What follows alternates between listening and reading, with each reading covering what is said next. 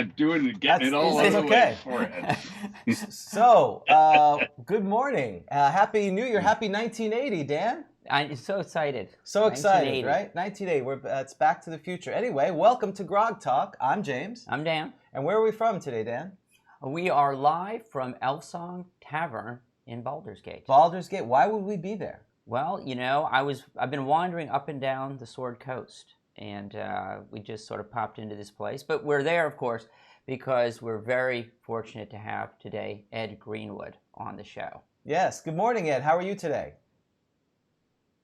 I am fine. How are you, gentlemen? We are great. We are so honored to have you. And first off, you know, for your fans and for people who've been watching you, how are you feeling? How's your recovery going? I know a lot of folks were very curious about that.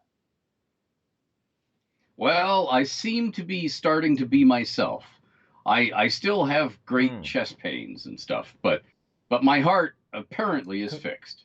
I'm still at home recuperating. Congratulations. I'm sure that was a tremendous, scary, and challenging time the last months or whatever it was. I don't know the full thing, but we're so glad and thankful that you're feeling better. So, and on the mends, I'm sure your fans are looking forward to seeing you again. We've been following you on Twitter and watching it, and we're so glad that things are good. So, I'm glad of that. And also, I've seen recently, I'm sure a lot of folks know that yesterday was the passing of Neil Peart, the drummer from Rush, and I know you'd put some poignant tweets out there. Could you maybe talk a little bit about what Rush meant to you, and you know, any experience you have with that? Sure. I went to a junior high and high school called Don Mills Junior High / Don Mills Collegiate Institute, which was just a high school in Don Mills, Ontario. Don Mills was situated in what was then the city of North York. Rush was formed at Northern Tech, some 10 miles to the west of us in North York. And this was in the 1970s. And the year before I entered high school, they did away with the dress code. You know, all male students had to wear suits with ties. The girls had their skirts measured to be so many inches below the knee and stuff like that. That ended a year before I started. Okay, so it's that long ago. So they were still very repressive in a lot of ways. And one of the things they did is, Northern Tech, which, you see, most of the high schools specialized in something. They were arts or whatever. Northern Tech had a huge shop. So if you wanted to learn how to fix cars, that was the high school. So when Rush formed at Northern Tech, a lot of the other principals said, oh, good. So somebody has a high school band, a rock band, as opposed to our orchestras and bands that, you know, were students badly playing the school anthem or whatever, you know, and mangling God Save the Queen and O Canada whenever we had it, you know. Aside from that, they said, oh, good, this high school has a band, so none of you can have bands. They'll just tour. Interesting. So they did. So, you know, once or twice a year, Rush would play in my cafetorium. Our cafeterias had an auditorium at one end, and we also had our exams there. They just flipped the tables into, and sure enough, we would have a show with Rush. Now, Neil wasn't their drummer at the beginning. He's the new guy. I can still remember. Yeah, he's the new guy. And I still remember when yeah. And Fly By Night came out, and we all rushed to buy our copies. And it was great fun. So to me, Rush is my youth. It's when my knees still worked. It's when I was a teenager, you know, all that fun stuff. And it takes me right back there. Geddy Lee telling our stage and lighting crew that if they did it properly, he wouldn't blow half the board when he just started up. And our local music teacher, Mr. Kravitz, who was, you know, long-haired European, loved beautiful cello playing, and didn't have much use for anything else, describing Geddy's singing voice as gargling with razor blades. Exactly. Oh, yeah. some he kept for a long time, right? And yeah, so Yeah. we were all stunned to hear the news. And it's funny you mentioned because synonymous in the '80s. That was the if you were in the jazz band, one of them would try to play YYZ, and I went to football games with my kids, and sure enough, when the band was getting bored, they would try to play YYZs because that was kind of the rite of passage if you were in a high school jazz band or whatever to play some kind of Rush. The bassist would start playing it, and it is part of our youth too. This last concert I went to see with them was in 2013, and I saw them in 1983. So I saw them twice in 30 years. So it's just shocking news. So again, thank you for your thoughts on that. Oh, no problem. I grew up in a golden time. The Rolling Stones played the El Mocambo, which was a tavern that could fit 70 Wow. people in it. Um, Genesis would come and Max Webster would Mm. open for them. And then there were all the Canadian bands, A for Wine, Guess Who, and they would regularly make the rounds. So I grew up in a golden age without Yeah. realizing it. I mean, I can recall Led Zepp coming to play and them just walking through the crowd of wait. We were all lined up to get in. We had our tickets, That's physical it. tickets, none of this stuff, lined up at gates to get in because that was the exhibition stadium, and the limo pulled up and the members of Led Zepp got out and they just walked through the crowd, shaking hands and saying hi and saying, "I hope you enjoy the show," and then went through the gates Wow. and started playing. Awesome. Yeah, that would never it was happen today. it was Yeah, a different exactly. time. And yeah, now No. it's all corporate and all, so yeah, we're I think that's some of the things that really bring up how the game that we all love. It's that time frame of freedom and expression and almost kind of coming up with it. And so really that's kind of the first question we have. I know you've probably answered this a number of times, but the origins, you were very prolific before you even in writing, and I know Dan has some follow up on that. Just you obviously were an avid reader, have continued to be. So how did you get into fantasy and then start thinking about creating a world? Maybe kind of your origins of it. Okay. Flashback to around 1965. I'm a young kid, and my mom has just died of cancer, so I'm Oh, I'm very so sorry. Yeah. lonely. It's okay, that's Yeah. what happens. Um, and I was raised by my grandmothers and some maiden aunts, notably Aunt Clara. But my father, who was he in his grief, he threw himself into his job, and he worked for NATO and NORAD and missile defense systems and stuff. So um, he was away a lot, and he had a den full of books.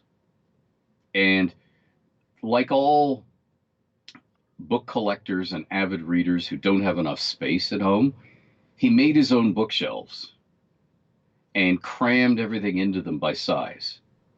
Like the shelves behind you, gentlemen, he would look at them and say, "No, no, no, no, no, no." And he would rebuild them so that individual cubbies were just the right Wow. height for a number of volumes so he could cram them in. And therefore, they were by size and they were cheek by jowl. So, a first edition Lord of the Rings in hardcover was right next to The Robe by Lloyd Douglas on one side and The High White Forest by Ralph Allen, a novel of the Battle of the Bulge, which I loved as a young kid because it has 2.5 pages of a scene where all these German citizens are being taught to say the F word so they can go behind American lines in the Battle of the Bulge and pretend they're Americans. And the SS guy has come to inspect the class, and the teacher is showing off her best F-bomb speakers, and they are totally mangling the F-bomb for 2.5 pages. So when you're a young kid, you just sort of giggle That's right. because hey, it's the F-bomb for 2.5. Yeah. Anyway, Awesome. everything was crammed together without any thought of subject by size. My dad knew where everything was filed. So, and that's all that mattered. It was his library. So I would read my way through it, and I'd go from Proceedings of the International something of electrical engineers, IEEE, which was deadly boring, to his thesis on the radio source in Cygnus X1, to pulp adventures like The Nude Said No. I spent years searching for The Nude Said Yes and never found it. But I mean, well, we all have. but I mean, yeah. But anyway, and I would run upstairs with a book in my hands, and usually my dad would be entertaining, so he'd have a house full of generals or whatever, and I'd be embarrassing him greatly by rushing upstairs saying, Dad, this one's great. Where's the next one? And he'd usually say something like, well, son, if you like that book, you're going to have to write the sequel yourself because the author died in 1932. And I go, oh, okay. And I'd run downstairs, and my aunt, who grew up in the Depression, how you entertain children in those days, you had wax crayons and you had carpenter's pencils, and every brown paper bag you brought back from the supermarket, you slit up the edges and ironed flat with an iron, and that was your writing paper. So everything was brown. And I would rush downstairs to this pile of paper, and I'd start writing pastiches, terrible sequels, but in the style of whoever I just read, whether it was Lord Dunsany's fantasies or Edgar Rice Burroughs or whatever it was. And I was learning to write by copying the good and the bad of the writing style of all these people. And the stories that grabbed me the most happened to be the fantasy stories. And as I got older, so I was already in the habit of writing constantly. I started writing fantasy stories to entertain myself. And as I got older, Lynn Carter started publishing the adult fantasy series at Ballantine Books, where he brought back into print all of the impossible to obtain classics from way back. So I could see everything, not just Tolkien, but everything. And I happened to grow up in Toronto. This is where Guy Kay lived. He worked with Christopher Tolkien on the Silmarillion and the notes that became all of those later books. And then he wrote his own, the Fionnevar Tapestry. And I was reading my father's copies of the Amber novels by Roger Zelazny as they came out. And I was getting hooked on fantasy. Now, what happened was I had written tons and tons of fantasy set in a world that became known as the Forgotten Realms. And the name just comes from the fact that I figured that if we had all these myths and legends of vampires and dragons and so on, but you don't meet them every time you walk down the street, they're all gone.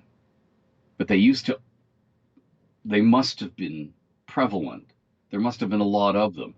And so I postulated, borrowing from Zelazny, who was borrowing from Philip Osei Farmer's World of Tears books, which there were innumerable gates linking all of these worlds, and the gates were hidden, and a secret society sort of controlled their use and access.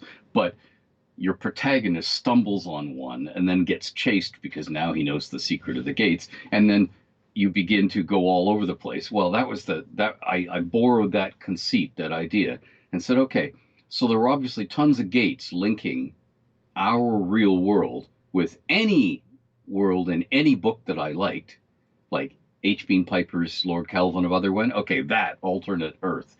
Okay, Amber. Okay, Middle Earth. Okay, all of these things. And then the Realms was one of these worlds that was linked to ours by gates, and we've just forgotten the way to get there. So there are the Forgotten Realms. And I want to ask you how you came to Dungeons and Dragons, but I want to make sure to get back. Let's bookmark this, because I know if I recall correctly, your first article in Dragon Magazine is going to deal with gates.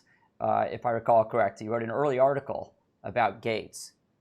The first big article. There were two monsters before that, issue 30, issue 32, and then there was the Minerian Legends, the Divine Right thing, in 34.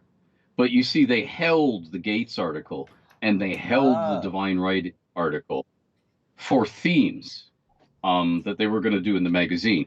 And when it came to the monsters, they were obviously so desperate for monsters that when I wrote the second one of those, the Crawling Claw, in issue 32, yes, um, I wrote that. Yeah, the Cursed was the first in issue 30. In issue 32, I typed up that monster and I mailed it off. Remember, this is all pre-internet. 16 days later, my copy of Dragon magazine came back to me, my brand new copy, with my monster printed in it. And I said, wow, they're desperate for monsters. And I sat down and typed up 8 of them and sent them off. And a big pile of them got published, I think, in issue 40 or 41 later on. Because of that. So was the Cursed because... Was the Cursed from Forgotten Realms? I mean, I know it wasn't titled that at the time, but it was, because I know I've seen a reference that the first Forgotten Realms thing that was published was this. Yep. But in the monster itself, I don't think there's any reference to your world in here. No, because here's the thing. The editorship, that was still Tim Kask editing then. The editorship at Dragon wasn't really interested in people promoting their own worlds. And neither was I. What I was doing is, I thought it was fair for my players. Everybody read Dragon back then, but that we didn't bring stacks of dragons to the gaming table. We read the articles, and a week later you might be playing D&D. And this, to me, simulated what your player characters might have heard in a tavern about new monsters, new spells, or new magic items. But I somehow felt that it was fairer if I wrote them up, sent them to Dragon, they got published, and therefore editorially vetted, and therefore, in theory, they'd been tweaked for game balance and so on, although in practice they usually just went straight into print. Because I was literate, they went straight into print. And I felt better about throwing them at my players. It felt fairer somehow. So everything in those early articles is said in the realms that isn't specifically otherwise like the Divine Right article, which is about the game Divine Right. And the realms started to creep into the articles in mentions because I'm Canadian. I'm shy. I don't have the brass to do, hi, my name's Ed Greenwood, and I've thought of a new way of rolling dice that none of you schmucks have ever thought of before. So here it is, and here's my article. That, to me, just makes me cringe. And the other thing is, if all the players are reading Dragon, then they can correct the Dungeon Master. No, there's actually 8 orcs in this room, and their hit points are, because I've got it right here in the magazine. So the way to avoid that, to plant the idea, but to give the Dungeon Master elbow room, was to say, it's rumored that there are orcs in this ruined castle, but Elminster says we should not credit such stories. So I'm introducing an unreliable narrator rather than the omniscient narrator, and Elminster is my guy, and I'm setting it in the realms. And that sort of softens the style. So I was purely doing it for that. And then much later, Jeff Grubb, who was a senior editor at Dragon, that was hilarious. They sent him to a trade show, and they said, you need business cards, so go down to production. They'll have business cards printed up for you. And production said, what's your title? And he thought for a minute, and then he said, senior editor. So they printed up the business cards with senior editor, and then that caused much consternation years later when the state of Wisconsin, because TSR was based in Lake Geneva, Wisconsin, said, we need job descriptions for everything here. And so they had to come up with something. A senior editor was different from a regular editor. So literally, Jeff said, allowed to run with scissors. So they solemnly wrote that into the job description, allowed to run with scissors. Anyway, so Jeff called me because the company needed a new world, and Jeff had written this position paper for inside the company called "A Unified World for the Second Edition of the AD&D Game." And what would happen is um, Gary Gygax had lost control of the company, and they did not wish to continue with Greyhawk for two reasons. It kept him in the loop, and the second thing was, over the years, as TSR had expanded wildly because of its popularity of D&D, Gary had run out of time, so he became a bottleneck. He wanted to write adventures. He wanted to write the rule books. He had to write the rule books. Everybody was impatiently waiting. You can read Dragon 21, the combined issue with Little Wars, where he drops the tables from the Dungeon Master's Guide into the magazine and apologizes to Dungeon Masters for the wait for the Dungeon Master's Guide. He couldn't do it, and he also had to run this expanding company. So he was sort of like, I only have two legs, and I'm standing on two horses, and they're going in different directions. And the third horse in the middle, I can't even spare a leg for, and that was his problem. So he became a bottleneck. So everybody waited for Greyhawk products, Castle Greyhawk, the World of Greyhawk.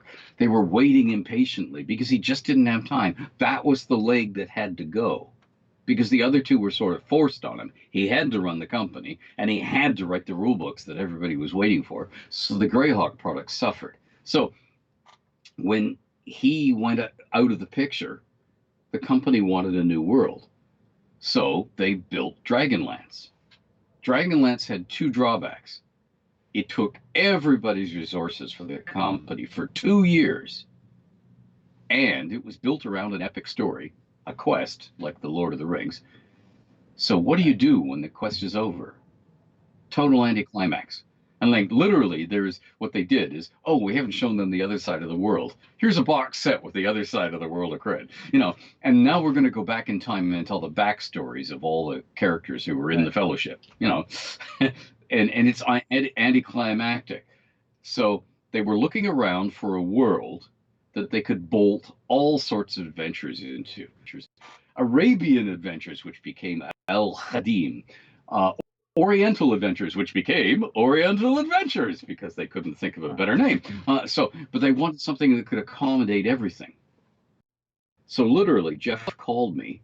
I worked at a public library in Canada, so he just phoned the public library, and I answered the phone because it was a small community branch. And he said, "Do you have a complete detailed world at home, or do you make this up as you go along?"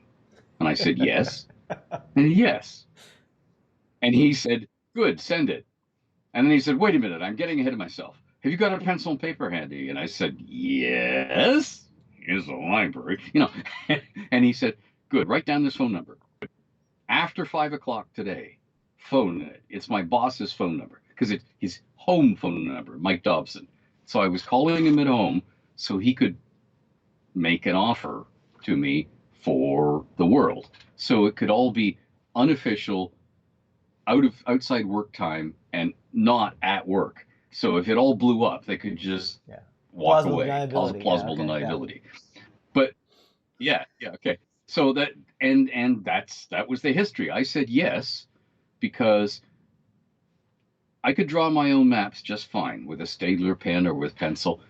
But if I tried to color them in, it was pencil crayons, which meant the C's all had these stroke marks from my blue pencil crayon. And I was thinking, no, I could get real printed maps. Oh yeah. So I said yes. And Ed, you are, and you're in your 20s here. It's not like you're a published author with, you basically started in your teenage years, and now you're in your mid-20s, and your work is going to become the standard for what all games, the predominant industry leader is going to do. I mean, how did that feel when did that gravity hit you that for your whole rest of your life would be influencing millions of people, both in games and in, till this day? Well, none of us knew at the beginning how big the realms was going to be. But yeah, I was a fan of D&D. I was a gamer. I was thrilled that my world was being published. And so, but I didn't think it was going to become this, and no, neither did anybody else, frankly, that it was going to become, 50 years of 55 years so far, and huge novel line with over 500 novels. Products staying in print for decades, which was unheard of in the book publishing industry. You just didn't do that. Um, Millions of sales around the world. Nobody foresaw any of that. I was just thrilled to get my world published. I was 20 when my first Dragon article got published. I was, I think, about, let's see, it would be about 25, 26 when the Realms got adopted as an official game line. And by then, I was a contributing editor for Dragon, which was Kim Mohan's way of publishing me every month without offending other gamers who'd been waiting because they'd written an article. Why do we publish this Greenwood idiot every month and my article isn't, So he said, we're going to give you a title, contributing editor. I said, great. How much do I get paid? And he said, that's the contributing part. And at the same time, I think it was Roger Moore. If I have information right, is you and Roger Yes. Moore, who right. Of course, also was me. Yeah, we were the first two contributing editors. Roger went on to take a job at the company. I think when he got out of the army. And there were other contributing editors. Catherine Kerr, the fantasy author, was later a contributing editor. And they changed our titles. I became a creative editor later. And then later on, they did away with anybody on the masthead who wasn't a staffer at the company. We just disappeared one month.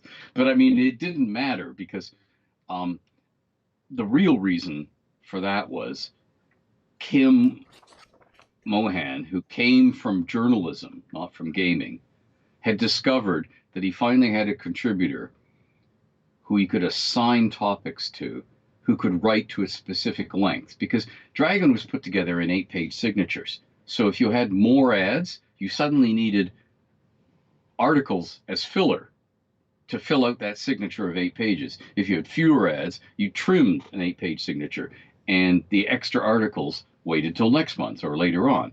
And then you tried to arrange themes and so on. But to have a gamer who could write something to order, or write to match a piece of art, or write to fill in a spot in a theme issue was like manna from heaven for him.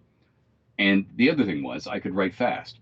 So putting the two together meant, oh, good, I have this secret weapon up in Canada. So he published me a lot, which in turn meant that I got noticed by Jeff Grubb, who read Dragon along with a lot of the TSR staffers, and said, hey, I wonder if this guy up in Canada has a complete world we could just buy instead of developing, because Dragonlance was a resource sink. It sucked in all these artists, all these designers, and what they needed was something to get up and running fast.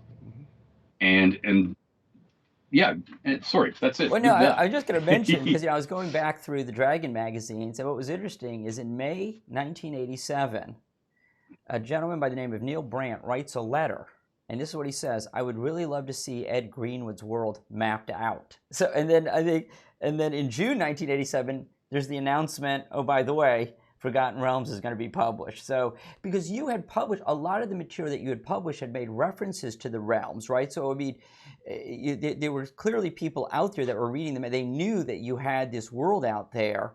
And so, obviously, there must have been an interest in players wanting to hear more about your life. Did you have any sense of that? You get fan mail or anything like that directly from folks, or through TSR that people were interested? Okay. Through TSR. Nothing directly, but yeah, they would send us packages of fan mail. Still do. These days, most of it comes from penitentiaries, because most of the rest of us don't write letters anymore unless we're really young or really old. It's email or somebody reaches out with a phone. But yes, they did send me fan mail, and you see, the thing is, all the way through 1986.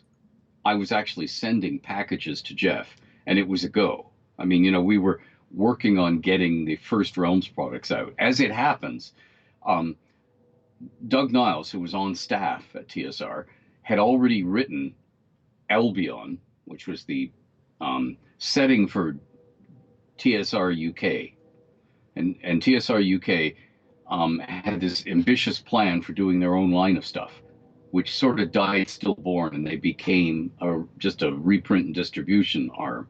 So he had this setting already done, and it was very Celtic and matter of England and so on. It became the Moonshaes.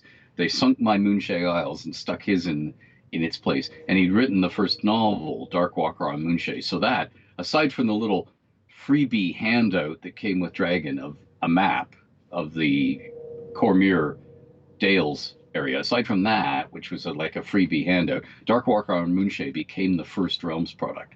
But all through 1986, I was sending Jeff Grubb weekly packages using TSR's FedEx account and typing away at Mad on topics he would give me. He'd phone me at the library every week, and we'd have long phone calls. And he'd say, "Okay, I need more on the dungeons. Do you have anything on this country over here?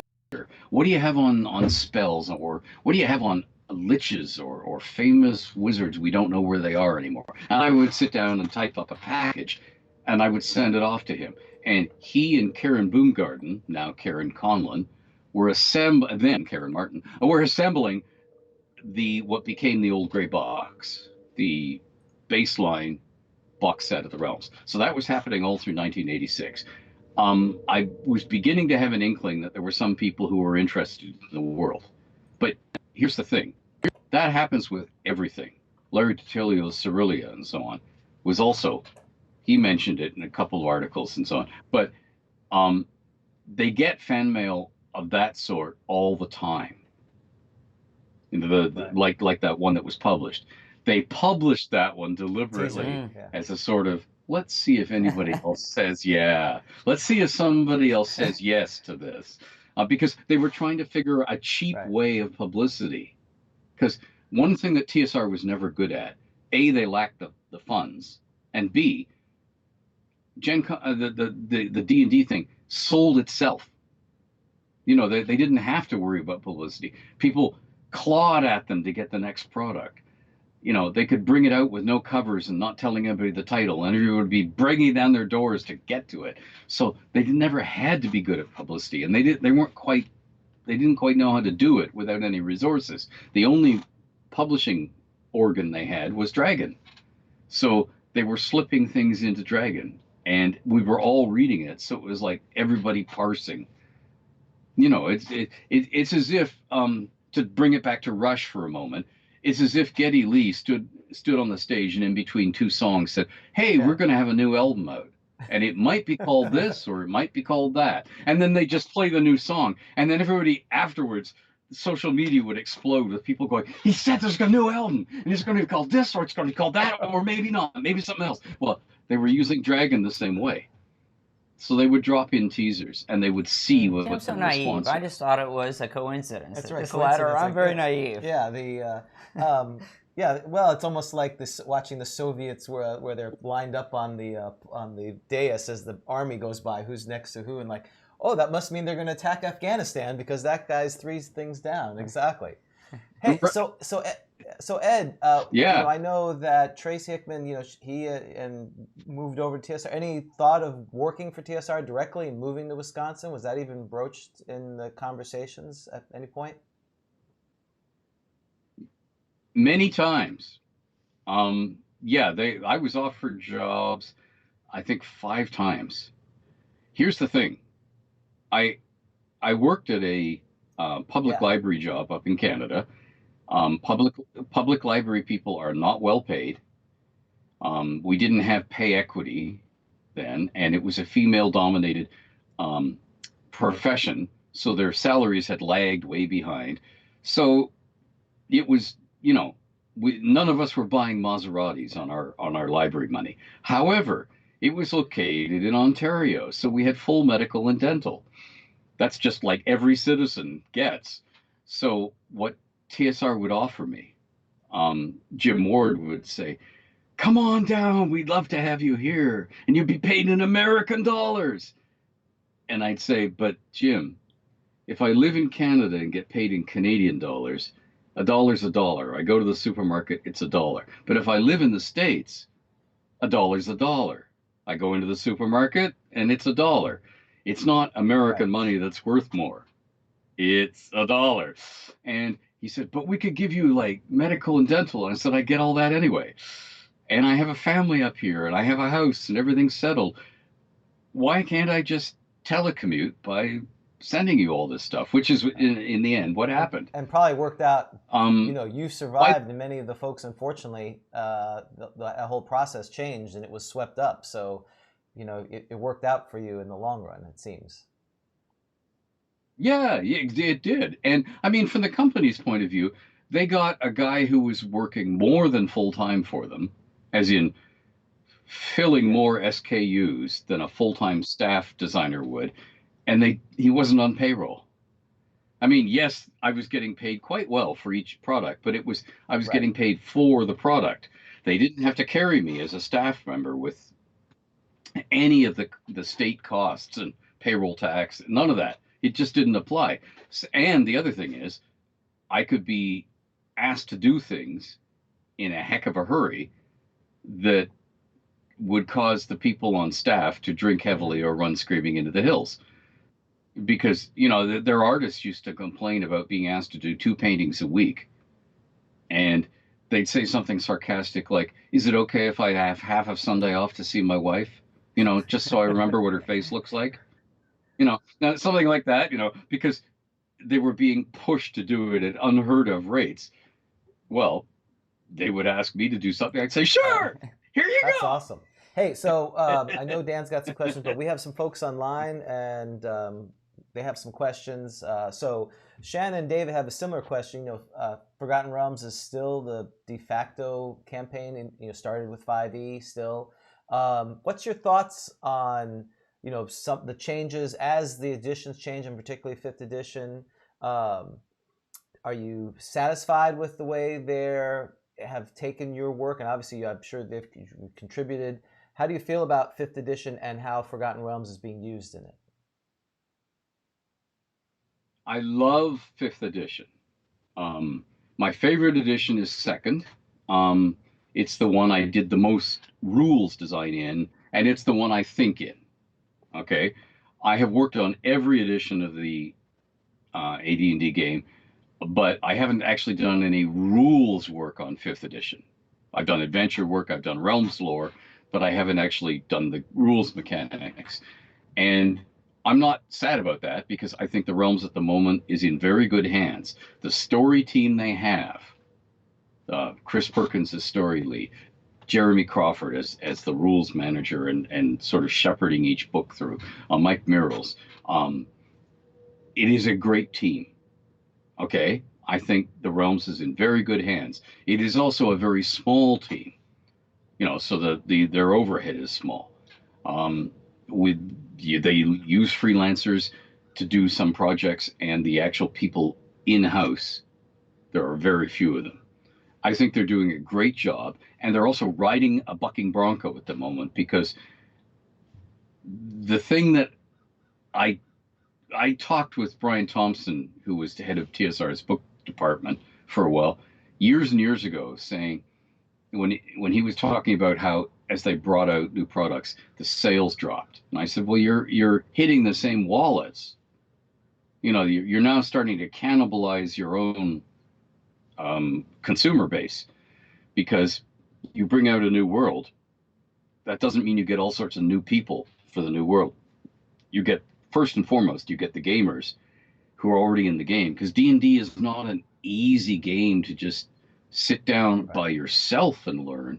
It works best if you sit down with people who already play it. So there's a bit of a barrier there, and you add to that Yeah. the satanic thing, and so that in a lot of the states they can't just walk into a corner store and buy D&D stuff because it won't be carried. Plus the price barrier. This hardcover book is expensive, you know, so you might get it for Christmas and you might get it for birthday if your folks don't get the satanic thing waved at them. But it's expensive. So you add all those together. We need to wait until all the gamers are running Hollywood movie studios and running the publishing companies and want the stuff that they couldn't get. And of course, now it has happened. You see with Stranger Things, you see with things, the streaming is taken off, so people can see D&D being played and feel it being played, even if they are isolated at home. And everything is taking off at once, and it's almost become mainstream. And you're thinking, oh, it's D&D movie time. And in the meantime, we have huge success with the Lord of the Rings movies, and then huge success with Game of Thrones. And so now it's like, okay, this isn't just weirdo stuff anymore. And now huge success with Stranger Things. So they are riding the wave right now, and it is wonderful to see. It's a new golden age. As a gamer, I just sit there and go, and buy the stuff, So I'm perfectly happy. Um, I thought fourth edition was a misstep, although I worked on it.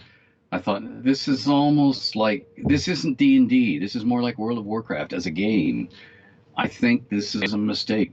You should keep it D&D sort of thing. But as the master of the realms, I hate it when we have new additions and therefore change things in the world, like all the assassins are dead, to fit a rules change. That's sort of like, really? Did we have to do that? So there's always like a hiccup. And to me, the hiccup that bothered me first was when we first did the big change with the Time of Troubles, the Avatar. It was like, guys, I haven't finished covering the world with geographic source books yet, and you're blowing up. And now, of course, with fifth edition, the decision has been made to concentrate on the Sword Coast area for the company's releases, because that allows them to have the rest of the world free for licensees. If you want to come up with a new virtual reality game and you license it from Wizards of the Coast, and it's going to be set in the realms, and they can say, well, set it over here and you can have carte blanche. You can do anything you want, because we haven't detailed that in this edition. Right. You're off on your own. So it gives them a licensee the freedom to do something. So I see why they're doing it. It's minor league frustrating to me, but hey, it means the Sword Coast is finally getting coverage. So I'm perfectly happy. I like what they're doing. I hope they go on doing it for 20 years and we have the usual stack of gorgeous products before we do a sixth edition. Yeah, and that's some of the comments is, some of the changes that each edition kind of promotes, where I don't say the purest sense, the original works that you did, second edition, third edition, it almost feels like some people commented that the Yawning Portal was in the newer edition seemed a little watered down compared to some of the purest sense of it. Does that get your hair in the back, or you just kind of go, well, they have to do what they have to do, as far as trying to promote it, and in the end, it's going to work out. Yeah, exactly. They have to do what they have to do. Here's the thing. Years ago, Jeff Grubb and I were commenting on the new design team for the Realms to each other. And Jeff said, well, you've given the new kids the keys to the vet, so they're going to drive it. And they're going to do their own donuts, and they might dent the rear panel. What the hell? They have to get their chance to drive the vet. I mean, if you were given the keys to the vet, would you look at it and say, no, I don't want to drive that, right, because my dad drove it once? No, you'd say, oh, give me that thing. So I mean, everybody wants their chance to drive the vet, and everybody wants to leave their mark on the Realms, and I get that. That is human nature. And I sold the Realms. I understand that it's not my world anymore. It is our world, and each new group of people is going to make their own changes. I hate it when the changes jar, that don't fit with what's gone before, but that's an internal continuity for the Realms that I'm complaining about, not my druthers. I know people are going to take another take on it. I just want them to look at the tapestry that's already there, and instead of throwing paint on the tapestry or burning a hole in it, to just weave new stuff onto it so it fits into the Is there an tapestry. opportunity, because again, there's obviously wikis, and we'll talk about how over the decades, you've, like you said, we watch your Twitter feed, we watch online. People are asking you questions all the time, and obviously your profession of being in the library sciences, information sciences, you have an encyclopedic knowledge. You have books behind you.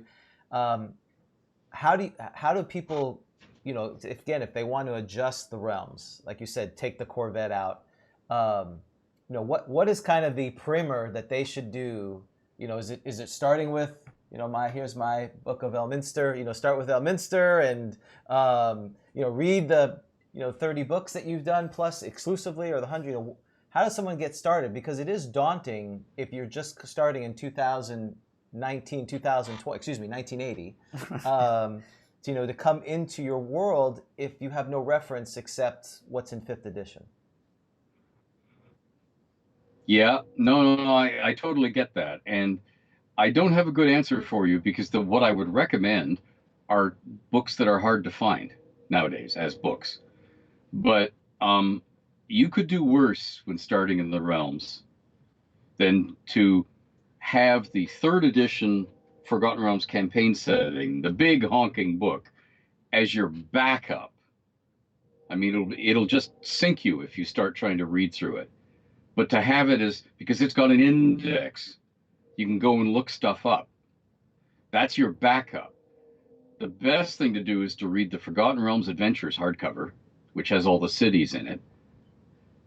Read a Volo's guide, and probably one of the Volo's guides that isn't Waterdeep, one of the ones where he travels around, like the Sword Coast or Cormyr. Read a Volo's guide, because they're chatty and there's lots of maps and illustrations, and it'll give you an idea that this is a living world.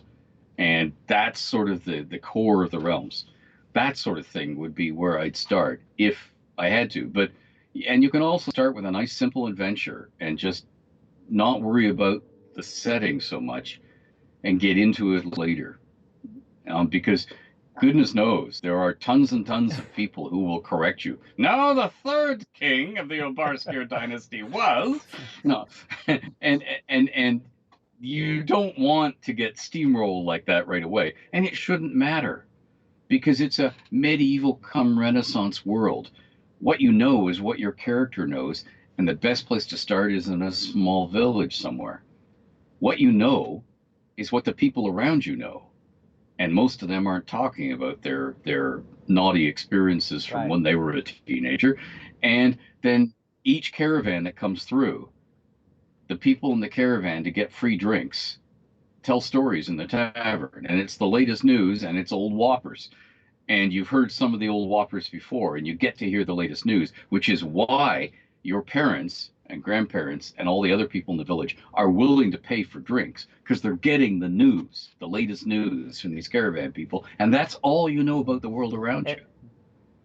And then keep it like that, and then don't drown in the deep end of the pool. And Ed, did it surprise you, and if it did surprise you, does it still surprise you that gamers are so interested in somebody else's campaign world? Because I think you had mentioned that TSR originally, didn't come around to the idea of having someone's campaign world. If I recall correctly, Gary Gygax assumed people wouldn't be very interested in Greyhawk, and they were a little bit slow to the game. I think Judges Guild caught on a little bit sooner than TSR. So did it surprise you? And if it did, does it still surprise you? No, it didn't surprise me. I think the reason the Realms was so popular when it hit was the level of detail. I think gamers were craving the setting. And if you think about it, most of us don't want to think about it. When we're reading a favorite fantasy novel or, watching a movie, we want to be immersed in the experience. We want to run with the story. We don't want to think about it. But if you sit back and think about it, and when you're a writer or an editor or a librarian, you are pushed more often into the thinking about it.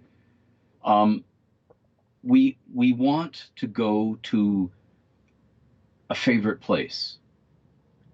We want to go to the land of make believe, our land of make believe. We want to go there, and we want, and as a refuge from our real world, as a to get away from something drudgery like filling out a tax return or something we don't want to do, where we've been paying bills all day, and in those days paying bills meant typing out or handwriting checks, addressing them, putting them in envelopes, putting the stamp on, licking and sticking it, saying, "No, I got to go to the post office," you know, all that stuff. And you step into this world where you can be the shining prince or princess, and the dragons are flying towards you as you stand on the battlements. Wouldn't that be cool?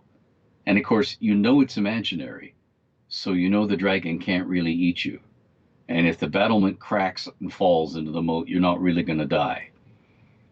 You know, so there's that little reassuring bit, but it's your wonderful place, not your safe place, but your wonderful place, your place you can go to, and that you want to see more of it. So if somebody gives you a detailed world setting that you can end up in arguments about, so Zambia isn't going to attack because the moment they do, Westgate's going to, when you can engage in tactical discussions with other people about the same thing, or, I think the assassination attempt on King Azun was done by this noble house. Nah, never them. They're all pantyweights. Can't be them. It would have been so and so. And you can actually get into an argument and care about an imaginary construct, and you think, God, that's Does wonderful. anybody? Scary, but Do wonderful. any of your fans correct? Have you ever been corrected on your own world? So have you ever said something they know better than you at times? Oh yeah, many a time. Oh yeah. I work with two secret lore lords of the realms, Eric L. Boyd, Eric Logan Boyd, and George Krashos. Eric Boyd is in Ann Arbor, Michigan. George Krashos is as far south as you can get in Australia. And they have for years asked me little questions or invented little things to say, in this product it says this, but the guys who wrote this product obviously didn't read the first product, so they contradict here and there. So we come up with an explanation. Is it okay if we use it? And can you give us some names so we could do that? And we do that all the time. I've done that about 8 times this week with them. There's a whole bunch of things sitting here in a file on my desktop for me to get back to them as we add to the dwarven language, the giant language, the elven language, so we can say more words in all those languages. And we have to rationalize every time somebody just makes something up in a product, and we go, oh, we have to add it and explain it away. Now, some people are really good at this. When Erin Evans came up with a whole bunch of dragon talk for her novels, worked fine. Perfect. We can just grab it. We take that for Draconic and add that to our Draconic lexicon and build around it. And some people aren't so good. Some people have a way with words, and as Steve Martin said, some people not way. Hey, so we got a question from from Australia, from our Chamberlain, most august, David Thompson. He wanted to know, why does the Cyclopedia of the Realms does not contain information about bards? Why does the Cyclopedia of the Realms not contain information? I have no idea. Which cyclopedia are we talking about now? Right, David? He's in the Cyclopedia in the original box set. Yes, because at that time, bards was don't talk about them because we're revamping the class. Because you've got to remember, bards changed from first edition to second edition. Right. They changed quite a bit. And guess what? There are all sorts of things. You'll notice 2 other things absent from the original Realms box set. Psionics, almost completely, because they were revamping psionics, and heraldry. I had tons of heraldry. They left it almost all out because they were trying to differentiate the product lines and heraldry was Greyhawk.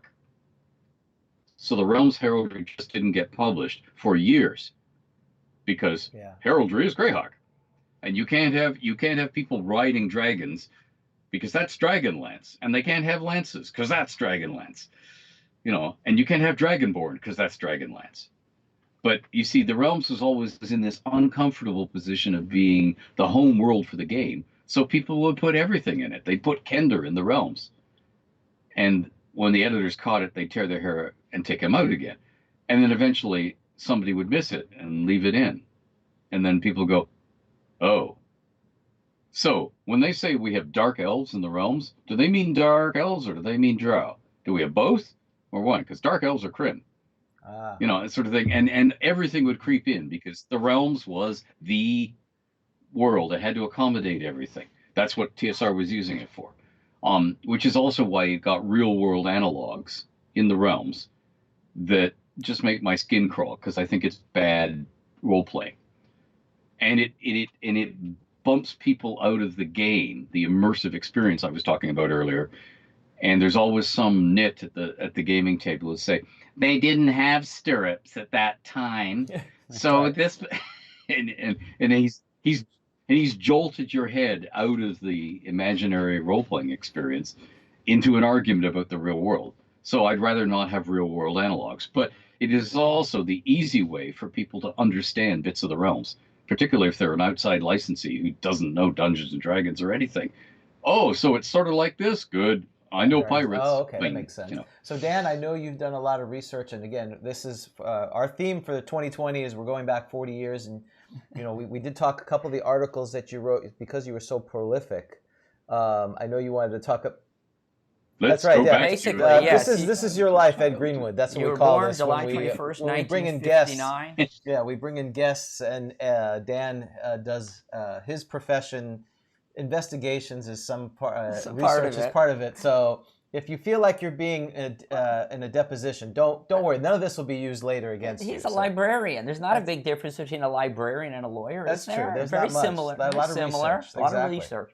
And I wanted to go back to editions, and I wanted to go way back. I was curious about what your reaction was at the time first edition came out, because if I understand correctly, you'd started in 1975, so you were obviously playing OD&D. What was because a lot of people feel in retrospect that first edition AD&D had a lot of rules. A lot of people still prefer to play OD&D because it's more rules light. I'd be interested to get, what was your sense at the time when first edition came out? When first edition came out, I bought the original 3 booklets. By the way, the box came along later, at least in Canada. They went in. When I saw them in a hobby store, they were literally had a rubber band around them, and you bought the 3 separate booklets. I thought, great idea.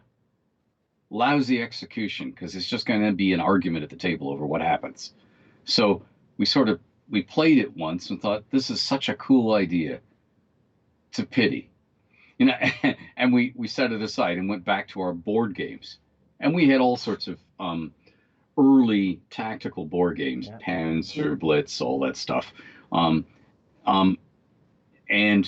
by then, I grew up with Donald Featherstone's war games where you had Airfix figures and you actually did a scenario. And then I was following on as Avalon Hill would reprint other people's games like Diplomacy. SPI was starting up Hexes and Case Law, and I would buy those. I wasn't actively playing D&D again, although I was always interested in it. I was interested in it as a creative reader. Like when Greyhawk, the supplement, came out, and then Blackmoor and then Eldritch Wizardry, I bought them and said, oh, wait a minute, this is a lot better. There's lots of cool stuff in here. We've added the thief. We've added that evocative little illustration of the thief up on the top lintel of the door with the Minotaur going underneath them. That really. And we've got beholders, and we've got all sorts of cool magic items. Oh, my mind is bubbling now. And then we started playing, and I changed the realms. My my fictional world, to match D&D as a skeleton when the monster manual came out for AD&D, followed immediately by the player's handbook. And I said, oh, this is brilliant. All the monsters and mythology plus these new ones, all codified. So I know exactly what they do and which one is more powerful than the other one. And then here is Jack Vance's Dying Earth magic system, the Fire and Forget magic system, but all the spells are detailed. So no longer is the wizard the god in the machine who can come up with just the right spell to end the story and win it. But now, and neither is the wizard some sort of tank who can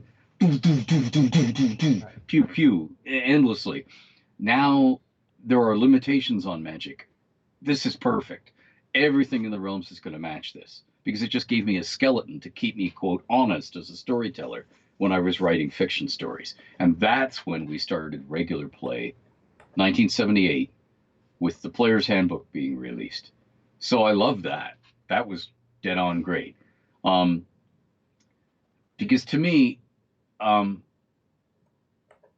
number of rules didn't bother me because my home group always settled on we were acting, we were ham acting, we were role playing. It was never the rules. And even today, we almost never roll dice. We almost never draw a weapon. It's all playing in characters, our characters, which used to mean lots of Monty Python funny voices. But I mean, over the years, we have grown into our characters, and our characters have grown up around us. So we speak in character. Everything is in character. When I run the realms to a new group or I add a new person at the table as a guest, I'll say, okay, we have one rule, two rules here. One is please don't split up the party. You'll die, so just don't. Because I don't want to leave somebody. I don't leave somebody with nothing to do for 15 minutes, you know. And number two is what you say, what comes out of your mouth comes out of your character's mouth. So no standing 3 feet from the orc discussing how you're going to disembowel the orc without the orc hearing you, you know. And the exceptions are player to player and player to DM. Player to player. Could you pass me the chips? Or can I have that D4? Player to DM. I've lived here all my life. Have I ever seen this guy before? Or have I ever seen this heraldic badge before?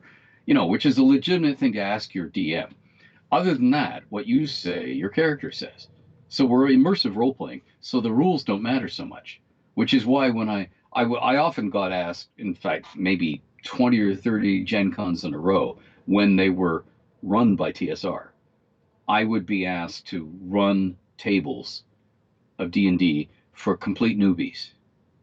The mayor of Milwaukee, some visiting press people, people who I had won things for a charity event, little kids, because they knew I would do a storytelling game. People didn't need to know the rules. And even from the beginning, there were rules that people didn't use. I defy you to find anyone who used weapon speed factors from that one page in the player's handbook.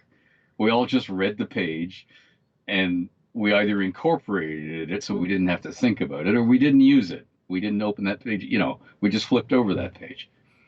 So the rules don't matter. The story matters. And you need to care about the characters. And half the stuff that went on competitive gaming, like I can kill off your character in 5 seconds, wah, just don't happen if you care about the characters, because it's not about doing something to the guy across the gaming table. It's about in the adventure, and the game is usually postulated that your characters need each other. You're a team. Nobody is skilled at everything, which is one of the things about, you know, you see some little kid who's trying to do this super build character who's got levels and everything and can cast arcane magic spells and clerical spells in the same round, and also attack you and backstab you, and then have a free action and hide. And you're going, you know, the game is set up so that you're good at this one thing and you're good at that other thing, and we have to work together. And that is, I think, one of the beauties of the game. It's a cooperative more than it is competitive. One of the questions, so when you do run whether it's Forgotten Realms or something else, your home game. What edition do you run? Is it do you stay in second edition since that's your favorite, or do you play the latest and greatest? Usually, unless okay, there have been lots of times when I'm running the realms that we are playtesting something for TSR, and then at the beginning of fifth edition, a lot for Wizards. No, there was the friends and family playtest and so on. But all the way through the TSR years, I'd be given something to playtest, and that would often require specific rules to be used. But aside from that, I would say don't worry about it, because I get asked that today. People come to play with me and they say, "What edition?" Doesn't matter. Huh? Doesn't matter. What do you got with you? And if I'm using pre-gens, I have the Baron's Blades is my band of people that I made up for early Gen Cons. And if you actually get a Baron's Blades character sheet in your hand, you'll see copyright 1992, 1994, 1996, TSR Incorporated, all rights reserved. Is on the top of the character sheet. They are original, and they're second edition. And people go, "What's THACO?" Don't worry about it. If you try and hit something, just roll the dice. I'll tell you whether you hit them or not. I'll tell you what happened. Okay, don't worry about it. But if people really get antsy, I only know fifth edition. Good, we're playing fifth edition. You see, it's just to reassure them, because it doesn't matter to me. I'm not one of these guys who's going to be sitting there and says, you all spent a night in the open, so you all have to roll a system shock survival roll because you were subject to exposure because you spent the night in the open. So you need to roll a system shock survival roll or you die. That was my last session. Which, by the way, was actually... We got there. They said they slept overnight. They all died, and we went home. That's Vic Dorso's hex crawl, That's isn't right. it? You gotta make that roll like 8 times just to get to the next city. I think, don't you? He decides when lunch is, and he kind of does that. And he says he rolls that. So, well, that's interesting, Ed. That's a new way to play for us. Thank you. That's awesome. Thanks for the advice. Tip. Can I ask about this? Yes. Can you see it? That's right. You're at Gen Con 14, I believe. You're very excited because you've just bought this, the Fiend Folio. I'm holding up for listeners. Yep. And we all literally they'd open the doors and we'd run. We'd literally run along the corridor, down 3 flights of stairs, and the TSR booth was underneath, and we'd mob them. And fortunately, I guess you were fast because you got one. And you spent several hours with some pizza and a Fiend Folio, and it turns out you're less than thrilled, right? You write an article a couple months later, right? In Dragon. Kim asked me to. Kim Mohan asked me to. He said, "What did you think of it?" I said I was disappointed because it's one thing to do. The Fiend Factory in White Dwarf, which is where Don Turnbull came from, okay, and have the Dottie, which is the companion monster to the mommy. It's one thing to have fun characters like that, and the Rover, borrowed straight from the Prisoner, this big white bouncing ball that jumps on you, and not explain anything about it. But this is supposed to be an official rule book.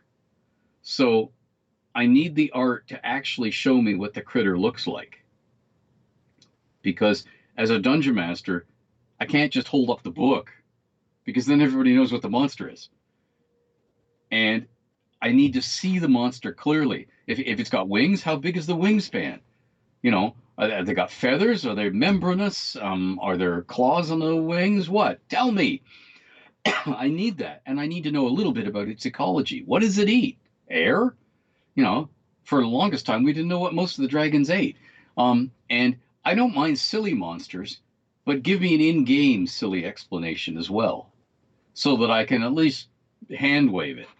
And a lot of the monsters in that disappointed me because they didn't come up to that standard. And Kim said, "Good, write me an editorial." Now, Don Turnbull and I met, and he wasn't upset about it. He said, yeah, that's fair game. No foul. Okay. But yeah, Kim asked me to write that because for one thing, he didn't want Dragon to be a house organ. It was being criticized that way by some gamers. You're going to say everything's rah rah. Your job is to pump up each new release, no matter how crappy it is. No. No. Look here, we don't do that. See, look, you know. So he again, he that was one of the things he assigned me to write, and I wrote it. And it's what I really felt. I expect the books to be an official rule book to meet this standard because we're paying big money for Did this. you ever warm up to it? Did your opinion ever change, or to this day is that still sort of your opinion on it? Oh no, I think a lot of the monsters in there are cool. My opinion was, you had these really cool monsters, the ones that aren't as boring as say the dinosaurs in the monster manual. Oh yeah, it's a dinosaur. Great. Or it's a hill giant. Oh, club, throw things at us. Body odor. It's not going to be that basic. There are some really cool monsters in there. I need the explanation. Why is this thing called the Burbalang? Why does it float in the lotus position? What does it do? How do they reproduce? What is it? What does it exist? What are its aims? What does it want to do? Does it want to eat me? Does it want to trick me into something? What does it do? There's a gentleman now, a blogger, who's just published a book called "The Monsters Know What They're Doing," which is all of his um, blog posts about tactically what a monster will do. But I mean, that title is very germane. The monsters know what they're doing. The rule book should tell you what they do in life. Where they fit into the ecology of the world, what their aims would be, all that Ed, it stuff. sounds like he would be great for a series of articles on the ecology Right. of monsters. Right. Wouldn't that be perfect for Yeah, him? I think that would be great. Maybe. There's only like 600 of them. I'm sure he could work on it in his spare time. Could you talk a little? How did the ecology? Because I think some of the most beloved Dragon magazine articles, without question, are the ecology of. And so maybe you could talk a little bit about how it came that you started writing the ecology of. Did they approach you about it? Was it your idea? Because those were wonderful articles. Yep. They were. I love doing them. Okay, there was a short-lived role-playing magazine called Dragon Lords, which I never saw. Okay, and I'm not sure how long it lasted, but there were 6 ecology of articles written in it by, I presume, the editor or mainstay of that magazine that were sent to TSR. And Kim and I think TSR bought them, purchased all rights to them. As anything you wrote for Dragon, they purchased all rights to because they had to, because it was an addition to their game, and they could build on it and reuse it. So when somebody does gem dragons in an early dragon, they can be added into later editions of the game without going back to the original author. And of course, that's been done with all of my realm stuff. Many people run riffs on stuff I've written, and I may or may not get credit. I certainly don't get paid again for them, that sort of thing.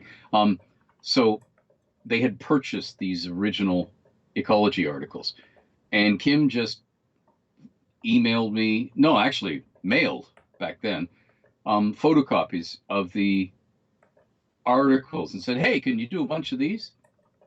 We need them to be this length, because we're going to have an illustration for each one. So you need to leave space for the illustration. And it would be lovely if you covered something from this list for the beginning. Basilisk, cockatrice, piercer. They were sort of like the oddball monsters, but that were core, like the piercer. So it falls. So then what? What if it misses you? Can it crawl and get back up? That sort of, stuff like that. That again, to go back to the Fiend Folio, the stuff that wasn't properly covered in the book. How do they reproduce? And people go, were you guys nuts about sex or something? No, it wasn't that. It was that in the early game, getting and selling the eggs of a critter, or its scales, or its hide, or its organs, was sort of, this is how adventurers can make income. So we need to know, are they useful for anything? How expensive should they be? I mean, is a egg incredibly valuable, or is it just a huge omelet, or does it just stink the place out and nobody wants it near? That'll affect its price. So all that stuff they wanted covered. So that was literally an editorial assignment. Kim said, could you write one of these? And I wrote a whole pile of them. And again, I used unreliable narrators, with Elminster providing the footnote commentary, because in many of them, because it provided a little wiggle room. If you want to run them this way, this. If you want to run them this way, this isn't true. Sort of thing. And yeah, they were. I had great fun writing them, and those are the sort of articles, as I told Kim, I can write till the cows come home. That sounds like a Just Kickstarter give me more. for Ed to complete the Fiend Folio, Yes. the Ecology of the Fiend Folio. Yes. We need to set that up for him. And We'll give him a week. That's right. He only needs a week to finish it, right? And he'll have all the ecology done for every monster. That'd be great. In your spare time, my exactly. spare time, yeah. Well, it'd have to be worth your while. We'd have to have stretch goals, right? If they only give X, you only do A. If you want Z, they got to complete all this. That'd be amazing. Sure. Yeah. If you can get me 200 all right, grand, you heard I will it, happily folks. do 200,000. Go ahead. 200,000. Ed will redo the Ecology of the Fiend Folio. That's amazing. I love it. Ed, you have 200,000. What are you waiting for? I do. I think you are. You're independently. You're the treasurer of this thing. That's okay. Ed, could you also talk about your articles on the Plains of Hell, and also your firearms articles? I think when people think of old articles of yours from Dragon Magazine, those are two that are often talked about. Sure. I wrote up the Hells on my own bat because I thought this is something that needs coverage. Now, there was a gentleman, a friend of mine in Toronto called Alex Von Thorn, and he wrote a seminal article called The Politics of Hell that was published in Dragon 17. And I loved that. And it did beg a very important question. Why is Lucifer, why is the devil never mentioned? And of course, the reason it's never mentioned because Gary was having troubles enough with Teenage Mothers from Heck and this dangerous satanic game.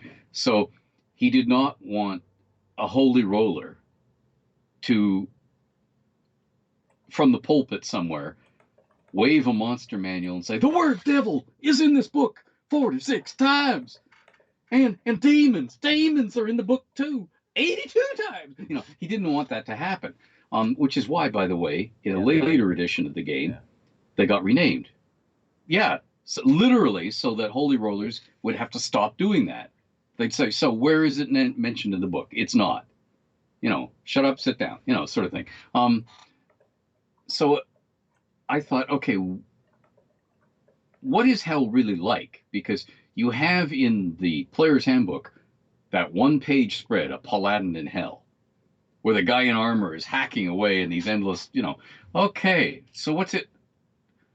It would be cool if we could go there. Okay, I have to detail the actual setting, the physical.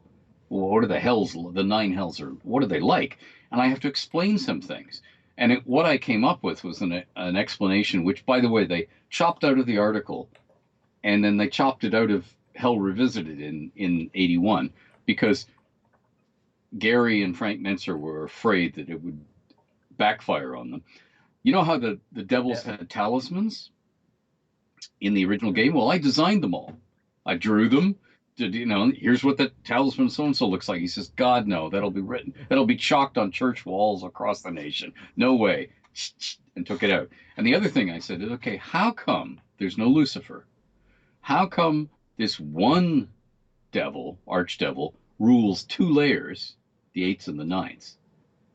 I need an explanation for that. So what I came up with was, Asmodeus is on top in the status quo.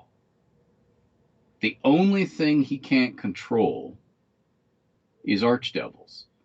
Lesser devils can be summoned, and so they are subject to the will of the archdevils. But an archdevil has free will.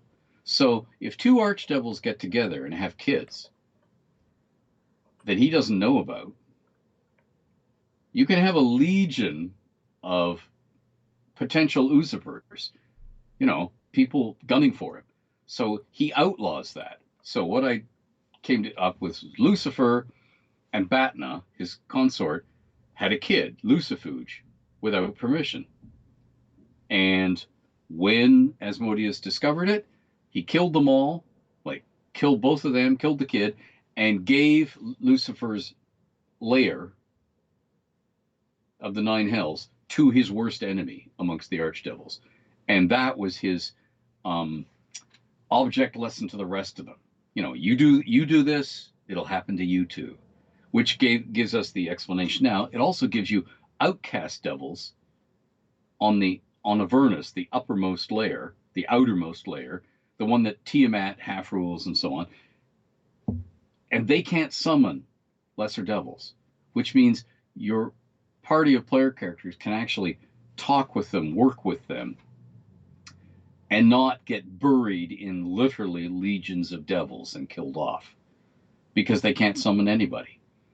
So it's just you against that. So that's and I wrote it up, and Kim said, "Oh, this is wonderful." You see, there are a couple times I managed to impress Kim. The first one was the Gates article in 37.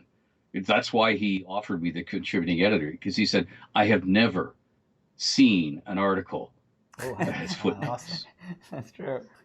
Submitted to our magazine. So that was the Gates article. Well, when I did the Hells article, he said, "This is glorious. There may be a delay in publishing it. I have to send it around." He has to put it on Gary's desk. He has to put it on Frank's desk. It has to have approval from all of them. And sure enough, I saw one of the manuscripts later, and they'd all written this and that on them. Check mark. This is good. Oh yeah. No, not this here. Sort of thing. So I had great fun writing that, and I immediately started working with a gentleman in Vancouver called Stephen Innes, who created a monster for the game called the Lilend, or the Lilendi in plural, on Limbo. And we worked on that for 2 or 3 years, and then it got killed. No, we're not going to go with this. But we worked out the kingdoms of the Slad and what all the because I wanted to cover every single of the important, exciting outer planes. The happy hunting grounds didn't thrill me because I knew what it was, and everybody knew what it was just with those 3 words. Oh, it's a happy hunting grounds. Got it. But all the ones that were interesting, i.e. the evil ones, I wanted to bring to life because it was another place you could go adventuring. Another place to kill your party. Except for the prey in the happy hunting grounds. They're not happy. That's right. They're not happy at all. They're constantly being killed over and over again. Herd animal. It's happy. That's right. It's almost like a petting zoo where you shoot at the animals forever. So I'm not sure they're thrilled about it. So now your firearms article is probably a little bit more controversial, right? Because I know that you probably got some mail from not viewers back then, but from readers who were maybe concerned that firearms were being suggested as being introduced into D&D. Well, no, because you see, the old school readers knew, again, from Faceless Men and Clockwork Monsters, Jim Ward's account of a Metamorphosis Alpha adventure in an early dragon, really early dragon, that a mage in Greyhawk had a pistol, because the play went from Greyhawk and Gary as DM saying, "Oh, and if you do this, you end up in another world," and they roll the right thing, and he goes, "Okay, you're in another world." And so Jim had to take over and do the Metamorphosis Elf thing. But because of that, we knew that more than one wizard in Greyhawk had a 6-shooter and used it. And Kim, again, it was Kim saying, "Hey, do you want to tackle this ticklish subject?" And if you look at the firearms article, a lot of the fun stuff got written out because there is a missile used by the U.S. Navy called the Dragon. So I included that, of course. And I included a thing of if you had a P-51 Mustang, the Second World War fighter, diving and strafing the characters. Okay, you're going to have to roll 10,000 damage dice, you know. But then it can only track across their actual bodies for a second, a fraction of a second. So you need these saving throws, and that'll determine how many of these 10,000 damage dice that you've rolled actually hit them. But remember, it is possible to tear their bodies apart with this machine gun fire. You know, and he said, Ed, this was really cool to read, but it has to go out. It's a family magazine. I said, it is? As in, we stick swords into things all the time? He goes, that's different. And I said, oh, it's different. It's in the circle of carnage. Yours was out here. Yeah, exactly. Interesting. Yeah, exactly. Yeah, but we did work out all the stuff, and I did do a later one on modern adventuring, and I drew an illustration of a party of adventurers attacking a diesel locomotive, a railway locomotive, called Taming the Iron Horse. They're all wailing away on this locomotive, and it's just coming along the track, ignoring them. So I mean, I was exploring all that stuff, and I actually wrote a second one called The Second Volley, which was in answer to all the mail they got. And most of the mail wasn't, you dirty rat. It was, okay, I have this question. You did this, but what about mortars? But what about, you know, armor-piercing rounds? What about incendiary rounds? Okay. It's like, oh yeah, I opened the can of worms, didn't I? Okay, here we go. But I mean, that was an assignment, and it was great fun to write. And I wrote it over the top, and Kim said, okay, Ed, we're going to have to rein you in here. You're having way too much fun with this stuff. So that's when you want to TP, when you're sick of your party, you just give the wizard a 6-shooter. A 6-shooter, and well, and you know, that's always been that tension between, I don't know, the purists, I don't even want to call it that, the purists who just want high fantasy, or those who go more like you said, back in the day, where the mixing of genres was it wasn't verboten, it was encouraged. And whether you took it seriously as a milieu, or you jumped it in to spice it up, like, you know, Gary says in the DMG, just to get a break from the, you know, overbearing seriousness of your epic campaign, either way works. But I think, you know, that's the problem with, you know, what did they say about, you know, you're an author, you've been a prolific author. I wanted to talk about your books for a little bit. You know, that idea of you're putting yourself out here, and well, whether it's from the 90s or today, you know, you don't know what people are going to react to it. They could take it the way you think of it. Now, kind of I mean, you've been very prolific. Did you always think you would become an author, or is that something that kind of just worked itself out? That's what I was doing from the beginning. I was telling stories. I wasn't thinking of myself as an author. As it happens, I grew up in a literary family. Both my parents had published books. I had an uncle who was actually a cousin, but he was a courtesy uncle because he was so much older than me, who was a best-selling author in the early days of Canada, and an academic. He was the first chancellor of the University of Australia, and he wrote this giant tome called Alberta, A Bicentennial History, you know, that sort of thing. So, I mean, he was my Uncle George to me. And he had an Order of Canada, which is like, you know, a decoration from the Queen, you know. And he would come around and give talks at the York Club and the Rideau Club. So I grew up with authors all around me, friends and neighbors, and I was always a storyteller, and that was just what you did. It wasn't like, oh boy, I get to be on Good Morning America, and I get to have a meerschaum pipe and a cardigan or a blazer with leather patches on the elbows. Yeah. I don't have, you know, none of that. And because early on I said to my dad, so Dad, like, could I become like an author? And he goes, what are you going to use for food, son? Oh, so you mean it's not a perfect? No. You know how when your grandparents want you to be a doctor or a lawyer, just keep saying yes, because they're thinking of piles of money burying you. And I said, and does that really happen? He says, after you've paid off your student loans, like when you're 80. And of course, that didn't happen either, because he was a prof at university, so I got free tuition. So, you know, I came out of it with, you know, woo! And by the way, when I went to university, tuition was $528 a semester, and there were 2 semesters a year. Yeah, that's the. I bitched about paying $300 for my textbooks, which we never opened. But anyway, Do we have questions on? but no, I mean, you've literally produced a number of books, not only for Forgotten Realms, other areas. What's your approach to being a writer, and what's advice? Because I'm sure a lot of folks feel like they have great stories, but they've never taken that. And we have social media now, and people can post online, but the idea of creating a formal work, whether it's a contributive work with a number of authors or a solo novel, what advice would you give after now almost 55 years of this? Okay, I have written and published Right. over 400 books. In a good yeah, way. It's just so prolific. But despite that, take this advice with a palmful of salt, because we're all different. Okay, the number one advice I could give to somebody who wants to write is that writers write.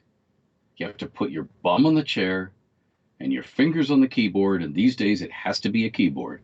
I mean, you can write in longhand, but you're going to have to be typing it before you send it to anybody in any format, even if you're self-publishing. So you might as well start at the keyboard. And you have to do it. The world is full of people who've never finished their novel. I have finished about 75 novels. It's easy. It's not, I don't mean it's not hard work, but it's easy. It's like saying playing tennis. It's easy. You get this racket, you hit the ball over the net. Somebody on the other side hits it back. Easy. It's much harder to be good at it. Okay, but I can explain it very easily. That's the same thing for writing. You actually have to sit there and do it. You have to keep at it. Sometimes it will be a slog, but it's an awful lot easier if you think of it as tiny, small steps and you just get them done. If a novel is a collection of this many thousand sentences, just write one sentence. Okay, write one other sentence. And here's one way you can write a book. I call it the rock video way of writing a novel. Write a cool scene. And if you've seen a Marvel Universe movie, it's one short thing where somebody does something, there's a reaction, and then they say something clever. Yeah. Some thing, yeah. quip. Yeah. Or go back to Arnold Schwarzenegger. You're fired. Or at the end of Eraser, you had to catch a train. Something simple like that. Okay, write that scene. Okay, print it out. Write another cool scene. Print it out. Cut them down so they're like on index cards or however big the scene is. Put them on a huge empty table. If you don't have a huge empty table, use the floor. Then arrange them in the order you want them for your story. I want this scene to happen before this scene. And then you say, okay, what are the big scenes that are missing? Oh, yeah, he has to marry her. So you take a blank piece of paper and you write, marry her, thump. And you go, oh, that's a big fight with a dragon. Blank piece of paper, thump, put it there, fight with the dragon. Get them in order. Okay, now, rock video time. Go back to a rock video that tells a story, as opposed to one that shows you the guitar player's pelvis gyrating in your face 42 times. So you want a video that tells a story. You can find them on YouTube. Turn the sound off. You don't want the music. Let me pick one just off the top of my head. I always go for Madonna's Like a Prayer. Okay? Because it tells a story in 2 minutes. And just pay attention to how the story is told. What screenshots do you get and for how long? You can figure out what's happening in the story in 2 minutes of individual scenes. That's what you're doing on the table or on the floor with your book. You're putting the scenes together. So then you say, a la rock video, what are the minimum things I need to write to connect these key scenes and have the reader understand what the stakes are, for the reader to understand what's going on and care. Because if they don't care about the characters, the whole game is wasted anyway. Why am I writing this if you don't care about the characters in it? So make them care about the characters. Do the bare minimum, write it up, there's your story. That's it. Now, if you want to make it longer, you can add more fights and stuff. But I mean, there is the skeleton of your story. And if you just write little bits, if you do the skeleton and then say, I haven't described what they're eating. You can tell George Martin did this in Game of Thrones because you get to a feast scene, and next to Sir Something was something is Sir Something of something, and next to him was Sir Something of something, and they ate this, and then they ate this, and then they ate this other thing, and then they ate this other thing in sauce, and you go, yeah, I can see what you're doing there. You know, so you could do the same thing. You could add a few lines of detail everywhere, but you've got your skeleton of your story. You've got your backbone. You've got your plot. So you're not just doing the beginner's horrible mistake of writing, which is, I'm just going to write and see what happens, and my story's going to wander, and my things are, and then this happened, and then this happened, and then this other thing happened, and there's no climax, there's no rising action, there's no falling action, just one thing happens after another, like real life, and it's like, is he going to kiss her? Come on, is he going to kiss her? Exactly. You know, there's no tension is built up. Go ahead, Dan. Oh, well, I'm going to go back to Can I go back to 1984? Sir, you can go back to as long as Ed has time. I do want to make sure before. How's your time? Let's make sure 1984 is like Exactly. 1984. Okay, great. Thank you. I got loads Yeah, of no, time. that's wonderful. So I noticed you win Best Player Award at Gen Speaking Con of 1984. in 1984. That's right. So could you how did you accomplish that? Do you remember it? Could you talk a little bit about what you did? Because we haven't talked at all about you as a player. We think of you as running the realms, but you obviously were a great player as well. Okay, that tournament worked because a bunch of us who were my players, we all went down to Gen Con together. And in that tournament, the AD&D Open, most of the teams were pickup teams. So they were people who'd never met each other before. If you had any nucleus of 2 or 3 players on any team who'd played together, they had a huge leg up on the others because they already knew how to work together. It was like the veterans on a football team versus the rookies. The veterans would just say, come on, kid, this is how we do this. And then we'd start playing. So we had that benefit. And what happened was it was an Egyptian scenario, and an Egyptian scenario where you did the right things and you ended up on the moon, which somehow had air and so on. And you were fighting the Egyptian gods and everything. It was really cool. I can remember the guy who wrote it was really excited. And he said, this is going to be published. And Harold Johnson was from TSR was sitting behind his side and said, I don't think so. But it was really a fun thing to play. But we voted for who was best player. Okay, people on the team voted for who was best player. So I was voted that by my team, and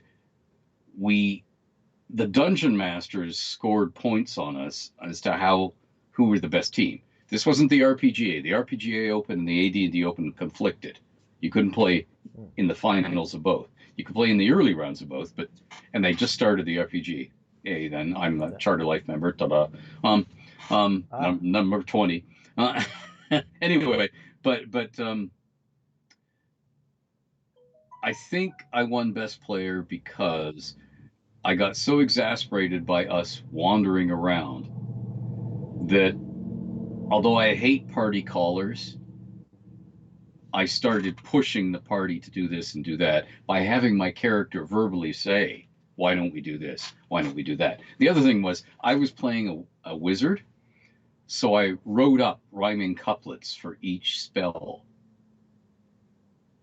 So when I cast the spell, I would give the incantation. Impressive. For instance, Fireball is by tongue of bat and sulphur's reek and the mystic words I now do speak. Where I wish to play my game, let empty air burst into flame.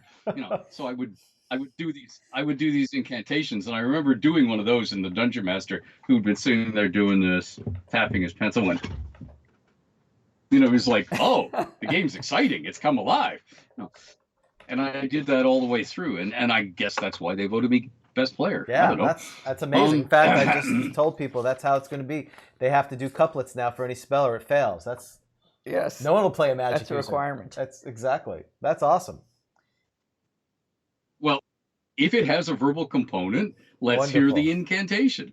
And actually, that's something we used to have big arguments about at TSR, because into every novel, if somebody was casting a spell, I wanted to describe it. What were the material components? What were the somatic components, the gestures? And what was the incantation? Because I'd say, look, there are going to be some gamers who don't care about the stories. They're not into, but they'll buy the novel to get all the spell descriptions so they can just read them out as a dungeon master. And they said, no, we don't want to have specific game fiction ties. We want them to be separate from each other. I said, why? They're supposed to be selling your game. And that was one of the fights editorial things. We went back and forth on that for years. But I always wanted that. I wanted you to be able to read a spellcasting description verbatim out of the book and go, that's cool. More evocative, not so now chant. The cleric is just going to be droning on for the whole combat going forward. So we've got some ideas here, thanks to Ed. And we're saying this is Elminster from his mouth to their ears. I love it. Did you say cleric? Yes. All right. Did I segue for you? That's a segue. You're welcome. Thank you. Because I noticed you... I can't find anyone to play domino. I noticed that you... Does this sound familiar? Quote, too many AD&D players leave dealings with the gods entirely up to the clerics, so that an evil thief in the party can cheat, steal, lie, defile good altars, and rob good temples, kill neutral and good characters, and then have his wounds serenely cured by the cleric of the party, who happens to be lawful good. Does that sound familiar? Yep. It was all about role playing, man. We've talked a lot about clerics. James and I are a big fan of taking clerics seriously, not just using them as heal bots. So maybe you could talk a little bit about your view of clerics and playing a cleric the way you believe would be a proper way to play a cleric. Okay. This is a source of constant frustration and friction, because the realms is pantheistic. Right. It doesn't have just one god. Everybody believes in all the gods, and they all worship all the gods, even if it's just a peace offering. Like, I'm going on a sea voyage, so I'm going to scuttle down to the local shrine to Umberlee and leave a few coins on her altar, right, so I don't drown. Travel insurance, exactly. Right. So, yeah. So even if it's that, you worship all the gods. And from the very beginning, with dealing with TSR, bunch of conservative Americans in the Midwest, I would say, okay, you believe in all the gods. And they'd say, yeah, but which one's mine? And I'd say, are you a paladin? Are you a cleric? If the answer to both of those is no, then they're all your god. You believe in all of them. You worship all of them. Yeah, but I've got to worship one of them more than the others. Why? Because I couldn't get them out of their mindset. Okay. So yeah, from the beginning, and this was, by the way, was deliberately downplayed in the published realms, again, because they were dealing with this satanic thing, okay? And the teenage mothers from heck and the getting banned and so on. And what I thought would be a plus here, you spotlight clerics as heroes, the churches as good things. They said, yeah, but we'll be seen as devil worshippers because there's tons of churches. There can only be one, Oh, the Judeo-Christian thing again. Okay, Now, I happen to be raised in that myself, but I mean, in my fantasy world, there were tons and tons of gods. And what I wrote up, and a lot of this made it into the original Faiths and Avatars, written by Julia Martin and Eric Boyd. Remember Eric Boyd I mentioned earlier? Okay, they eventually made it into that years later. But for every deity, I had, okay, if you're a cleric of this deity, here are your do's and don'ts. You do not kill cats. You throw the rice over your left shoulder, that sort of stuff. Here's your daily rituals. You know, bathe. You have this prayer at sunrise. This, you know, and then here's your credo. This is what you need to do yourself to progress in the service of the deity. And here's what you need to tell other people to do, as in, please do not to spoil the crops. Shanti will be angry, you know, sort of thing. How you are supposed to lead the faithful. And then I had a dirty little section saying, okay, here's what the church really wants to do in the realms, like corner the market on grain, or we assassinate all rulers who don't agree with us, and we worm a candidate into their court to tell them what to do. You know, the worldly aims of each church. And I think that's that bit that really upset the powers that be at TSR, because they were afraid that there'd be a backlash from real clergy. You know, to admit that there were secular aims for each priesthood. And I did that for every deity. So if you're playing a cleric, you're not just playing a fighter who can only use maces and can heal. You have to stand for this. There's a price for all this healing magic. You have to be pushing the party in this direction all the time. That's your job. And the way you balance it is by having everybody believe in all the gods, which brings up that old George Carlin comedy routine. But Father, you wanted to receive, but you crossed the international date line. Exactly. What would happen? You know, and I'm sure God would understand, you know, sort of thing. Well, that's the thing. You balance that by having all the party members believe in all the gods. So the moment the cleric says, we must do this because this is the right thing to do. Yes, but I do have to point out that Shar would say that this is the right thing to do, and Shanti would say this is the oh for God's sake. I mean, you know. But I mean, I needed that all put into the game, so I put it into the original realms, and none of it got published at the beginning because they wanted to backpedal on that because that was a potentially touchy subject. But I saw its lack from the beginning. There should have been a credo in there all the time. So if I'm playing a cleric, okay, how do I dress? What are my prayers? What do I do? When I want to get new spells from the divine magic, my spells replenished, what do I do? Do I take all my clothes off and lie on the altar all night praying?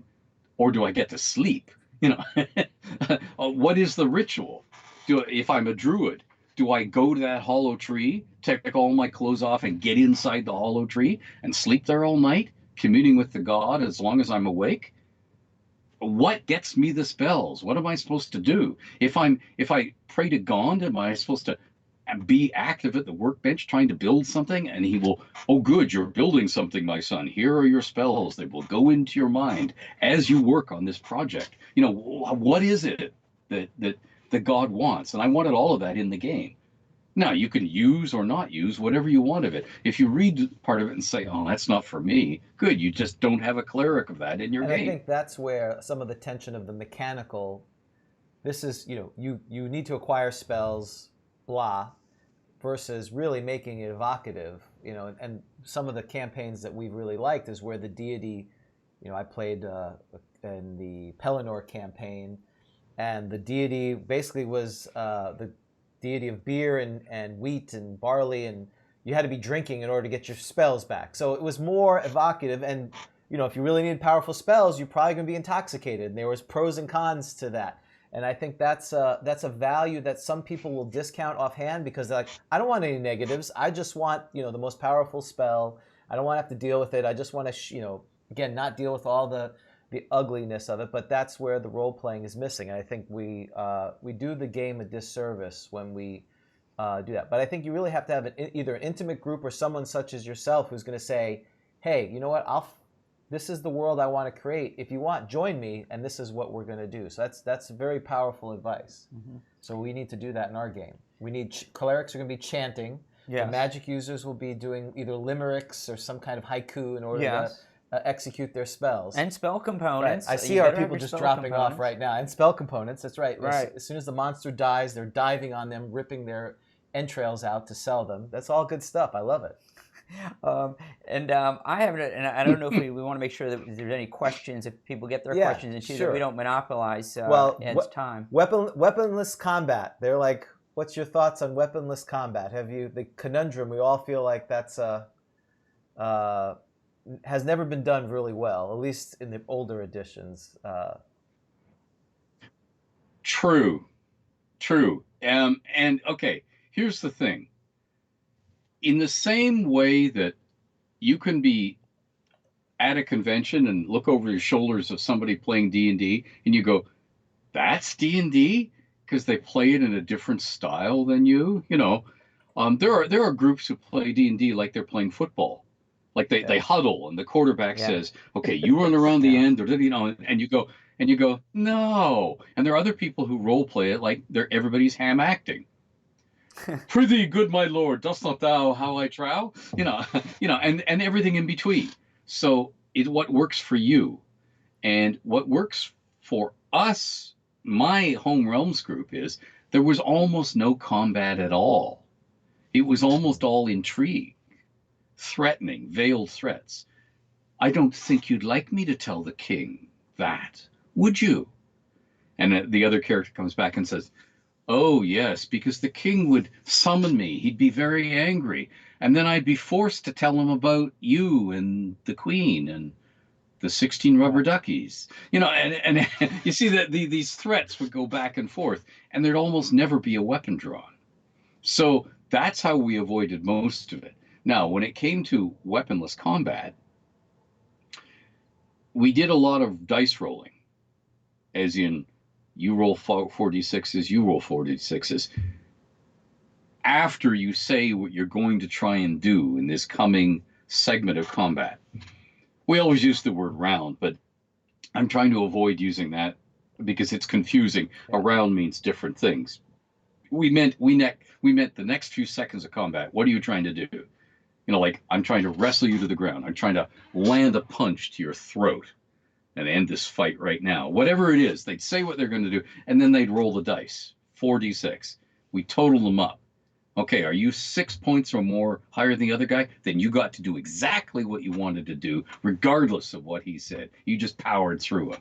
So you punched him in the throat, you know, regardless what he was trying to do. Okay, if you're within a few points of each other, then the Dungeon Master says, you tried to punch him in the throat, but he grabbed your fist in midair.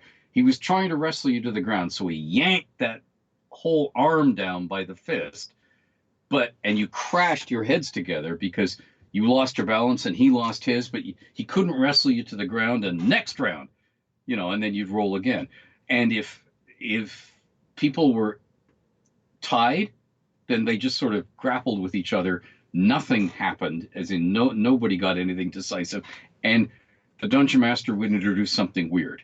Like, you're fighting on the table, it just broke underneath you. Ah!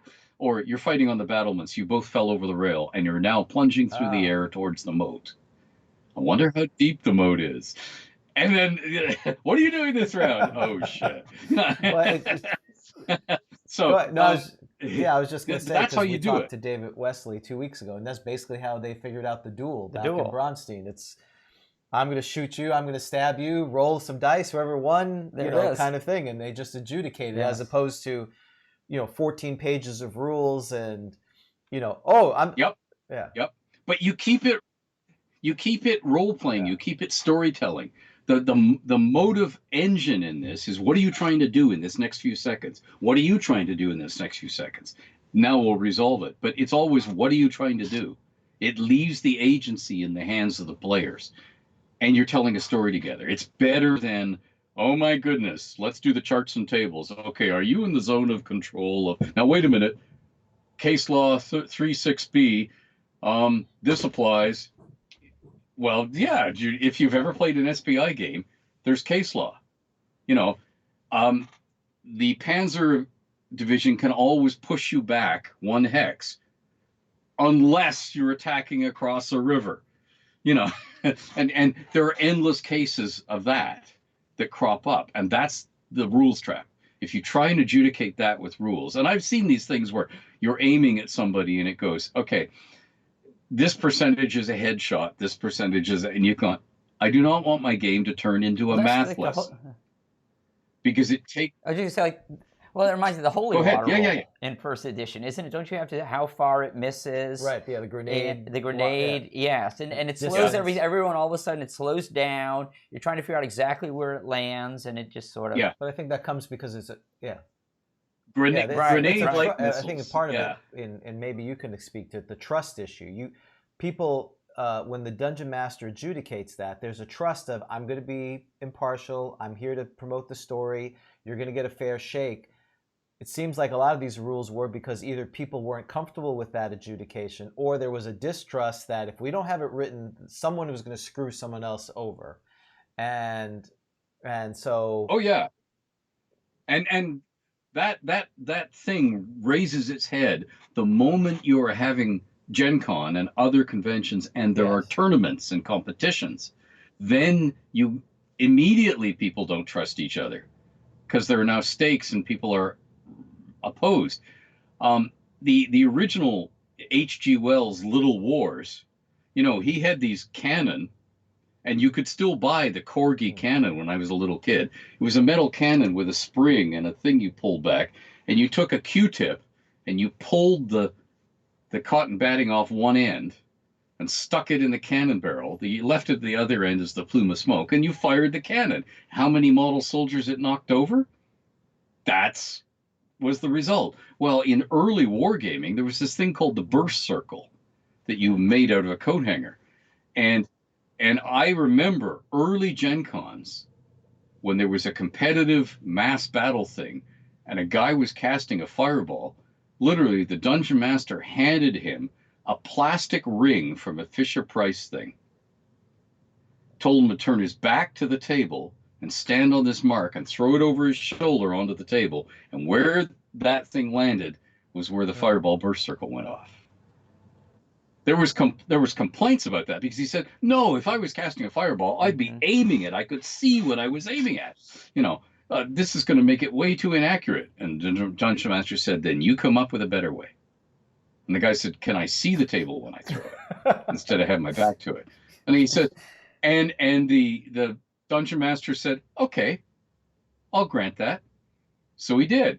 He turned around, looked at the table, and threw the burst circle.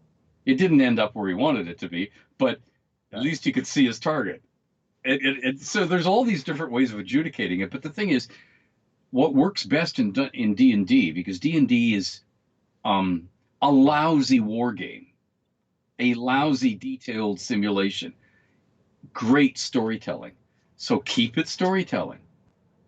Now, there are ways you can have an agreement within your group. Okay, when this happens, we're going to stop playing in D&D and we're going to sit down and we're going to play this board game, whether it's Lords of Waterdeep or any other board game, to adjudicate what happens now. Right.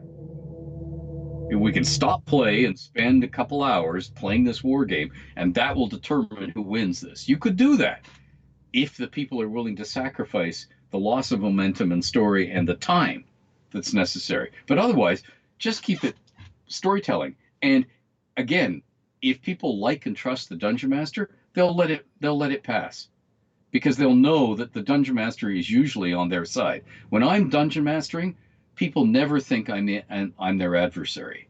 They always think I'm going to give them the benefit of the doubt. I usually am. Unless they walk into a prepared ambush or trap, the player characters automatically have initiative all the time. They just do, because they're the heroes.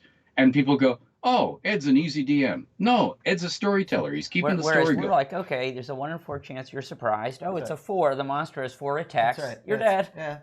Apparently, one of our friends went to play a game, and he's already back. So something terribly happened. He's like, oh, I'll catch up with Ed later. And he's like, oh, I'm back. I'm like, you played D&D already? It's been 30 minutes. Well, that's what I love. And I think it may have been mentioned on one of your interviews. I can't remember. Whereas the great thing about I think it was in a recent article I read about old school D&D, which is the great thing about old school players is that, if they die, they just start rolling up a new character at the table. They're fine with that. They don't walk out being unhappy. They're like, okay, this is an opportunity to roll up a new character. So one thing, besides Forgotten Realms when it came out, and as 1E changed to 2E, the great effect to me when our group finally fell apart and was harder to play games in the 90s, we played the Gold Box, then Baldur's Gate, Neverwinter Nights, all these. So what's your thoughts on video games? Because that is the challenge of how do you create an evocative story, but you have to have rules because the computer has to adjudicate that. And your system has been your background has been used for 30 something years. What's your relationship to video games, and how do you think it's been going? I have done tiny bits of work on almost all of them. And by tiny bits of work, I mean things like I was asked to write up 40 titles for books that you could find on the shelf in the library in this one room. Okay? So nothing to do with game mechanics and gameplay, and usually very little to do with storyline. Usually tiny little details. Sometimes more, like Turbine did a Haunted Halls of Evening Star thing, and I got to do the narration for it and so on. So I went into a studio and did the narration, and that was fun. But there has always been a limitation of a computer, always will be, what the computer can handle. And I mean, I remember the earliest computer games, the narrative text-based ones, when all the screens were incapable of graphics, and it was just Right. command line prompts. And it was like pick up lantern, cannot pick up lantern. Pick up lantern, cannot pick up lantern. Drop pole, pick up lantern, pick up lantern. You know, when they were that level. And then even those had cute things you could do with them. There was this so-called dirty game called Leather Goddesses of Phobos, which is command line interface, and it has jokes in it, as also, and it's how you can use a very limited format and come up with actually quite fun things that aren't so often the lady or the tiger problem. And the lady or the tiger problem is if you make the wrong choice, you're dead. Right there. You don't have enough clues. You don't have enough way back. It's just you're at the whim of the game designer. If you choose the left-hand door as opposed to the right-hand door, you die. Ha, at the end. Start over. It's like, oh, come on, guys. Don't waste my time. How am I enjoying this game? So from the very beginning, there have been limitations in the computer games, which have always frustrated me. Whether it was you can only go here, you can only do this, you can't pass beyond this room unless you somehow figure out how to do the right thing and get the right token, or he tells you the right thing, and how would you figure that out? Oh, you find out from somebody else who's played it. Oh, that's how I get it. I remember a gorgeous game came out early on from Lucasfilm called Loom. I could never figure out how to get off the island at the beginning. Right. You can't go on, that sort of thing. And there were tons of games like that. And the Realms games, none of them I think were that bad, because they had basic tactical stuff. And there were things, they were really early SSI games. They were a bit clunky at times. When you did the combat, it stopped the game and it put up, here's the orcs and here are you. I'm going to fire my bow. Screen goes blank. Arrow goes across the screen. And you're going, oh. But I mean, that was what the computer could handle at that time. And what I see now with gorgeous movie cutscenes, or cartoons is what we called them in the industry, but the little scene that's all beautifully animated and could be straight out of a movie, they've been getting better and better. And I still will always kick against the frustrating limitations of no computer can be as good as a human dungeon master in making judgment calls, because a really cool D&D game is all about nuance and judgment and acting, and the computer just can't do that yet. But now we have computers that can look gorgeous, can be very evocative. If you're running across the landscape in Skyrim, for instance, it can be really, and one of the things that Jeff Grubb went to work for World of Warcraft, those people, and sometimes he'd show me a level that wasn't open yet. Not to play in, just to walk around, which is what I wanted to do, walk around it, because I'm not a brilliant young kid. I have carpal tunnel syndrome. I'm slow. I can't fire 36 and win the game. And I'm not interested in it. That isn't an enjoyable process for me. I'm the sort of guy. There used to be a game, Spectre. It was all about a tank, running your tank around, firing at other people.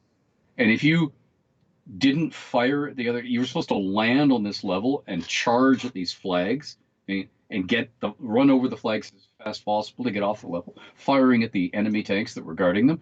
And if you just went in the opposite direction, the game would say, come on, man, at you, because you were wasting time. And I know I want to explore this world. I'm driving my tank as far as it'll go off in this direction. What's there? Of course, the answer is there's nothing there. They haven't designed anything to be there. The game is an arena. I'm supposed to, clobber the other tanks and run over the flags and go on to the next level. And the game is chiding me for not following its rules. I don't even know its rules because the game didn't tell me that. I'm just plunged into the middle of it. So I'm always frustrated by the limitations of computers, but they are getting, with virtual reality and so on, scarily good. Finally, I remember the early first-person shooters. Oh yeah. Castle Wolfenstein. How frustrating that was because the pixels were so big that you didn't know if you were actually hitting an enemy, and you would literally track across to see if he started turning red. Am I actually hitting him? Because the limitations of the game were so much. It's like, oh, this is just frustrating to play. But as the graphics got better, it's not frustrating anymore. But I want to play D&D because I want to be around a table with my friends or people who are going to become my friends by the end of the game. I want to interact with those people. I want to ham act. I want to explore things. I want to have time to make decisions, to maybe puzzle out, talk to the other people in the party and say, what do you think we should do? I mean, the king looks pretty angry. What do we do? Do we give in? I want that chance, that time to figure something out, because otherwise it's just more stress than real life. So why am I playing this game as an escape valve from real life? I could just go to work, I mean, if you're a lawyer, there's going to be high stress situations. You're going to have upset people. Why would you want a game that is more than that? That to the nth degree. How is that a recreation from your vocation? But I think there's always been a segment of folks. It was in the first DMG, solo adventuring, people wanting to play D&D on their own. Yep. And the computer's very patient. Yep. If you want to wander the lands for 5 hours, no one's going to sit there and go, no one cares about this. Let's get to the dungeon. Let's get the treasure. And I think it's awesome that it's gotten better. And but still, I think there is that tension between, in its purest sense, and I use open quotes, sitting around the table, the social interaction. But there is a segment of people. I've been watching videos of people taking and solo adventuring. Really coming up with books and coming up with their own stories. Just real quick, someone had a quick question. I know Dan's got some more. Someone's looking at your Wikipedia page, which of course is gospel, as we all know. Are these really, you have some odd looking books attributed to you, at least odd from the title. When the Villain Comes Home and Women in Practical Armor. Are those real books that you wrote or contributed, and what are they? Okay, Gabriel Harbawi and I co-edited a bunch of anthologies of short stories. When the Villain Comes Home and When the Hero Comes Home. This came from an idea from me at an Ad Astra convention in Toronto. What happens afterwards? The scene in The Lord of the Rings where Sam comes home. What's the last line? Well, I'm back, he said. When he comes back to his lady love, his wife. Yeah. And it's all over. We wanted to focus in. What happens after the big battle? Can you go home again? And of course, that was the big thing for Frodo. The realms has been saved, but not for me. You can't go home again because home has been changed so much. And that is what those anthologies are about. The woman that, Unfortunately, we aha, haven't in yes, very celebration of good. Yeah, all right. 1980. I tried to find the TSR 1980 calendar, Yeah. but I couldn't find it. So I bought the Tolkien calendar. Unfortunately, the last one is the Scouring of the Shire. So it's a little more depressing. But Right. sorry, I Yeah. interrupted you. I couldn't help it. No, that's okay. Yeah. And Woman in Practical Armor, um, Gabrielle was very much, wouldn't it be wonderful to have an anthology where women are the heroes? And the whole point of the title, Woman in Practical Armor, is instead of babes falling out of bikinis and going into battle like Red Sonja, wearing a chainmail bikini that leaves Right. most of their body vulnerable to any weapon thrust, what happens if we have realistic depictions of women as the heroes? So the joke was Woman in Practical Armor. And we were going to do a whole series of those about every, like, wizards and clerics and so on. But we haven't gotten around to that yet. And we have other ideas that we want to play with. But that's what those are.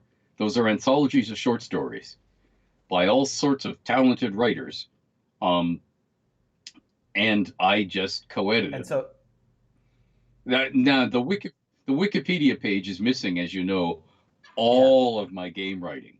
So there's like 300 books and about 1,000 articles missing off that page. It just has the quote literary and stuff. the last work it says that you worked on was Fairy Tales and Myth, an anthology, Creatures from Fairy Tales and Myth. What was the genesis of that, and what are you working on now? Because I'm sure your fans are wanting to see what 1980/2020 looks like. You're going to confuse him if you call it He's 1980. Like, that's right. He's like, we did that already. So what does what's your last work look like, Okay. and what are you planning on for 2020? Okay. At the moment, I'm Sure. recuperating from this heart thing. So I'm working on a Rocket Age adventure, and Rocket Age is a game. Ken Spencer wrote and designed it. He has a company called Why Not Games. Rocket Age was originally published by Cubicle 7. Rocket Age is now being redone as a Kickstarter with 5th edition rules rather than its own game rule system. And I'm writing in it's a Kickstarter goal. I'm belatedly writing, because of this heart thing, Bold Brigands of the Belt, which is an asteroid field or asteroid belt adventure. Rocket Age is really cool. It's pulp science fiction. So, you go into space wearing a glass goldfish bowl over your head, and you fire ray guns, and you get transmissions on the radio, and Tesla is around and so on. Well, and there's a Fourth Reich hidden on Mars or Venus or somewhere, and it's all in the solar system. Okay, so it's that cool pulp science fiction. And I'm writing that for Ken. I have just finished a novel set in the Fate of the Norns universe called The One-Eyed King. And when it'll be published depends on his Kickstarter. And that last thing we talked about, the Creatures of Myth and Legend there, that is for the same game system, Fate of the Norns. There's a gentleman in Quebec in Canada called Andrew Volkoskas, and he has a game system. His company is called Pendelhaven, and his game system is called Fate of the Norns, and it's Norse Viking role-playing. And he goes full in depth on the mythology and works out when the Finns talk about this creature, when the Norse talk about this same creature, okay, they contradict each other in small ways. Okay, I go to all the sources in the originals. I work them all out. What is the best thing? And I write it up as a game thing. So what he did for Fate of the Norns is he has 3 or 4 rule books. And by the way, the cool thing about Fate of the Norns, when you're going to do something, you throw runes. It's called weirding. You throw runes to see how successful you are. And for casting the magic, when doing things that involve your skills. Anyway, I wrote this novel for the game system, and it's about a king who sacrificed one of his eyes to Odin, because Odin is the one-eyed god. So when he, as a teenager, when he started to worship Odin, he had a blot or sacrifice. He ripped out one of his eyes and sacrificed it to Odin, so that he's now the one-eyed king. And this is about the real world. In our real world, the Vikings conquered Dublin. It was called Athcliath back then. They conquered Dublin and occupied it for a few years. And this is the fantasy version of that, when the one-eyed king is ruling in Dublin. So that'll be published when he gets around to the Kickstarter. That Creatures book that we were talking about, when he did all of these critters up, he did them up in his own rule system. Then he redid it for 5th edition. And then he did a version of the book, and that's the version of the book I worked on, with Michel Franklin, another writer who's in Quebec, and yet another writer, James Kerr, who did the game system. And what we did is, what is it like to encounter one of these critters? So in other words, we did D&D ecology articles only for this Fate of the Norns game. But instead of hard game rules, that's in those other books, James Kerr wrote up everything that's known from mythology about this monster. Here's what they try and do to you. This is what they eat, that sort of stuff. And then Michelle or I, or Andrew himself, Andrew Valkauskas, wrote a short story of an encounter with one monster. Usually it's, I am Eric the Red, and this time when I went up against the Fomorians or whatever. But sometimes it's from the point of view of the monster. That famous John Gardner novel, Grendel? Grendel's had a little accident, so make the wall. Sometimes we take the monster side. So that's what that is. That is a book just of stories. So it'll come to the Kelpie, for instance, or the Fomorians or whatever. And it'll say, here's what they are in mythology. And then you'll get a story of an encounter with Awesome. So no game. In his recovery, he's done more than I've done in 3 or 4 years. Yes. Yeah. So I feel pretty. Thank you for depressing us. That's great. We've got a lot of work to do. I mean, we're sitting here going, I got to write a memo at work, and I'm like, oh, that's a lot of work, right? I don't feel like doing that. So that's go ahead. During my recovery, I have reviewed and blurbed 8 novels by other people. I have written 6 short stories. I have written a ton of columns for EN World. I have done behind the scenes work for Wizards and other people on stuff. I have written 2 novels, and I have written 3 game adventures. And remember when we were talking about the writing advice? Just do it. Yeah. Just sit down and do it. Now, we're not all as fast as I am. It is not an arms race. Nobody wants to know what you could pump out this morning. They don't know that. They just pick up the finished product, and is it crap, or is it fun, or is it in the middle and flawed? Take the time you need to take to do the thing that you're proud of. One more question from online. Knickknack95, is there any way for you to release the original map of the Moonshae?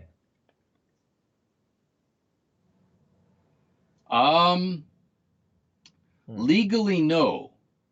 However, if you can get yourself to Gamehole Con, in Madison, Wisconsin, every November, Alex Kammer purchased it's not the original map of the realms, but I had a map of the realms done in pencil. I still have it. It's right behind me here.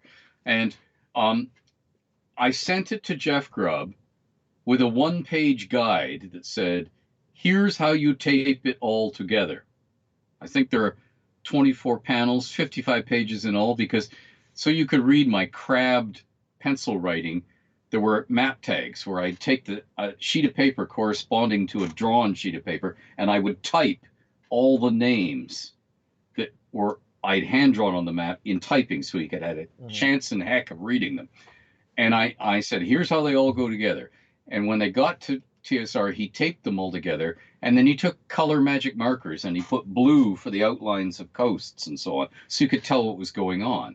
And when he needed to highlight something he could read, he would take a yellow magic marker and just draw a highlight behind it so he could read it. That map, which had been handed down to Steve Shend when he became traffic cop of the realms, and finally to Julia Martin, Alex Kammer purchased. It is on display in the Game Hole, which is Alex Kammer owns at least 2 bars in Middleton, Wisconsin, the suburb of Madison. One of them is a historic, an American historic roadside tavern. The upstairs, which I presume was originally the servants' quarters, the attic, the eaves, is the Game Hole where he and his friends play. It is, everybody should see it. It's crammed full of memorabilia, original copies of this and that, all the books. He owns everything. It's gorgeous. He has a wonderful gaming table that he bought from Monty Cook, where you can play around and so on. And on display there is that map. And you can see my original moonshays. They occupy one 8.5 by 11 panel of the map. They look rather like the Outer Hebrides, or they look rather like Ursula Le Guin's Earthsea. And she copied the basic format, not the specifics of Earthsea, from the Outer Hebrides. It's this sea of islands, okay, small islands, and that was my original moonshays. So if you go to Gamehole Con, you can see it. Like if you tour on the Thursday night, he throws open the Game Hole for tours, and if you get there, you can stare at the original moonshays all you want. Yeah, we've got to make that sojourn up there. Hopefully, maybe this October. I know Gary Con's a little bit of a problem. What other questions do you have for? I just have one final question. You've been very kind with your time. Yes, thank you for your time today, Yes, Ed. we appreciate it. Oh, no problem. One No final problem at all. question for me. Did you ever go through other person's adventures? So it sounds like you obviously did a lot of homebrew with the realms. Did you ever run other people's adventures, publish modules? Okay. Oh, yeah, many times. So any favorites from back in the day? I know that you were a reader of White Dwarf, which had a lot of mini adventures that I'm a big fan of. Any in particular that were your favorites? For Call of Cthulhu, Masks of Nyarlathotep, the big, giant super adventure. I really enjoyed running that. Expedition to the Barrier Peaks for D&D, because I could have fun playing with that. The Teagle Manor of the original, which was the giant sprawling haunted house that Judges Guild did. That was more a setting than a coherent adventure. The Temple of Ra, Cursed by Set, and Dark Tower. I think Paul Jacques did both of those. Now Janelle Jacques. I'm trying to remember. You see, most of my favorite things are little things, like one shot, one night mini dungeons. And there are quite a few. I did quite a few of them as playtests. The original Spelljammer playtest that Jeff wanted me to run. This far out wacky physics where the ship generates its own gravity field. So the sentry is on deck smoking, and he's not supposed to be, and he sees the boss coming. So he takes a drag on his cigarette and throws it to his right. And boss comes by and says, "Anything to report?" "No, sir. Quiet as the ether." Good. Passes on. And all that time, the cigarette's been going around the ship, and it comes up, and he just reaches out and catches it again. Oh, my boss is going to look back, so he throws it again, and it goes around the ship. That sort of cool, fun physics. Because Jim Ward came up with these ideas that during a Spelljammer battle, they'd have bone balls. They'd have skeletons, as in the D&D monster, but they'd have them in balls, and they'd fire them out of cannon, and they'd land on the decks of the enemy ship, unfold, and start attacking with their swords. Like a space Sinbad, back in the day, Jason, where they have the stop action. Yeah, that's awesome. So those sort of adventures, and the mystery adventures, where you had to solve a mystery. sort of like an escape room, but a D&D's. There were quite a few of those over the years where you had a shape shifting monster that was hiding because the monster was intelligent enough to look at the party of 8 or 9 people and say, I'm going to get murdered if it comes to a fight, so I'm going to hide. And your job was to find out, explore all these rooms, read all the stuff, the half-finished stuff from the people who'd been killed by the monster, figure out where the monster was and deal with it. Those sort of small adventures. So they aren't famous published adventures. They're the playtests of the time. But by and large, and I had to run tons and tons of RPGA adventures at Gen Con and various things, but I usually ended up writing and running my own or making one up on the fly. Like if you have 6 kids brought up to your table, none of them have ever played D&D before, and there's one loudmouth guy and there's 5 shy girls, you're not going to just throw your prepared adventure at them. You're going to change things and make it up as you go along, because you need to find a way to occupy the loudmouth and to bring the shy ones into the play, so they all have fun, and not allow the loudmouth to dominate, but still let him have a good time, you know. And so you are, as a dungeon master, you're just changing things on the fly, and that's normally what I did. I just, it was to have fun. You got 2 hours or 4 hours or however long the slot is to have fun and end in a rousing climax with a victory. And and have them leave there. I mean, that's great advice. That's the lesson. Have fun. Absolutely. Well, Ed, we thank you for your time. I know that we're so glad that you're feeling My better. pleasure. And if glad to hear about if you could either you're at the Edverse on Twitter. Is there any other way people can contact you that you would like, or just Twitter, or what other ways? I'm on Facebook, Ed Greenwood homepage, and if you see a photograph of me in a red shirt with my wife Jenny, and she's punching me in the tummy, and we're both laughing, it's that Ed Greenwood. Or there's also a Fans of Ed Greenwood page, and there's the Forgotten Realms Archives page as well, and those 3 Facebook pages I usually see all the posts on, and I will usually respond if I can get a chance, because it will notify me in an email. And and Twitter is the best way for a fast one. That's usually the best way to contact me, because I am too busy to live online. Right. I couldn't get any writing done if I did live online, and I'm living online anyway. Well, you're very responsive. I mean, I've seen your folks posting questions, and you're within a short time. I know some of it's because you're in recovery, but it's something you take the work that you have birthed to the world very seriously, and I think your fans are very appreciative of that. And so you've got stuff that's coming out, this module that you're editing. You've got the book.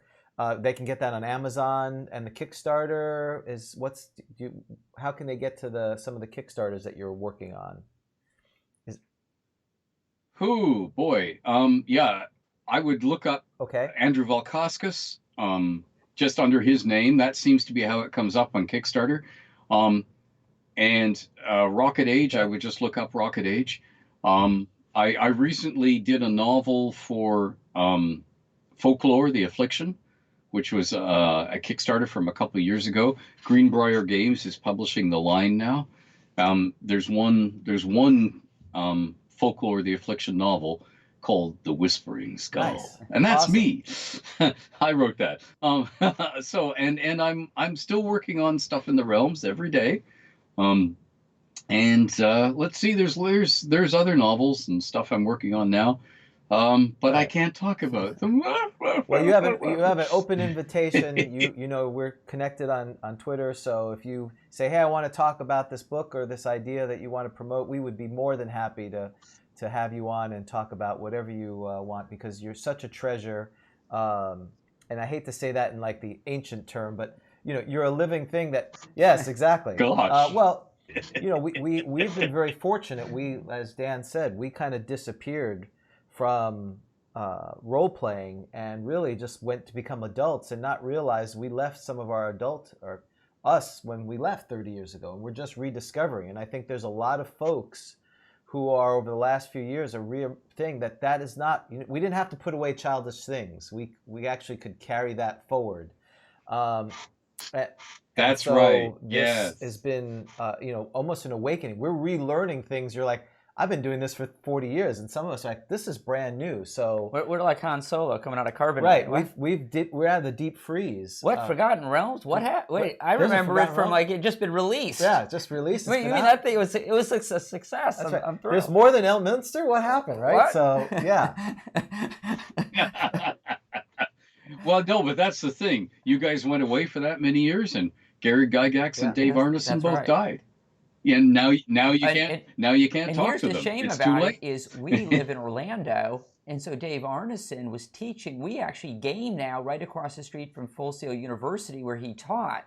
And so what a shame that Dave Arneson was in the same town that we were. Yeah, and we missed the opportunity to talk to him. So, but our kids, I have my youngest is 17. He's playing 5th edition, so it's a generational thing, and that's when the most exciting part is that people are getting to embrace, and they're yearning for the genesis of it.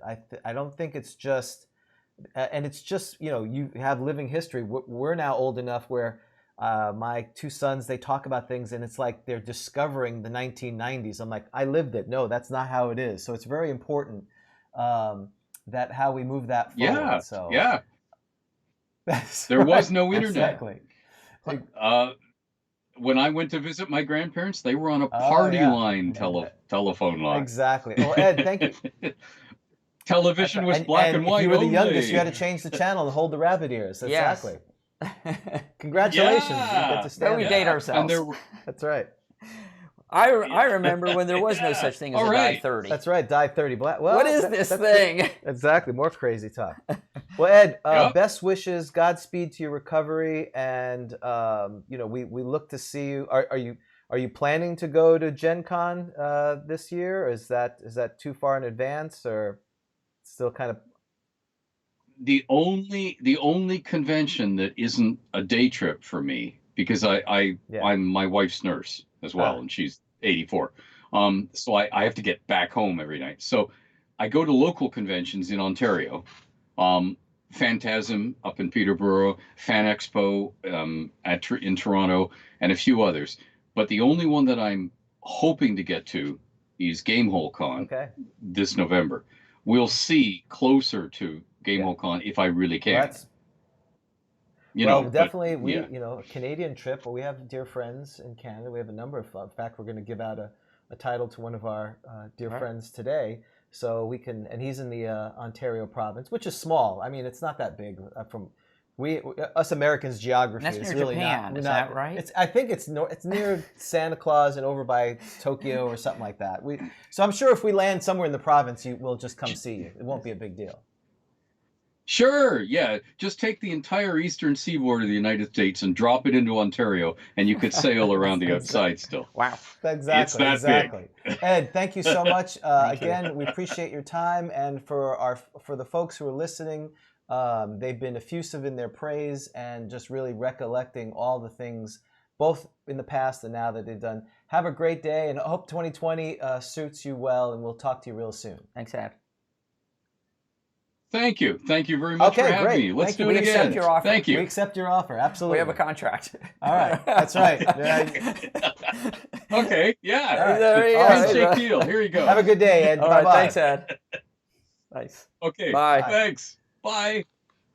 Well, he's great. That was awesome. He's charming, isn't he? Unbelievable. I've been warned about his charisma, and I failed my reaction. Well, I don't know if I failed my reaction role, but yeah, he was. He's quite charismatic. That was great. Hold on, let me see. Are we still on? Yeah, we're still good going. So yes.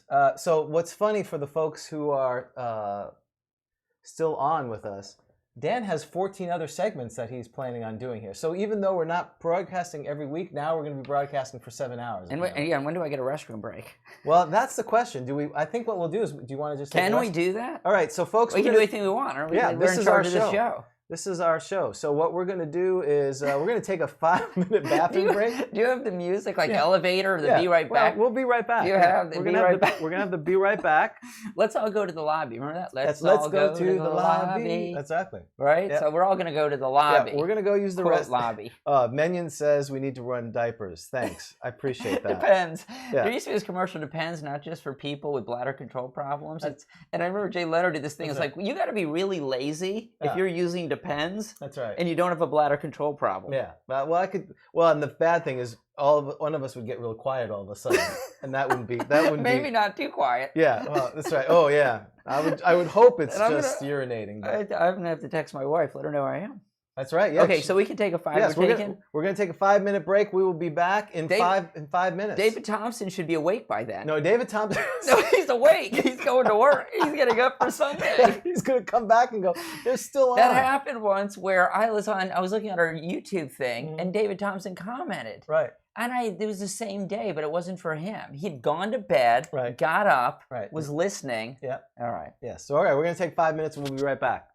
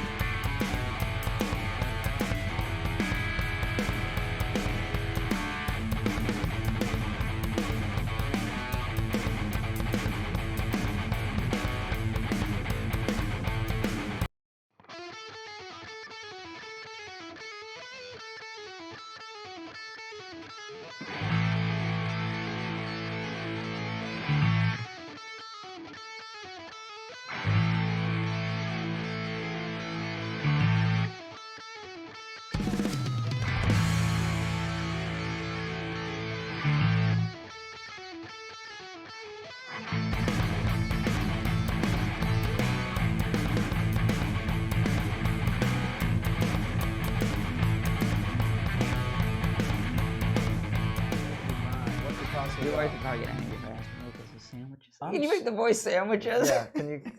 Mom, I need some Hot Pockets. Hey, welcome back. Welcome to Grog Talk. I'm still James. I'm still there. And so for those who are going to do the podcast, I'm going to split this in half because Yeah, that makes sense. so you're still getting the full content. Apparently, you need to tell your wife that twice a month you come over, you may be sleeping over at this point. You're just going to come early and stay for 5 or 6 hours. So yes, he is next door. The Scourge of the North is asking. Just recap. We've had a very busy last couple of weeks. We had the New Year. Just before that, Vic and Jeannie came down and played with us. We were at the Blackmore Studios. That was a great event. And Vic ran his new adventure. That was huge fun. We had a great time. And so he stayed at the house, and we really enjoyed their company. And hopefully they'll be coming down next year. And I'm not sure how. And so Vic is asking how, because he's been to the house, and here at our Grog Talk Studios, next door, the next room over is where the production goblins, his hovel is. He's like Harry Potter. He's in a little walk-in closet. Well, what do goblins live in? Or is he like this cave? Well, apparently very well. They live very well in the modern days. They have their own room, their own bathroom. Right. They have their own computer area. They're doing pretty well. So I'm not sure if how he sleeps. Apparently, I put up some soundproofing, and he says it has improved. I don't know if that's still the case, but we'll find out from him. These are the questions we get from our online people? Yes, they're online. They want to know about the production goblin, about where he sleeps? Goblin. Exactly. The ecology of the production goblin. The ecology of the production. No. We don't need to learn about the making of the production goblin. Yeah. All right, go ahead. Tell the story. No, there's no story. I'm just reading. Well, it wasn't an immaculate conception. What of it? Oh no, yeah, we had him in the normal way. Production. The Goblin King had found a goblin miss, and that's it. That's happened apparently, or it was the mailman goblin. We haven't done the 23andMe to confirm this type of thing. So this is the second part of the 5-hour marathon. Yes. We hopefully will have some announcement on GrogCon. Is that fair? I know we can't announce it yet, but we have had some progress. Yeah, so as our listeners may recall, we are part of the annual Crucible convention. We've been we've been invited back. Yes. Despite your behavior. By my behavior, okay. Those things you broke. Yeah. And we've been invited back. So GrogCon will occur based upon when the Crucible 9 convention occurs. And Craig Russell, one of the organizers of the Crucible 9, has informed us that he's very close to announcing the official date. Right. So once he announces the official date, then we can announce when GrogCon will occur. But GrogCon will be back.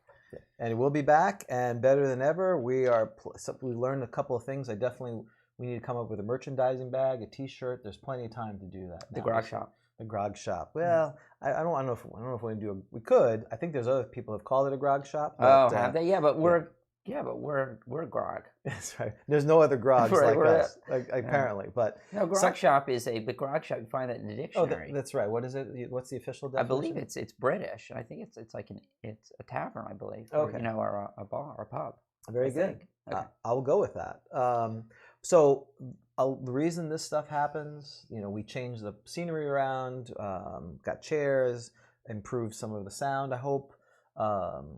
That all happens because of patrons who have supported us, and we have a couple of patrons who are needing a title, so we're going to do that right now.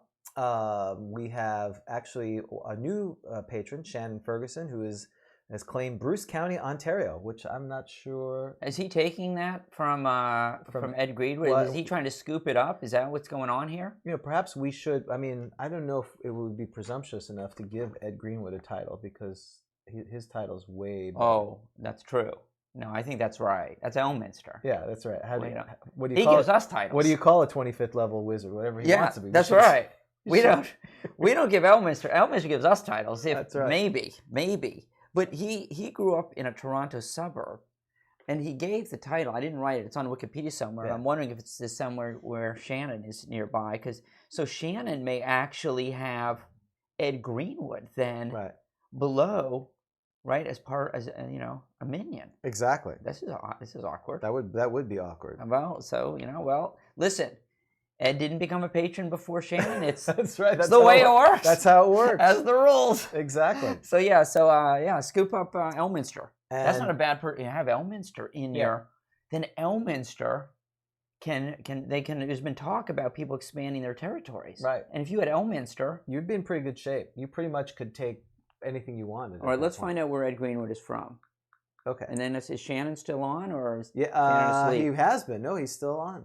Okay, so hang on. He's just northwest of Ted's domain, or Ed's domain. Oh, is he claiming it? He's not claiming Ed's domain. He's just northwest, is what he's saying. Okay, fair enough. So All right. he is. All right, he has a chance to get Elminster, but that's his call. He's okay with that. Okay. So we right. don't. Who are so we're going to start with we're going to bestow Shannon's title first, and then Tom D'Angelo, who's been a long time player of ours. Tom, he had been a patron for a number of months and has finally has decided what his empire, what he's going to collect. Okay. All right. So I think we are ready to bestow the title. Ready to roll, literally? Literally ready to roll. So all right. I think, what do we do? You do the rolling, I do the typing. Is basically what happens. I thought. So okay. All right. So it's a die, or you do the rolling. Don't just die 15. I do the 15. Counting. Oh, where's the die 30? Here it is. Okay, here we go. Because you got to do all that division. Yeah, that's right. I'm not good at it. 29. So that's 15. Master. He's the master. The master. So just. Do you have a master? Hold on. You always ask this. No, I'm sorry. No, it's okay. Master. Chamberlain. We got Chamberlains. We're locked in. Oh, we do. Yes. That's right. Our dear friend from Sweden. Okay. He is the master. So we have a second master. All right. The master. Yep. His, right? His. All right. And What's it's going to be, well, it's going to be most or all, depending on what we roll. We right, have D30. Right. D30. 5. Majestic. His most majestic. Yes, majestic. Is ever majestic? No, he's most majestic. Is all majestic? He's most majestic. What do you think? Yeah, majestic. Most ever or all? I like most majestic. We like alliteration. Right. He's most majestic. Right. His most majestic. Yep. All right. So now we need a D30 again. D30. Okay. 29. Oh, Caesarian. So wait. I don't know what this is. What is this? SUZ. ER. AIN. AIN. Caesarian. What is that? Suzerain? Suzerain? You gonna Suzerain. how do you A sovereign or state having control of another state that is internally autonomous. Can you hit the audio? Suzerain. Suzerain. Suzerain. Okay. Suzerain. It is suzerain. Suzerain. Yes. You are so. Nothing makes it feel stupid like D&D, does right. it? So a sovereign or state having some control over another state that's internally a feudal overlord is a feudal overlord. That all makes right. sense. So, all right. So his all right. So now we need a die 15. Die 15. That's a 9. So it's 5. Marquis. Marquis. Ooh, I like that. Marquis. Another M. That's right. Another M. So the suzerain we have to change at some point. Then the D60. Yes. So the first 10. Insurgent. Insurgent. Wow. That's awesome. That's a pretty good one. Okay. All right. And now we're down to A D30. D30. 25. Terror of. That's Wow. great. That's Insurgent a good one. terror of Wayne County, right? I thought Wayne County's Bruce in Detroit. County. Yeah, Wayne County. I knew it was Detroit. Bruce Wayne Wayne. County's Yes, Michigan. Bruce Wayne. That's why I got confused. So is it going to, all right. So is it going to be of Bruce County, or do we say of Bruce County, Ontario? No, Canada? just Bruce County. I agree with that. That's too much. Mm-hmm. It's too specific. He may want to take another Bruce It would County. kind of end with a whimper, wouldn't it? Right. The terror of Bruce County, Ontario, Canada. North America, Northern Hemisphere. Longitude. Longitude. That's right. Yeah, you're right. The terror of Bruce County. All right. So now we are about to bestow our dear friend Shannon Ferguson his title on the power vested in us by ourselves as the Grog Emperors. Right. We now bestow Shannon Ferguson this title of the Master, his most majestic Suzerain, Marquis, Insurgent, Terror of Bruce County. Congratulations. You're bad. I knew you were going to give me the Suzerain or whatever it is. I gave you a chance to listen to it first, so there you go. Congratulations. All right. Thank you for your patronage and supporting it, and we will put you on the heraldry as soon as I update the website. Yeah, I like the Insurgent Terror. The Insurgent I'm trying Terror. to think of, shorts for this, right? Or the Marquee Insurgent. I think the Insurgent Terror, don't you think? Yes, the Insurgent Terror would be the short as the Terror, right? Like Nick's the Scourge, right? Shannon's the Terror. Yeah, Okay. I think you should lock in the thing that's most terror, shocking before there's another terror. Mm-hmm. So if you want terror to be your nom de plume, you better It'd be funny put that out. if you're like the Terror and then you walk out and you're like a 3-foot gnome. Right. Well, they are terrifying to me. Which, by the way, did you see the module that you created? Almost 99% of is going to be spread far and wide. Maybe. Well, they're interested in England. They may be using it at the next Grog meet. That's what. Really? You didn't see the correspondence? You should go look on Twitter. Okay. And Menyon has said he's thinking about doing something in Japan. I saw Menyon, yeah. So yes, that's what started. They were talking. Wow. There is a nomophilia. No, it was nomophilia. Love of gnomes. Yeah, right. Ophile. Yeah, nomophiles. There are Nomophiles. There are nomophiles. Right. In Great Britain. Maybe that could be my thing. Like how Ed Greenwood has his realms. I'll Right. be like gnomes. Well, apparently there are people obsessed with them. Gnome deities, a gnome world. Yes. The gnome realms. The gnome realms. It writes itself. It writes itself. I'm going to create a world. The gnome realms. The gnome realms. Okay, so this is copyrighted. All right, don't steal this, anyone. Whatever. I'm sure someone's Trademark, done this, but I'm going to copyright, write it whatever's down. necessary. You The heard it gnome here realms. first. I'm sure if we gave it to Ed, he'd have Next week, he'd have tomorrow. the first book done. Yeah, tomorrow. Actually, he's writing it right now. The gnome realms. I love it. Okay. So yes, the unknown realms. The unknown realms. Oh, there'd be a war. Oh no, yeah. It's like these are battling regions, realms. Right? Oh, this is the horrible. gnome realms and the unknown realms. For those who don't know, I dislike gnomes. You do not. I despise them. So You mean like when you pretend you don't like that girl that you really like? No, You know what I I mean? dislike them. Oh, you really disliked her? I the only thing I'm like Sun Tzu: know thy enemy, know thyself, and victory shall follow. However, I did mention out there nomophiles. There's 6 nomophiliacs or necrophiliac. Nomophiliacs. That's what you have are. like sex with a dead gnome? Now that's a good adventure. Great band, the nomophiliacs. The nomophiliacs. Or could that be an undead gnome for the Fiend Folio? Yeah, nomophiliac. What's the ecology of the nomophiliac? Ecology of the nomophiliac. Yes, that would be great. Yeah, that should be a new segment. Ed Greenwood comes on. We just give him the name. He writes it up. He writes it then right there. That's good. He doesn't know who he's befriended. We'll just come up with some crazy things. Yeah. All right. Awesome. They seemed so normal during the interview. That's what Ed would say. That's right. They seem like nice guys. He's like, this is insane. Yeah. One day, I'm sure she's like, anyway. I like how people agree to come on our show and they've never seen it. Which is a take good a thing for chance. us. They Right. do. They take a chance on me. Right. And that's why at least the first part we seem somewhat normal, and that's be like the link we send to people, and Right. not this where we're talking about pearls being Passed. Right. And having sex with dead gnomes.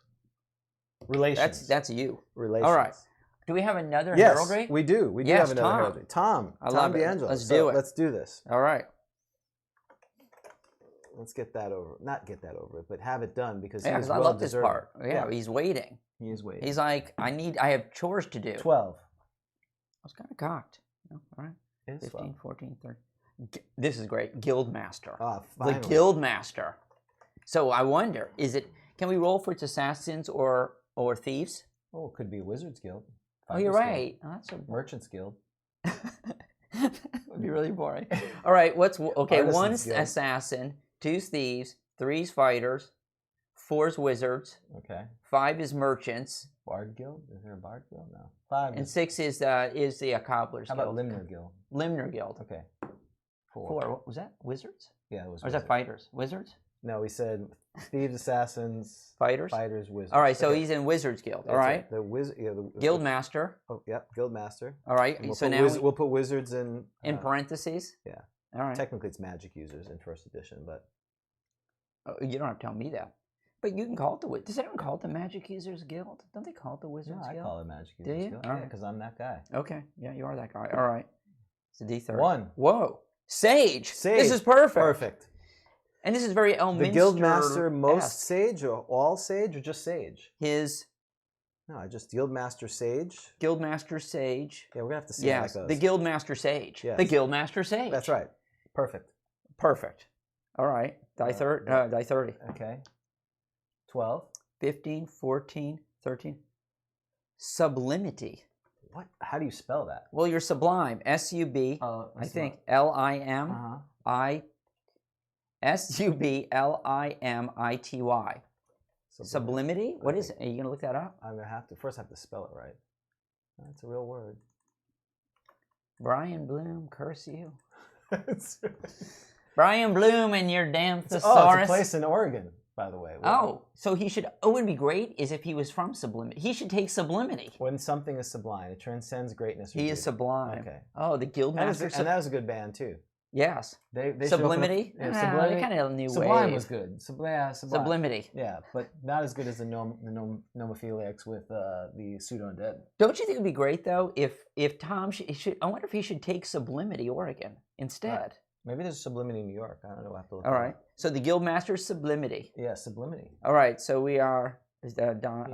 Another. You're right. Wait, where was? Yeah. Yes. Die 15. Yeah. 8. That's 4. Archduke. Another Archduke. That makes sense. I guess Archduke. Yep. All right. Now it's a. Oh, it's a. The big roll. 60. Yeah. Whoa. 2. Distinguished. Distinguished. He's distinguished. He's very distinguished. Well, it's good. Well, I can't wait to hear distinguished murder. Does that mean you aged well? Yeah, I think so. When someone says you're distinguished, does that mean that's like a nice for old euphemism dude? for old. Yes, I definitely think that's a euphemism for old. 14. Champion of, right? Yep, champion. That is. That's simple. Distinguished champion. That's good. Okay. Of the Hudson Valley, I think he put down. The Hudson Valley. Is he taking New York? Yes, he's taking New York. But he lives down. Wow. He's by proxy. Whoa! I didn't know you could do that. Well, I think so. Yeah, well, yeah, he's done it. He's done it. We allow people by proxy. Okay, yeah. So I'm okay with that because we don't have a New York contingent. So he may be moving back far. Maybe that's right. Maybe that's the way he's telling us he's not going to play with us anymore. I'm out. I'm out. I'm moving Well, this back. gives us the appearance that we're more popular in more places. All right. All right. Well, 2. Tom D'Angelo, by the power vested in us by us, the Grog Emperors, we now bestow the following title. To Tom D'Angelo, the Guildmaster, Sage Sublimity, Archduke, Distinguished Champion of Hudson Valley. Congratulations, Tom. Another fine addition to the Grog Empire. We continue to grow. I thought for sure you were going to stop and make me say sublimity. I figured this time I want to hear you whine about it. Yeah. We got some alliteration. Sage Sublimity. He's going to be the Sage. Or the Guildmaster Sage, don't you think? The Guildmaster Sage is pretty awesome. It's like he's a rapper. I'm the Guildmaster Sage. You're going to start rapping that we're going to once a month. We're going to once a month right. then. So. All right. Well, very good. We're doing okay on Patreon, and we don't have any iTunes reviews. So if you are so kind, our dear patrons, our dear friends, if you like what we're doing, please go out, put an iTunes review. It's fun, even if it's good or bad. We prefer good. Well, lying is okay, but if you don't feel that way and you need to say something else, that's fine as well. We'd like that, and obviously promote, share our YouTube, and we're on iHeartRadio and all the iTunes and all that other stuff. Great. All right. So now It is time. It is a new year. It is a new year. We still have a reigning champ. The Queen is still Lady Medusa. Lady Medusa is still here doing her thing. So are we doing the Dorso rule? Yeah, so I guess we are. What is the Dorso rule? Is this 1, 2, 3 monster manual? No, this is we don't use the monster. Remember I keep screwing that up. We started with monster manual 2, assuming this was the most. So for those, this is we have new people coming. We do random encounter, which is where we hopefully roll up a new monster to defeat and fight the previous monster. We assumed we used the monster manual 2 because it was the latest monster manual and would have had monsters from the previous works, but there was some contention. We've added the Dorso rule, the Scourge rule, to say 1 to 3 it's Fiend Folio, the book that Ed Greenwood was basically poo-pooed, which is discounted. So, but we are an Anglophile, so was that okay to say that? Or? Well, I'm an Anglophile. Right, okay. For D&D, well, oh yeah, so that was it was not your way of saying let's talk more about the Fiend Folio debate? That's okay. Right. Exactly, right. exactly. All right. Oh, wait a minute. So now Vic wants a new rule. I like that. I like, Dorso. The Scourge is a wise man. Okay. I like that rule. Vic Dorso is saying we should do 1 to 2 is Monster Manual, 3 to 4 is Monster Manual 2, 5 to 6 is Fiend Folio. Wait, shouldn't it be in the order they came out, though? Shouldn't it be 1, 2 Monster Manual, 3, 4 Fiend Folio, 5, 6 Really, it should just be this. Well, the problem is then we have to go in the DMG to roll the random encounter because there is no random tables in this Monster Manual. Oh, there's no random. Oh. There's random treasure. You can determine the treasure. Dorso rule can't happen. All right. So I don't disagree with it. We'd have to use the DMG to figure it out, which is a problematic. No, let's not do that. Okay. That's too complicated. So 1 to 3, we'll stick with the original Dorso. 1 to 3 Fiend Folio, 4 to 6 Monster Manual. Fiend Folio. All right. There we go. Ed Greenwood is shaking his head somewhere. Ed Greenwood is going, I'm never getting those 2.5 hours back of my life. But he liked some. I think so. The Necrophidius, I know he likes. All right, so let's do it. Let's find out where we are, right? Yep. Where is Lady Medusa? She's wandering. 3. She isn't, she's in a dungeon. Okay, so now we need to figure out dungeon level, I assume? Yes, there's a lot of monster levels. There is... Should be 10. So there are 10. So something that has not changed in 2020 or 1980 is every week is like a new week. It makes it's like Groundhog Day. Continually makes it exciting. That's right. Everything's different. 4. That could be somewhat of a challenge. Oh, okay, yeah. All right, let's do it. All right. Percentiles? Oh, well, I see a dragon subtable here. Maybe. It is percentiles. 17. Character. Oh. No, we're not doing a character subtable. We're going to have a character be our random encounter? That's not really a monster. We're not going to learn anything, are we? We're not going to really learn. I think we should. This is a quandary because the dice don't lie. This has not happened before. The dice don't lie. No, we should do it because we're not going to learn about a monster. Yeah. Okay. Oh, wow, a reroll. All right, 1980 is starting bad already. We're fudging a terrible year. We're fudging the rules. Oh. See? The dice are angry. 42. 42? Gray Ooze. Okay. I like Gray Ooze. I like talking about Gray Ooze because the oozes always cause me some difficulty in how to play them. Some of them shoot out at you, don't they? Right. The Gray Ooze is the one that's kind of like attacks at you. It's a nasty thing. They're very nasty. So we are on page 49. Page 49 of the Monster Manual. That's a great. I like the Gray Ooze picture. I don't know why I like it, but I do like it. So the Gray Ooze. Don't look at frequency. You already did, didn't you? What is it? I think it said rare, but I'm not sure. It is rare. Now this is interesting. 1 to 3. You can like 1 to 3 appearing. Well, did you know that? So you can have several. Well, what's also interesting is it has psionic ability too. Oh boy. Boy. But fortunately, as we learned when we did our thing, is that it does not have attack against psionicless creatures. So fortunately, Lady Medusa doesn't have psionics. But can it use the psychic? What is it? Psychic. So its attack mode is only E. Oh, that's not Psychic Crush or Blast. Or what is the one? A Psychic Blast A is the one that affects non-psionics. Oh, so I've learned something. So not everyone has.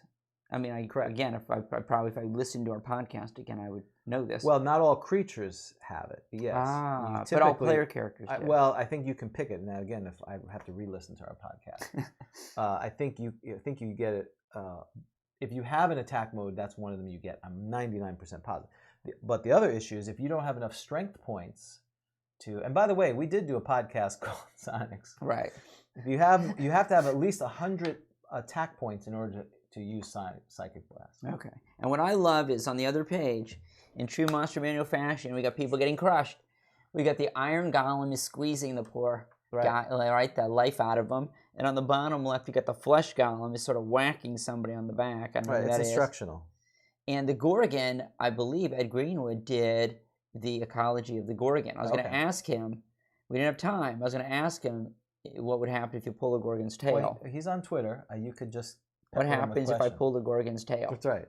Okay. Which, by the way, is a great bar. That should be in the Forgotten Realm. It is. I thought, well, isn't it going to be in our town? That's right. The Gorgon's tail. I love it.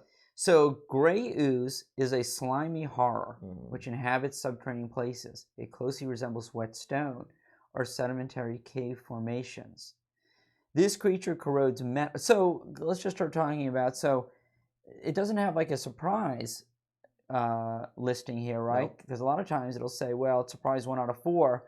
But so But you could argue that. yeah, how do you play that? So well, I think if it's in its ecology and if it's in an area that it wouldn't be seen, like if there is a famous. I'm already setting up the Medusa, and you realize this is a setup. Right. You're falling for it, but go well, ahead. that's Yes? okay. In L1, I believe, in the keep, the fallen keep, there is a gray ooze, and you have to climb into a certain place to get to it. So again, if you're crawling someplace, I would give it an advanced surprise. That'd be terrible. So, you know, a lot of times, like, oh man, I stacked in dog poop, whatever, right? You know, this is like you reach out your hand and you're touching. Yeah, there's like what happened, if I recall, there's a staff in L1 that you see in the far end of the cave, and you have to crawl in to get it, and of course the gray ooze falls on top. This is great. Yeah, that's good stuff. Yeah. Okay, so this creature corrodes metal. Well, that's not going to help me with Medusa. No, chainmail is eaten through a single round. As acids do no harm to stone or wood, which makes sense. Spells do not harm this creature. It is impervious to heat or cold. Lightning, however, causes full damage. So one of the things that have already been brought up by the Scourge is that it has no eyes. Oh, that's true. That's a little problem for your little friend, or my little friend. Your little friend, aren't I the challenger? Yes, you are the challenger. You're right. And so now it strikes like a snake. Yep. So what is its range? I mean, I guess it's got to be what the old within 10 feet. Yes. Right. So you got to be within 10 feet. So what happens typically the gray ooze is you're walking along, and if you don't notice it, how would you play? It could just strike at you. Exactly. Right. And do a tremendous amount of damage. And it corrodes. So you use weapons against it, and they do normal damage, but it corrodes. So your weapons are going to be destroyed. This is tough for the DM, isn't it? Though they got to go to black pudding, and they got to figure out the corrosion rules. Yeah, that's the problem. What are the corrosion rules? Well, it corrodes metal at the same rate, and it gives an example. It says IE. Well, what's the difference between IE and EG again? EG is a specific example. IE is all. EG is an example. Right. IE is meaning this, not an example. Okay, so chainmail is eaten through in a single melee round. So that's giving you an idea. Its acids do no harm to stone and cold. Spells do not harm this creature, and it is impervious to heat and cold. Lightning does full damage, as do blows from weapons. However, they may break if the weapon may corrode and break. So there you go. Large specimens are big if they have a lot of hit points, and if exceptionally large individual intelligence of a sword is well developed. Furthermore, these exceptional individuals have a latent psionic ability, and if psionic powers are used within 60 feet of them, they will prepare a psychic crush of from 121 to 121 points of attack points and direct it at any individual within range. There you go. Wait, so these in exceptionally large individuals' intelligence of a sword as well. Yeah. So only the large ones have the large specimens are the ones that have psionics? That's what it's saying, yeah. Okay, so if you just run into your typical, because it has animal intelligence. Right. So your typical one just has animal intelligence, just moves around very slowly through. So this monster is basically just designed to be a pain in your butt. Well, all the slimes and oozes and puddings are nightmares. I mean, the fact they have two right next to each other, the green slime is infamous. I mean, there's literally nothing more. Depending on how you rule it, if they typically drop down on people, and they either could kill the character instantly or damage them. It's just creatures, which makes them awesome. All right, so are we ready to rock this? So you're walking in. You're Medusa, Lady Medusa. You're in a dungeon. Well. Remember where Lady Medusa had gone up to the North Pole. Killed the Frostman. Do you know in Ed Greenwood's article in Dragon, one of the entries he complains about the Frostman? Are they human? Are they not human? Right. He complained about the Frostman. Yeah, well, it makes sense. It's perfectly legitimate. So I cannot disagree with that. Okay. So all right. So I guess we're gonna roll like a normal surprise, right? Because I guess the Grey Ooze could certainly be surprised too, right? I mean, what's stepping on me, or something like that, right? Exactly. Okay. So we're both rolling for surprise. Hold on, I gotta tell Menu we'll still be on. We'll still be on when you wake up. And if anyone's still out there, I'd be interested to know what the betting line is. Like, what are people feeling? Right. So Medusa. So yeah, the eyes are not working. Right. Wait, can you poison a Grey Ooze? I'm gonna say you can. Why not? Why not? Right. Okay, it doesn't say you can't. Do we think we can poison a Grey Ooze? But this is interesting. Do you need to stick your head down at me? Well, again, you're coming up and striking like snake, so perhaps I'm striking. Oh, you so it's when like as I come snake up, on the snake snake. action. I gotcha. Yeah, that's interesting, right? Yeah, It is snake on kinda- snake. Yeah. Okay. All right. So we're rolling for surprise. Yeah. All right. 2, Oh no, that's terrible. 1. Oh, so I'm surprised for You're one surprised round. for one segment. All right. Well, we have to figure out distance, so it doesn't matter. Oh, that's right. Yeah. I sense you coming. Yeah, you sense the disturbance in the force. So I'm 60 feet away. Oh, so this it doesn't matter. So, well, I try to gaze at you and it doesn't Right. work. So Right. now Look at me, Grey Ooze. I'm moving to close. Okay. All So right. that's So now it's initiative. now it's initiative. All right. So let's what do are it. you going to declare action? What are you going to Oh, do? sorry. Oh, yeah, I'm striking like a snake. Because you didn't detect me using psionic ability. So okay, roll your initiative. What's my 2 to 16? Yeah. Oh, it's how many hit massive. points do you have? I have 21. We kept Oh, track wow. of that. This is great. A 1. Mhm. Oh, come on. Oh, that's wonderful. 5. So I'm going to attack. Okay, go for it. I'm 6 hit dice. What's your armor class? AC 8. Do you want me to roll my hit points? You don't need to. You may be dead right now. Oh, because of poison. 7. What's your AC AC 8, though. That's pretty How bad. many hit dice does Medusa have? 6. Oh, that's not good. 6. Oh, because I was already thinking of names for And we're flipping. Uzi, right? Gat. Gruzy, Gruzy. Grey Uzi. And we're flipping, and we're flipping, and we're flipping. 6 hit dice, AC 8. Yes. I need a 5. Oh, man. How about that? So here, now you can roll your hit points because I just did 1 to 4. No, see, here's it. Oh, I guess so. I guess, is this the way it went down? Is I went to strike you, Yep. and you came out? All I right. did 3 hit points to you. How many? Now All roll right, your save let's- or die. All right. Oh, Uh-oh. jeez. Could it already be over? Could have already be over. 11? Could it already be over? I don't know. This is like, playing an easy team. It's like playing one of the... It's like playing Wake Forest. Or Right? Yeah, the schedule's easy. It's your homecoming game. What's your what's poison? Poison. 3. 3 plus 3. You needed a 13. I'm dead? That's it. A first round TKO. I didn't even get it. Was the first punch. I Don't didn't call it even a get comeback. That's it. Wow. You took 3 hit points and dead. So And she almost, Lady Medusa almost lost last time, right? Because didn't Lady Medusa almost lose last time? yes, she To got the beat Frost by, Man. by the Frost It Man. was very close. Right. Only the gays got it after a while. That's the thing. And not having a good armor class is terrible. Oh, boy. All right. Yeah. All right. That was it. Medusa, she's awesome. Is she 4-0? She's like 5-0. Oh, wow. She may even be 6-0. She's killed the Frostman, the Grey Ooze. Did she kill No. Uh-huh. She's killed everyone. The squid guy. I'd have to look through my It's a notes. squid guy. The scorpion, whatever it was. Okay. All right. So there it is. That was fast. That was class. Yeah, that's what we like to do. Let's see. I'm gonna go Alright. back because you need to know. Oh, the Periton. No. How far back does she go? Long live the Queen. Hi, Robert. Long live the Queen. There's Lamia Noble. I think she fought the Lamia Noble, didn't she? No. Yeah, Lamia Noble. Yeah, Medusa. She fought the Lamia Noble and won. That was episode 40. Then 41. I forgot what she fought, but she won again. Okay. 42. So she's been doing this.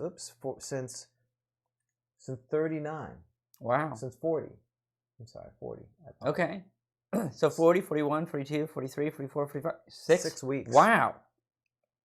Who's going to take down Lady Medusa? Nobody. So No. Even Rome. yeah, well, we didn't think Wow. the dragon would fall. Well, that's right. And What's Scarlet Rose? Scarlet Rose. We did not think that was going to happen. Scorpion. So spell selection. All right, let's do it. We're kind of doing the speed round here because Well, but it was but it just happened to be a speed round. It actually worked out. Okay.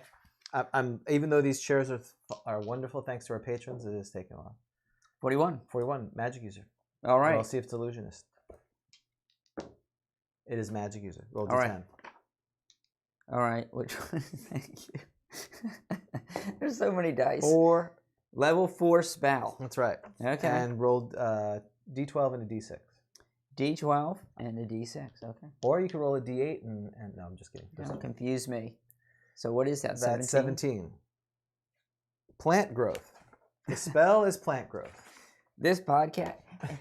After Ed Greenwood, this podcast has gone downhill, hasn't it? Yes. I mean, that was the highlight, and now it's like plant Well, growth. And that's why you put your best on, because who knows what's... you do. You start. Don't bury the lead. Right. In fact, people are dropping like flies. Because if we had started with plant growth, they never would have gotten to the Ed Greenwood interview. That's right. Okay.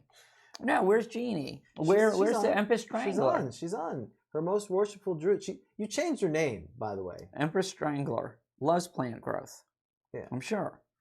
Same as a 3rd level druid spell. All right. And as Robert has said, he's never cast in game in 45 years. I agree. I don't think I've ever seen it, though it's mentioned so why in is modules. this different than entanglement is the question. Right. Right? That's a good question. You look that up. I'm going to look up...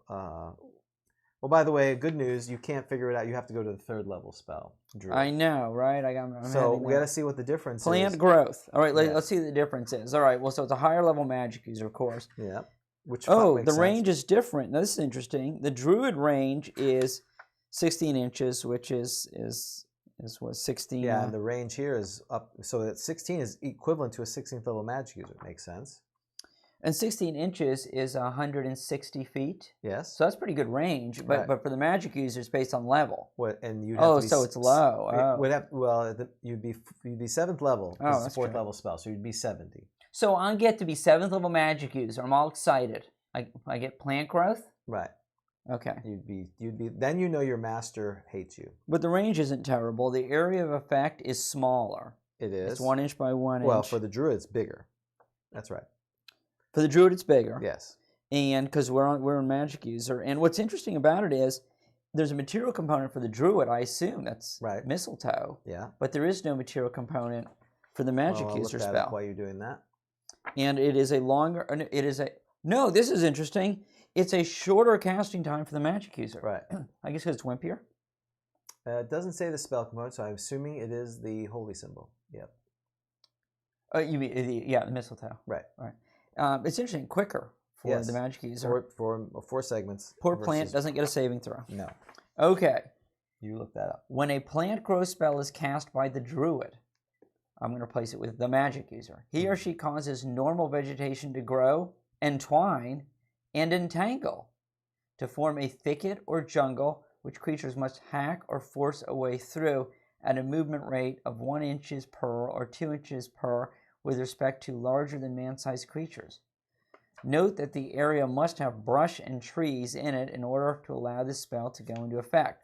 Briars, bushes, creepers, what is lianas? L-I-A-N-A-S. Yeah, lianas? Lianas, roots, saplings, thistles, I'm tiring out, thorn, trees, vines, and weeds. Wow. Become so thick and overgrown in the area of effect as to form a barrier. The area of effect is 2 inches by 2 inches square per level of experience of the druid. We know that's not what it is for the magic user. It's 1 inches by 1 inch. In any square or rectangular shape that a druid decides upon at the time of the spell casting. Thus, an 8th level druid can affect a maximum area of 16 by 16 square. Blah, blah, blah. The spell's effects persist in the area until it is cleared by labor fire, such as magical means, such as a dispel magic spell. So, all right. So, how is this different than an entangle? Well, entangle binds specifically. It grows up in the area of effect and roots people down. No pun intended. Right. So you're using it on a creature. Right, or in the area of effect creatures. By means of the spell, the druid is able to cause plants in the area to entangle creatures within the area. The grasses, weeds, bushes, even trees warp, twist, and entwine about creatures, thus holding them fast. And if the creature in the area makes a saving throw, their effect is they move 50%. Where here, there is no saving throw. It's just a thick, it's my lawn, it's my yard outside. It's just, you have to hack your way through it to get through. So you need it, but you need it to close a space. I mean, it can't just be like outside and you walk around it, right? So it needs to be... Well, it's like a forest or whatever. Or you could argue that, if it was bushes, you're in a field, like a hedgerow, you could cause them to have to go around it. Okay. I guess. Or you could have your treant that you summoned and have him grow and become a guardian of the wall there, like a entrance. Wait a second. Well, that's interesting. Wait, the treant, grow, entwine, or tangle. Right. Remember, didn't we read one of them? It does a treant. To What was grow. that? That was the staff that we had in the Staff of the Woodlands. You can summon a treant. That was in Vic's game when he ran. That's why I remember that. You could summon a treant once for 2 charges. Yeah, but this is different, right? This is causing stuff. It's interesting. It causes normal vegetation. Ah, that's too bad. Right? Because I think it's not meant to. It's not like you meant like you get an even bigger Shambling tree. mounds, right? That would be amazing. Right? No, I don't think so. I think it's just kind of You're boring. right. It's normal. Yeah, like our dear friend, and I make sure I have to use his appropriate title. The Chamberlain, his most ever incomparable, honorable prince, the astounding immolator of Brandywine, has stated he's never seen a cast, and neither have I. He's still awake. Rob Ritchie? Oh, Rob Ritchie. Oh, I had the wrong Chamberlain. That's right. Sorry. When I say Chamberlain, you're never sure. I'm very confused. Yeah, because our Chamberlain down in Australia. The first Chamberlain. He would probably know. He'd be like, Right. "Oh, well, this is what you do. Right. You can use it to do this or that." Yeah, it's like Vic says, it's a Jack and the Beanstalk. Meh, it's all right. Yeah, I'm very disappointed. Yeah. This podcast stinks. It's gone downhill. I told you we should have took the bathroom break and not come. How long would you think people would have waited? Yeah, that's right. Just, like, man, this guy's in there a long time. Are they coming back? What? They Did they forgot go get about lunch us. or something? Oh crap! No, we wouldn't do that. Okay. But it wasn't that big a deal. Okay. That wasn't super exciting. Okay. I Do you think should we call Ed Greenwood back? Yeah, is he available? He said he's available. He to said lunch. anytime. Yeah, I think he's available to lunch till. All right. What's our next segment? What is our next segment? Our next segment is the word of recall.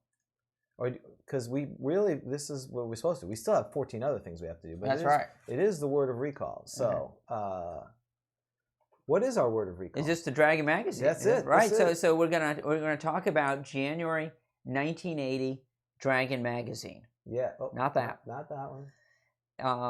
And maybe we can just talk about some of the articles that we liked. I can tell you the standout article for me from Dragon Magazine. I liked the Sorcerer's Scroll article by Gary Gygax. He writes an article talking about magic and the Vancian system, why he chose it. He defends it, and I like the Vancian system and adding the spell components and the somatic requirements. I thought for me that was a standout article. So this is Dragon Magazine number 33, January 1980, so 40 years ago. I thought this issue was okay. It wasn't amazing to me. So what's interesting, and Menion's not on, and he had some. There was a spirited discussion when I presented this on Twitter that we were going to make this 1980 and relive White Dwarf. So this is the first. Our new format is twice a month. We're going to meet, talk about the Dragon Magazine that came out for the month in 1980, and then the second one will be White Dwarf. We're going to kind of review it and see if it still holds the magic. There was a spirited discussion back and forth about the relevancy of magazines. Are they even counting more? Is there anything valuable to it? Are we relics? Are we relics? Yeah, and that's why we. I wish. That's right. Well, I'd love to roll. I'm a rusty dagger. Rusty dagger. That's a terrible relic. Yeah, I'm not a relic. The hand of Vecna. No. And would there be? Is this just a nostalgic trip, or is there value in Yes, both. And I think there's both. Right. Because I haven't read a Dragon magazine, and probably I have a bunch of them, but I haven't read one in probably 20 years. So, preparing for this, I did find a lot of things that were interesting. Now, in the context of what was happening in 1979 and 1980, that they announced that TSR is going to distribute White Dwarf, which, as we talked about, I never saw a White Dwarf until a couple of years ago. They were hard to come by, and that's one of the things that we didn't get a chance to ask Ed about, because Ed writes a letter, right? One of Ed's letters is published here. Not only he was complaining about the misspellings, which there were a lot of, and I give TSR points for publishing that letter, right? So here's Ed Greenwood, who'd already been published. He'd had his 2 monsters, so they knew Ed. But they published that, and they talk about, we have typos because, we're working fast. But he does ask about White Dwarf. Can he get a subscription to TSR? And they say, no, you'll have to get it directly from White Dwarf. But it just goes to show that it was difficult for a lot of us to get White Dwarf back in the day. Yeah, so it's just fascinating to see on page 3, the person we just talked to, who is, probably one of the pillars of the game that we've played and formulated so much of it. Here he is, as a 20-year-old at this point. Yeah, because he was. Oh, I can know. Yeah, he's Yeah, born. it's basically 20. He was 21. born July 21, 1959. Right, so he's close to 2021. And he, talked about distributing. He also wanted something that was what I thought was great. Also, are life subscriptions to the Dragon magazine available? That's a great question. And they said, sadly, no. Because I would say, what would happen now? That'd be great, because that's a gamble. Because let's say because they're predicting how long it's going to go. And whose life? That's a good point. Right. That's right. Because if it was the Gary Gygax, it would end in 2009. If it was your life, they may kill you off just to get out of it. So. And what I thought was great too is the next letter, the "Here's Gary." I thought was very interesting. Like somebody says, we don't know what Gary Gygax looks like, and I think that was very typical of that era, right? I mean, I remember he was a name on these books. Right. I had never seen him. I didn't know what he looked like. Right.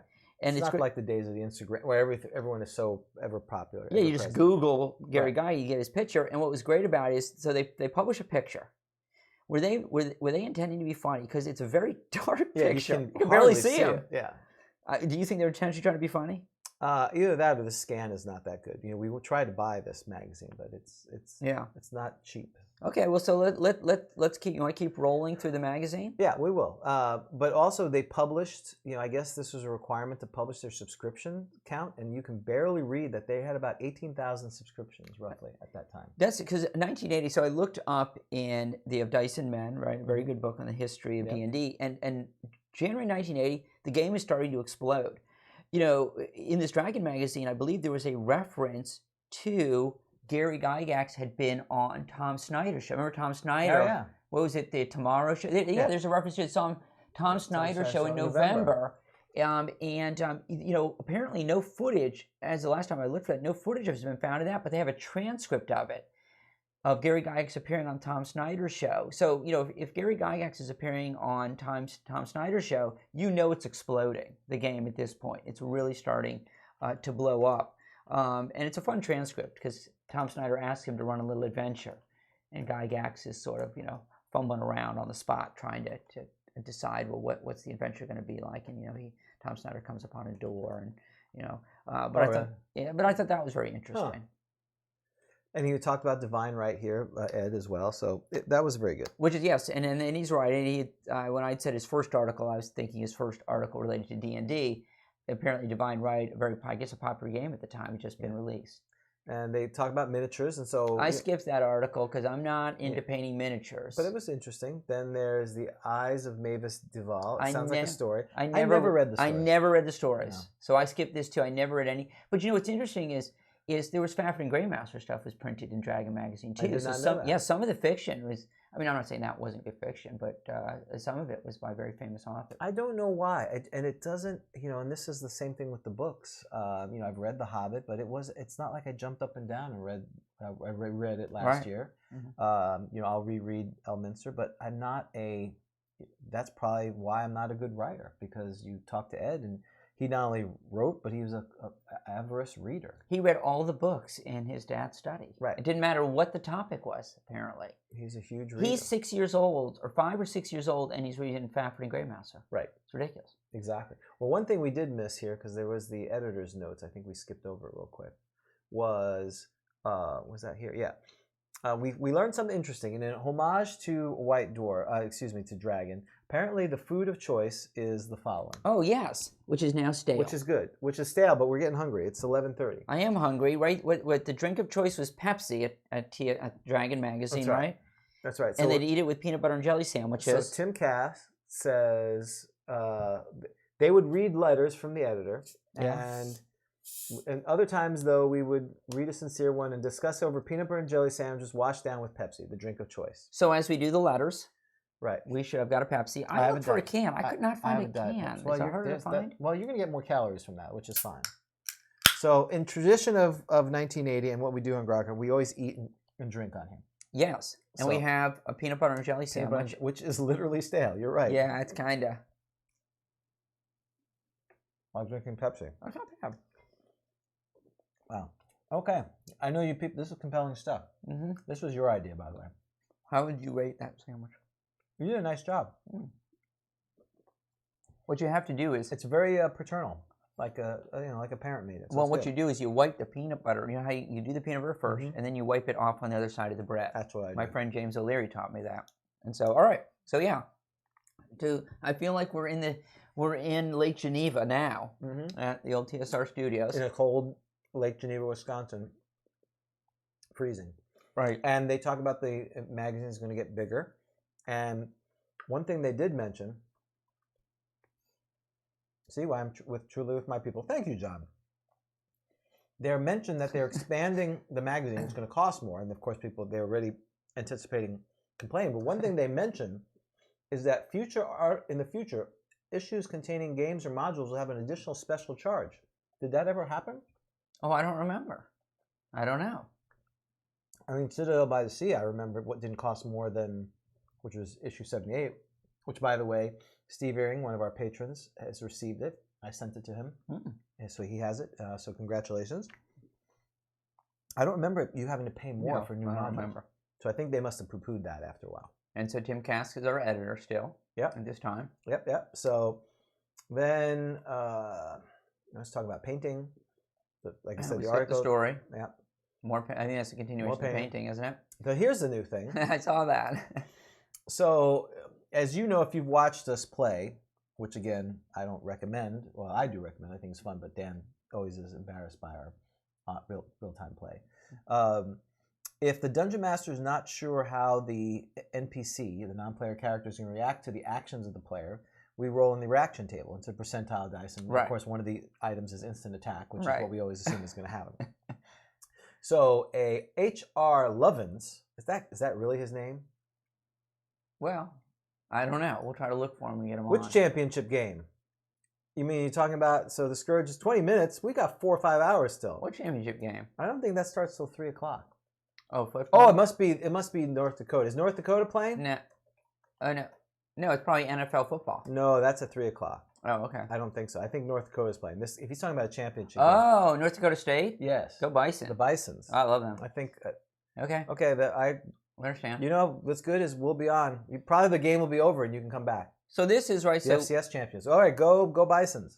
So this author is upset. Well, not upset's not the right word, but doesn't like the fact that when you come upon these NPCs, a lot of times they'll just ignore you, whatever. Wanted some sort of mechanism, if I recall correctly, to whether or not the NPCs would interact with you or not. Right. Either blow you off or right. And so you would roll. Basically like a charisma score for them. Right, yeah, you'd roll. They'd have, what's it called? The CAU, the caution rating. Right, and if you roll below the caution rating, then, above the caution rating, they would interact with you. If they rolled equal or lower than, I think, the caution rating, they would blow you off and just leave. That's not a terrible idea. I mean, so you're the DM, and they say, oh, I want to talk to this guy. You know, okay, that's not, I thought it was not a bad idea. I don't know that I'm going to use it. Right. I think it's a lot more work than necessary. We already have the mechanic which says, I guess for me, when I'm DMing, the rule should be, sorry. Yeah, we were just being friendly to Vic. I apologize. So we'll cut that out of the podcast. People are complaining that we talk about sports. We have our stick to the issues crowd here. Right. Don't derivate into things. I agree. I do have to agree. The secret to success is we stick to one thing. One thing. That's just right. One thing. So, what were we talking about? we were talking about this caution thing and the way we deal with NPC encounters. Yes. I think there's value into keeping it simple. Yeah. And the way you keep it simple is it should be player driven. The charisma is the reaction adjustment. You use that to roll things. If it's a completely random encounter with the town guard or something that you haven't planned, then that seems fine. Why are you going to roll another stat for them to deal with? Yeah, everyone need all your either rolling it immediately there or you're rolling them on advance. So yeah, I get it. Okay, so yeah, so I was kind of meh on that one. I thought it was okay. I sort of liked it. I didn't dislike it. Yeah, it's interesting in the fact that there must have been. I always look at what was causing this issue. Well, right, so at the beginning, he seemed bothered by the fact, I guess, that they would come up upon NPCs The leader they discover was this Duke, right? They're running, they want to go into this alley to get away from this procession, but there's a bunch of people already there. I struggled with the beginning. I don't think that the beginning was written as well as I would have liked. I was kind of confused as to what was happening, as to what was going on. Later they discover the Duke's a Charisma 17. What a pity, we could have won him over. And then I think then they do try to win him over. But so I think it was just this ongoing frustration in games that NPCs wouldn't necessarily interact with them. I think the simplest way is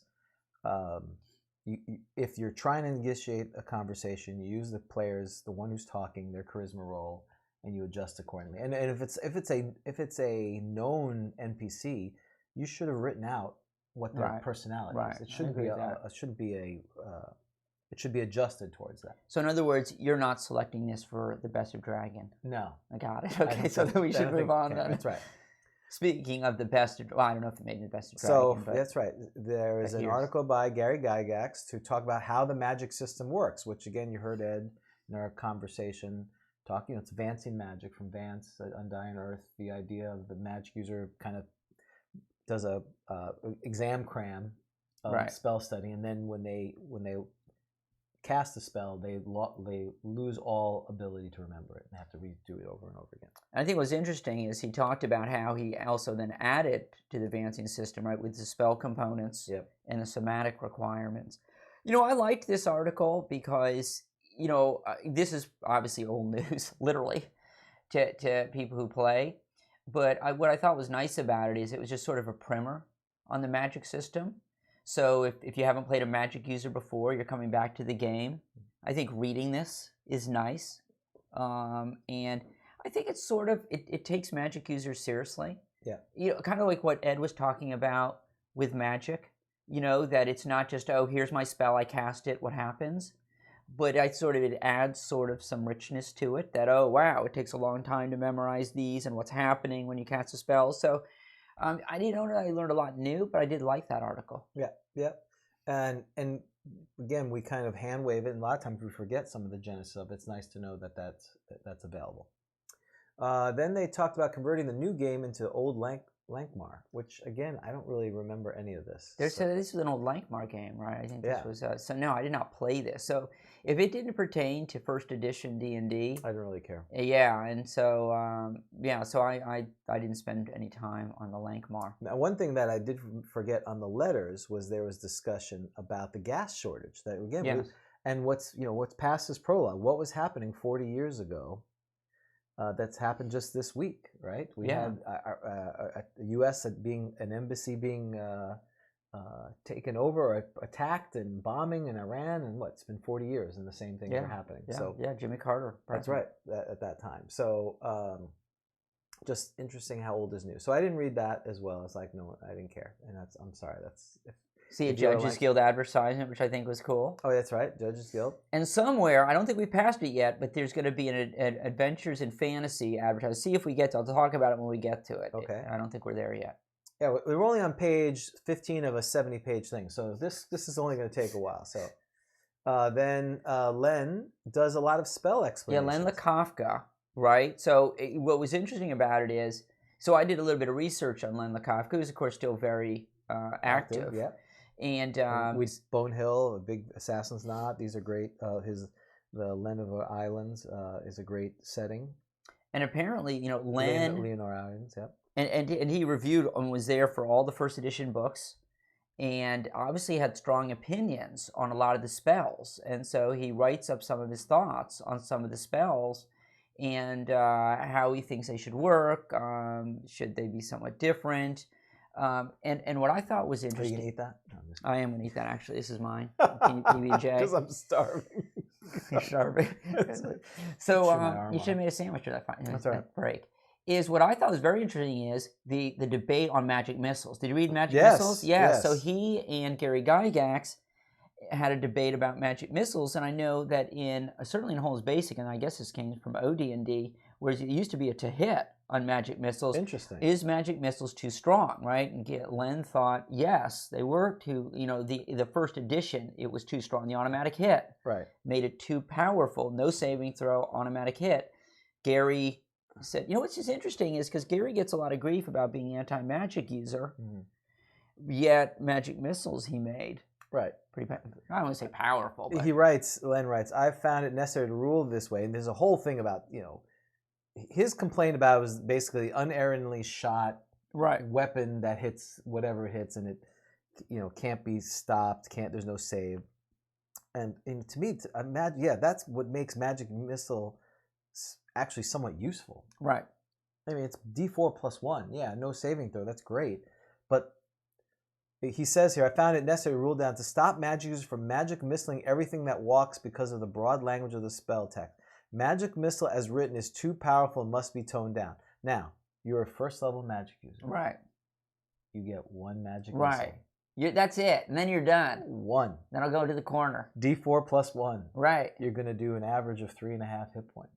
Yeah, I don't have a problem with it. I mean, sleep, I think, is much more powerful. In my sense, sleep, don't you think? Sleep's more powerful? Sleep, yeah. Sleep to me is... And web? Right. Does he even mention sleep in I here? think he does talk about sleep. Does he talk about sleep? He talks about web. He talks about web. But I think they're in alphabetical order, aren't they?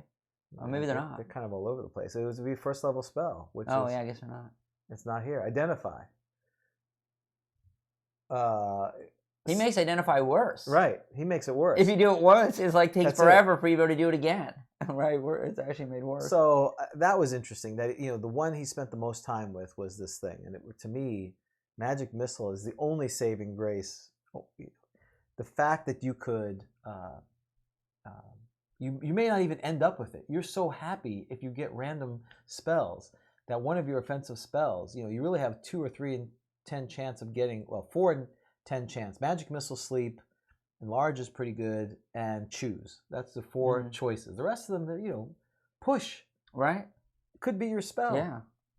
I think what's interesting about this article, though, it goes to show that right from the beginning, there was significant debate. I think the area in which there was probably the most opportunity to disagree were spells. Right? Because we see this with the DMG, right? When Gary Gygax is writing the additional explanations of spells in the DMG, it really seems to be players are abusing spells. Right. And this seems to have the same theme here, right? Which is this continuing debate with players saying, okay, I'm going to use a spell to do X, and the DM saying, well, I don't know that the spell really should do that. Does it work that way? And you have this big debate. And this seems to me have sort of some of the same continuing flavor of that, which is a continuing debate over exactly what do spells do. Yeah. I'm not. Again, magic missile is the least of the problems. I would. Now that I know this exists, I would go back to this, not to change things, because I'm a pretty by the book kind of guy, but because this is not definitive. This is just his opinion. But what I would do is I probably would use this as guidance if it talked about areas that the explanation of the spell didn't talk about. Yeah. Would you? So I agree. Would you go back to this article? Yeah, I would. Yeah. There's some interesting. The problem then becomes, in the way I play, and I think most people play, just like we heard from Ed, if you don't know the rule, you're going to make a ruling. Right. And then unless it's contentious, then you're going to move on. It may not happen again, or that's going to become the rule, unless someone comes back and go, "Oh, wait a minute, you shouldn't do that anymore." Yeah. So I don't know if I would remember it. Like he talks about invisibility, and the big issue on invisibility is what sort of actions, right, offensive actions, cause you to lose invisibility. And I think he talks about that, right? So that's always an issue. So we want to give we just see that Leroy has just come out, and we want to thank him. I thanked him when before. He's the one who was gracious enough to actually reach out to Ed, and we had a great interview thanks to Leroy. Yes, thank you very much. Because we certainly don't know people of Ed Cruz. No, exactly. So we need our listeners and our viewers to help us get guests like that. He's been he's a great person on Twitter. He's very insightful and he was part of Roll for Initiative back, that podcast, which unfortunately is ended in July. So it's one we've recommended here. There's plenty of material out there still. It's been a great thing. So again, thank you for doing that. Thank you very much. Appreciate that. So I know he's on the West Coast, so he's just waking up. And what a better way than watching us eating peanut butter jelly sandwiches and Diet Pepsi. Yeah, it's still on. That's right. It's still going. That's my wife. I can't believe my wife isn't texting me. She must not be checking her text. All right, well, let's keep rolling along, right? Exactly. Oh boy, I'm gonna be in so much trouble. Remember that time I was in trouble with the post office? You are in trouble only because of yourself. That's all I have That's to true. say. There it Adventures in is. Fantasy. Adventures in Fantasy. Now let me. Right. This was David Arneson wrote an RPG called Adventures in Fantasy. Yeah. And I think it was, obviously by 1980, I don't think you're hearing Dave Arneson's name mentioned a lot, right? And I think as Gary is talking about... Let me look at the Dungeon Master's Guide or the Player's Handbook. That's right. So what does it say? That's right. So what I think is interesting, though, is that TSR, not only are they... And look, I don't know anything, but not only is TSR publishing letters complaining about typos, not only does TSR publishing articles about criticizing the Fiend Folio, they're also, so here's Adventures in Fantasy, Dave Arneson's game being advertised in there. And so I thought that was very interesting to see that. And it's very hard to find, Adventures in Fantasy. I've looked for it. Yeah. It's very hard to find a copy of Adventures in Fantasy. I think David Wesley was talking a little bit about it, didn't he? I wanted to ask him about it. If we could have him back By the way, he'll come back on. Because he thinks I'm in Minnesota. I think I confused him with, I think because Vic, was the introduction point, the Scourge, and I replied back, thank you. And he said, hey, when maybe later, I said, yeah, when you get back to Minnesota. So he thinks I'm. Gotcha. But so we should have him back on. All right. So I just wanted to comment on that. So shall we keep scrolling along? Yes, absolutely. So the convention schedule, I didn't read it. Oh, you didn't look. There's Gen Con South in Jacksonville. In Jacksonville, yes, I've seen. We that should before. go. Oh, it's February 15th. That's right. 17th. Right at the Ramada Inn, Jacksonville We should Beach. show up. I would think it would be great. You know what would be cool is if we actually did that. Like we had like a mini convention at the Ramada Inn. We just went to the Ramada Inn in Jacksonville and ran some games. And we're like, this is where Gen Con South was. What are you waiting for? Don't you think Gen Con South, now, so GROGTALK is pretty small, right? Right. I mean, we're just getting started. But don't you think something like Gen Con South, I mean, I wonder how many people were how many people were at that Ramada Inn in 1980? It probably wasn't that big, Well, they have 74 to 84, so it would... Oh, you're looking up Gen Con here. Oh, Gen Con South. There it is. The Ramada Inn. Inn. We can go to the Thunderbird Resort. So there it is, but the Ramada Inn, Jacksonville Beach, February 15th. Yeah. Click on 62. Oh, it's all the same thing. 62. It's probably listed. What? I don't know what that is. This is some kind of... Okay, we're on Wikipedia, folks. Oh, wait a minute. We have a live witness. The Chamberlain of Brandywine went to Gen Con South. No way. Okay, what year? Yeah, what year? If you could provide us a report, and we'll give you 50 XP for your next adventure. We should do XPs for patrons, some sort of system. Yeah, I think that's good. All right. Okay, I was 18. Well, what year? When were you born, Rob Ritchie? So Rob Ritchie says... Can you give us your social security and your address while you're doing that? Could you have been at that Gen Con South in 1980? All right, so clerics, take note. No swords mean no swords. I liked this article. Mm-hmm. Did you read this article? I read some of it. Okay. So the big thing, of course, everyone wants to talk about is the edge weapons. And why can you use a mace if it's about drawing blood? And I think my sense is a lot of this is people trying to justify it. But that's fine. I don't have a problem with that. And so it's a retcon, that kind of fixing things. Right. And so this, as the kids would call it today. Right.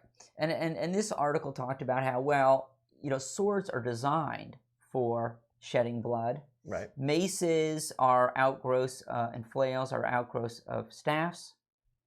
And so that's why they're okay.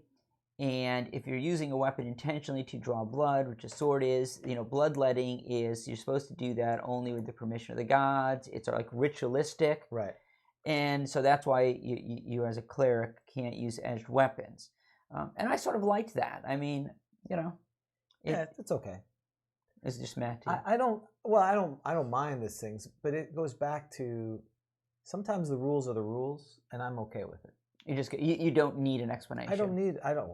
It's like Ed was talking about with the stirrup. Well, it breaks when you try to explain everything. It almost sometimes breaks the immersion. Well, that's probably, I get that. And he talked about magic users, of course. The big, why can't magic users use all these weapons? Yeah. I'm more the part that's difficult is when they did the multi-class and they didn't enforce the rules, and that's when it became a problem. If they would have said, hey, if you're a magic user, you cannot use armor. Okay, great.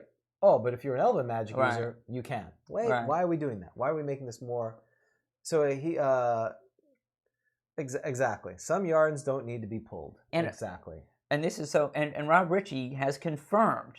Wait, I'm getting this information now. That's right. We have confirmation that Rob Ritchie was in fact at the Gen Con South in 1980. That's right. He was there. Wish he would have swung by and picked me up. It was a T-shirt, and there was a couple hundred folks there, roughly. Couple hundred, that's pretty good. That is good. Wow, very impressive. Something to move up to. Okay. Buy three get one free miniatures. Very nice. We should send this in. For $10. You want to send it in and see what happens? Merry Christmas from Dragontooth.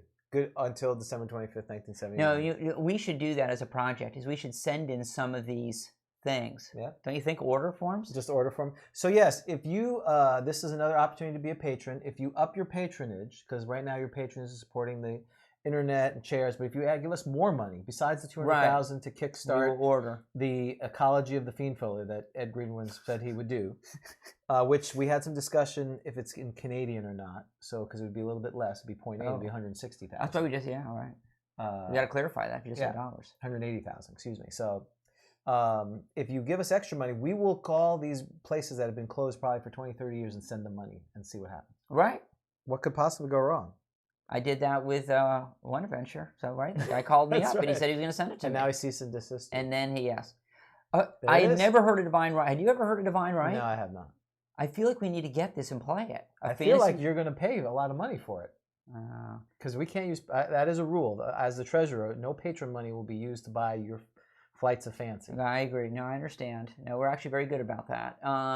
I'll take a look. I'd never heard of Divine Right, and you hadn't either, obviously. I had not heard until Well, this. I wasn't interested in board games. Yeah, I didn't care. I was about interested. board. I like war games, but if I was gonna, I didn't care. I didn't want a fantasy board game. I played Starship Troopers. I played Panzer Leader. The Oh, Avalon Hill. you were the West. Oh, I was Eastern. Yeah, that's the Western Front. Yes. The Americans. Yes. Panzer was Eastern. Yeah. So okay. So yeah, I didn't know anything about this. All I right. didn't know anything about that. So this is, to me, is the fascinating thing. This is great. Mapping the dungeons to the International DM list from 1980. There was a time that it was like a registry, basically, like, but not a sex offender. Yeah, this is the registry. days when you could show up at someone's house, like Dave Arneson talked to. I mean, where Dave Right, Wesley right. said he just showed up at Dave Arneson's house. I'm here to play. Where Right. is he? We should. We didn't. He contacted Dave Arneson, but the parents, I guess, didn't know. We should send out letters to everyone on this thing. What do you think? So if you look at this list of DMs, you will find Ed Greenwood. That's right. So Absolutely. Ed Greenwood is on this list. Absolutely. And No one in Orlando. Tons of people in St. Pete, but nobody was in the Central Florida area that I recall. Yeah. And now I know you were in New York at the time and you weren't playing yet, but I don't I think was there's not anybody. playing at the time. So most of the pages is this enormous list of DMs. But what's interesting about it, can you go to Ed Greenwood? So you're going to have to, he's going to be at the end because he's Canada. Yeah. Sorry, Canada. Sorry, Canada. But it lists the games. And I thought would be fun is can you identify what you think the games are Okay, yeah. that Ed Greenwood was playing? I was going to ask him about that. France, Australia. I also saw See? south from Adelaide to David Thompson. That'd be good. Here we go. Let's Did he see. know that guy? Now I was going to ask him that. That's why I put it in here. Where is You he? may have to go up high in the previous page, I think, Oh, on the okay. right. Yeah, there he is. Okay, so Should he I plays publish this? D&D. I guess it's published. So hold Yeah. on. Don't say it. Hold on. Let's see if this will work. There it is. That's what people. That was what was in there. That was that. I sent that to everyone. So he's in. So can we try to guess what we obviously know what D&D and AD&D are? Do you know what MA probably is? I think I know. I know what GW is. Okay, go ahead and say GW. Gamma World. Right, I'm sure it is. You know what I think MA is? Think Jim Ward. Metamorphosis Alpha. Exactly. I'm sure that's it. EPT Empire Petal Throne. Empire of the Petal Throne, exactly. EPTT. I actually looked this one up. Can you guess? Tunnels and Trolls. No.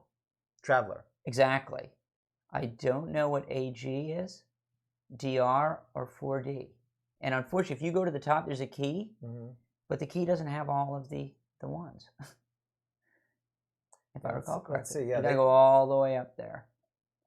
So you're basically announcing what game. But it's just fascinating that, hey, we have this game. You can't figure it out yourself. Here are the 1,000 people that can help you with it. Yes. Well, and their DMs are come playing their games. Right. And that it's open. DR is Divine Right. Okay, so Divine Right, which he was playing. AG is Arduin Grimoire. I've never Ardun heard of Grimoire. that. Have you ever heard of that? Never heard of Ardun. I've never heard of that. Grimoire. What is that? And what is, and then what is D, and what is 4D? 4D. I don't know. There's just If I recall, I looked at some other ones I didn't see. Dragon Lords, maybe. Okay, so we don't know. So there you go. Okay. So I probably just publish his address because he may have not moved, and now. But it's someone's gonna come. public record. Yeah, it is. It's out there. I found it myself. So. Mhm. Yeah, what? So Robert, I've never heard of that. Is that a good game? So we're so ignorant. Okay. We need to do a show on. Well, is that available online? We'd be happy to do that. What about Divine Right? And Divine Right. Well, that's a board game. We should bring that to GROGTALK. We should have a Divine Right.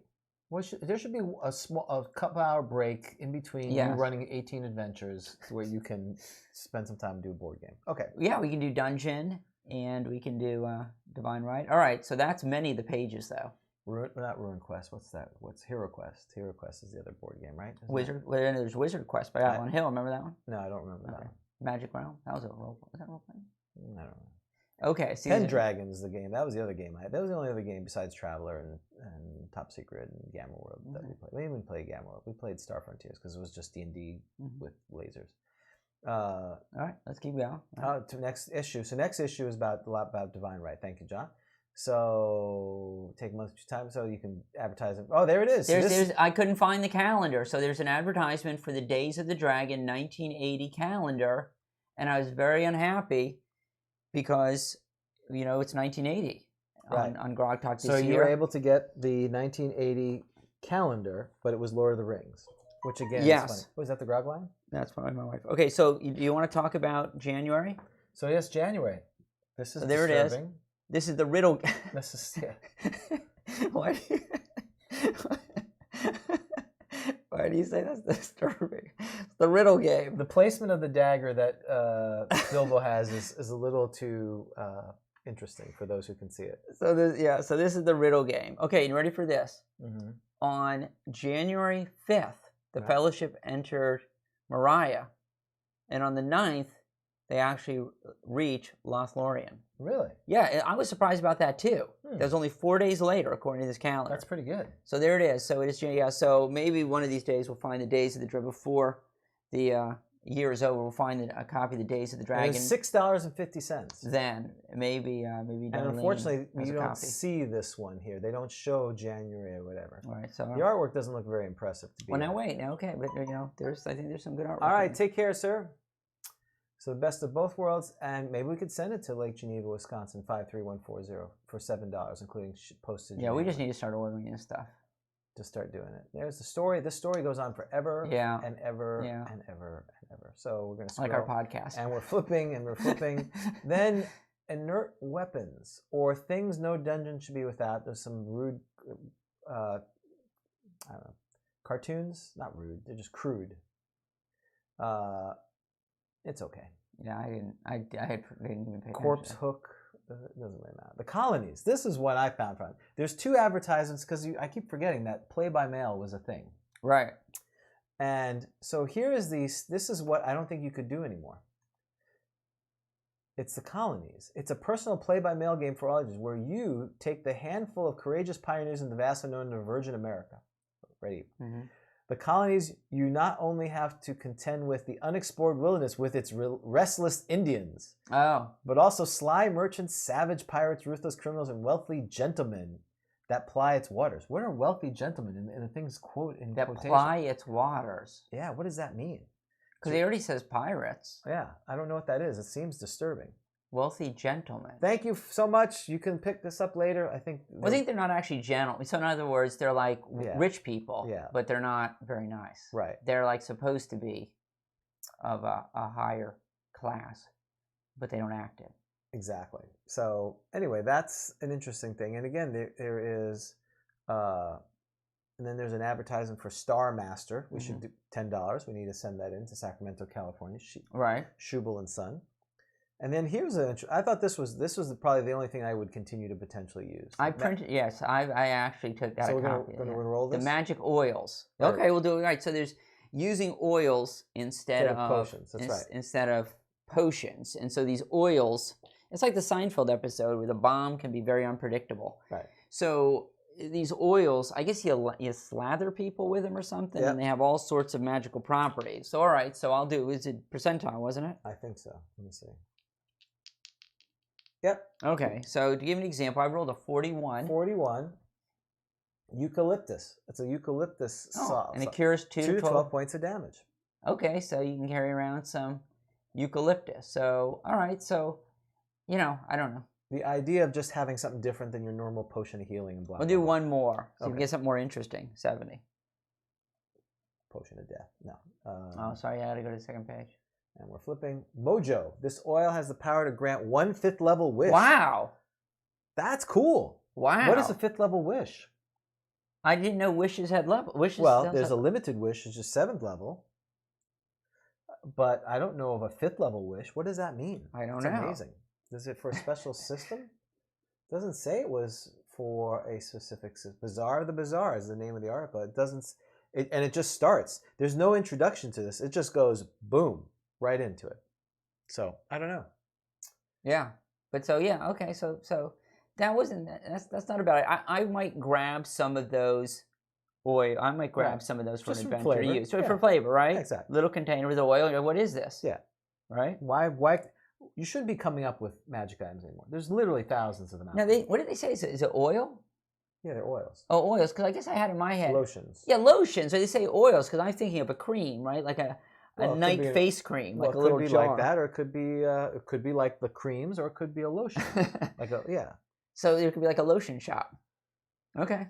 Yeah. Or just give them the thing of damnation. And there's a Oh, what is that? When sprinkled on another, victim must make a saving throw versus poison or die. Yeah. Well, this is great.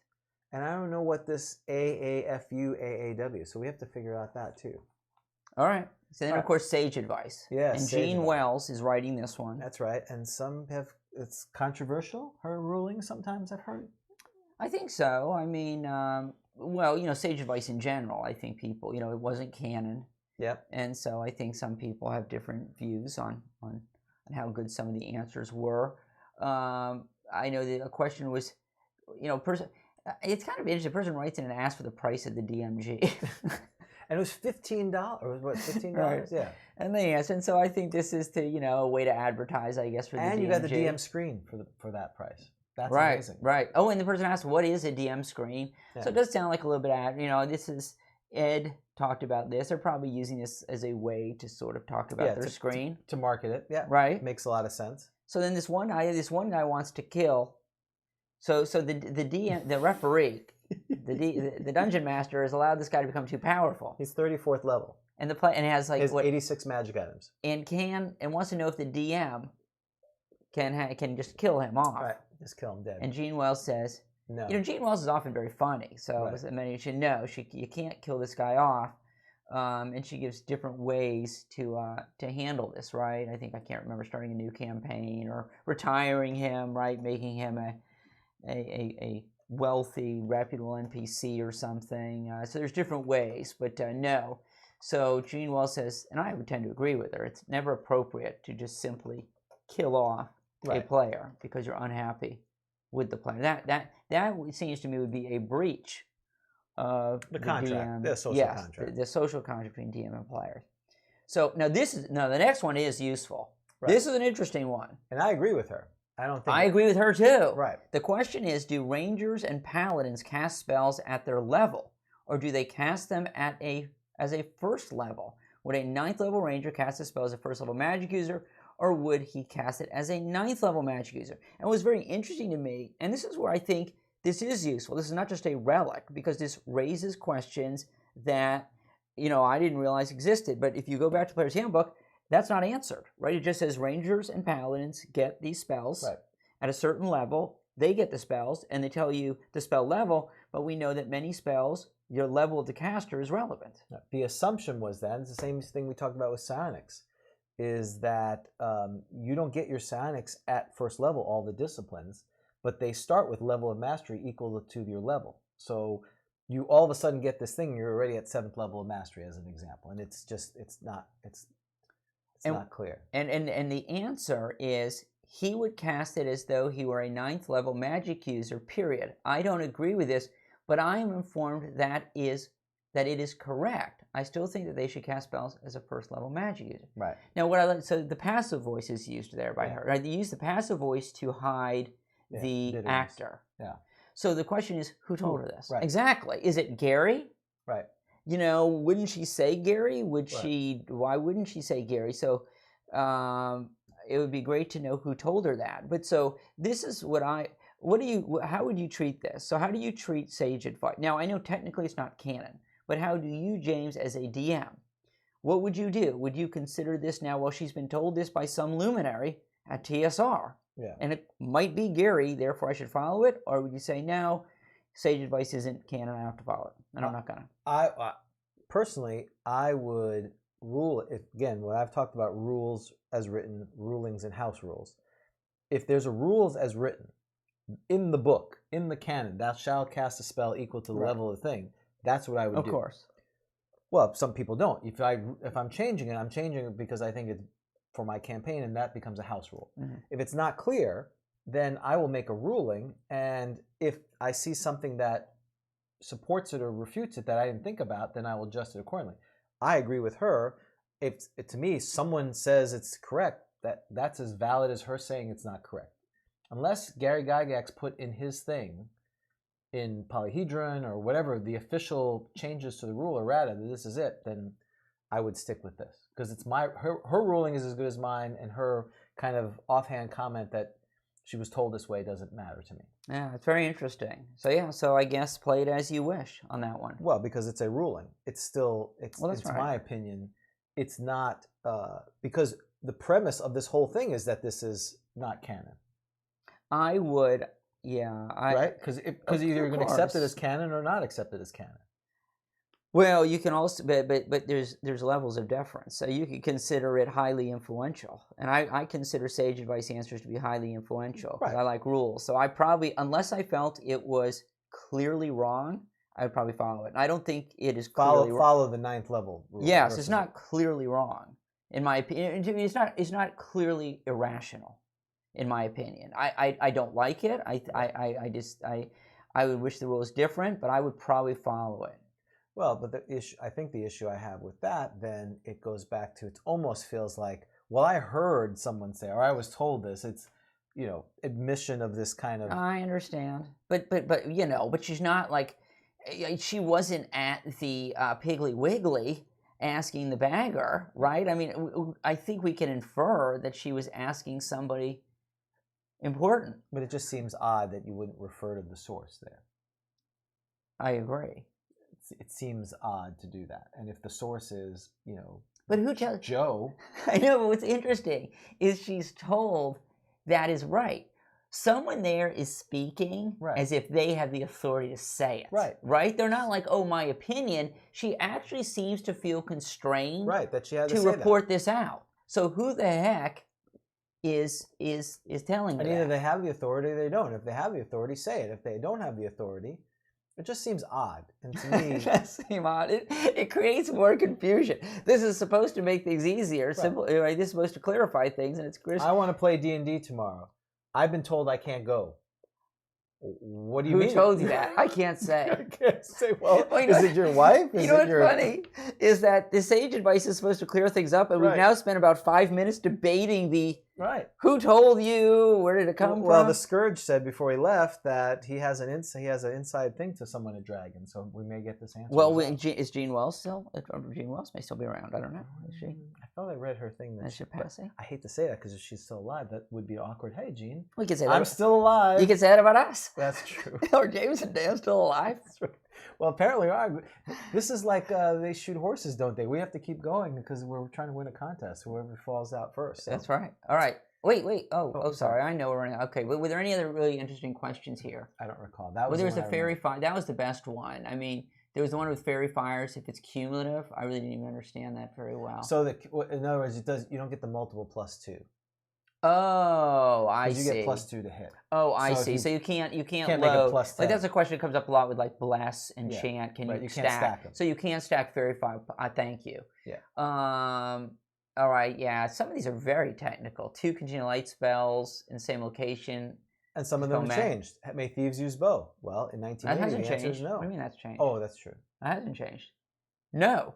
Well, I think in a later dragon, it's yes. Wait, that's gotta be posted on. Well, we don't know. Okay. I'm fortunate. I get confused. Because that's key. Because Player's Handbook is quite clear. Thieves, the bow is not Right. listed. It's a big no. I haven't read all the dragon. But it is only 1980, so I wouldn't know anymore. You're right. Okay. Oh, and some of these are very interesting too. Where I don't know, it's very interesting. But the guy asked, "Well, can a human be a cleric, magic user, fighter?" Right. And they're like, "No." I mean, that's pretty clear. I mean, read the book, right? That's a no, only unless you can you only be dual dual class. class. Exactly. Can you try class? No. No, humans are dual. Well, the only too. trial class is the infamous. But you can't dual class like more. No, it says here. Can I become? Well, can I become? Humans may become dual class, and they're not limited, but they can't be multi-class. But so can I dual class, 3 class? I mean, can I be a fighter, then switch over to a magic user, then switch over? So if I play long enough, can I have like 6 class? No, you dual class. it's 2. That's a dual. That's the only triple class is the one we did our optional podcast on. The Bard is technically triple class. Okay, got it. Why you could argue with why is that triple class and these can't be triple class? Which I'm not a huge fan. Oh, of it was last one bottom right. May have. Elves. All right. So this is a good reminder. Elves and half-orcs cannot, and this was, I think, confirmed by Jim Ward in Duty's Demigods. Elves and half-orcs cannot. But this was interesting. See, I learned stuff here. The wish spell can bring you back. Yes. Yeah, I know, but I just don't think about this. I just haven't played that much. And reincarnate. Yeah, okay. But you may not. But you'd be a Wolverine. You could be. But the wish spell, you could wish to be raised. Yes. So that's a way to get your half-orc character or your. Right. Okay, got it. So you're a 5th level magic user. You're going to burn a 9th level, 18th level cast spell. It's not going to happen. All right.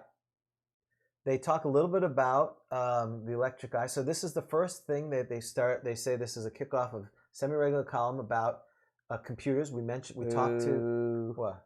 Well, computers. We talked about computers with Ed, and this is one of the reasons why I brought up is that, this actually is not about computer games. They just talked about computers, how they work, because apparently this is the thing that people didn't know in 1980, which I thought was very interesting. Now here's the computer dungeon, and one of my favorite games, the Temple of Apshai.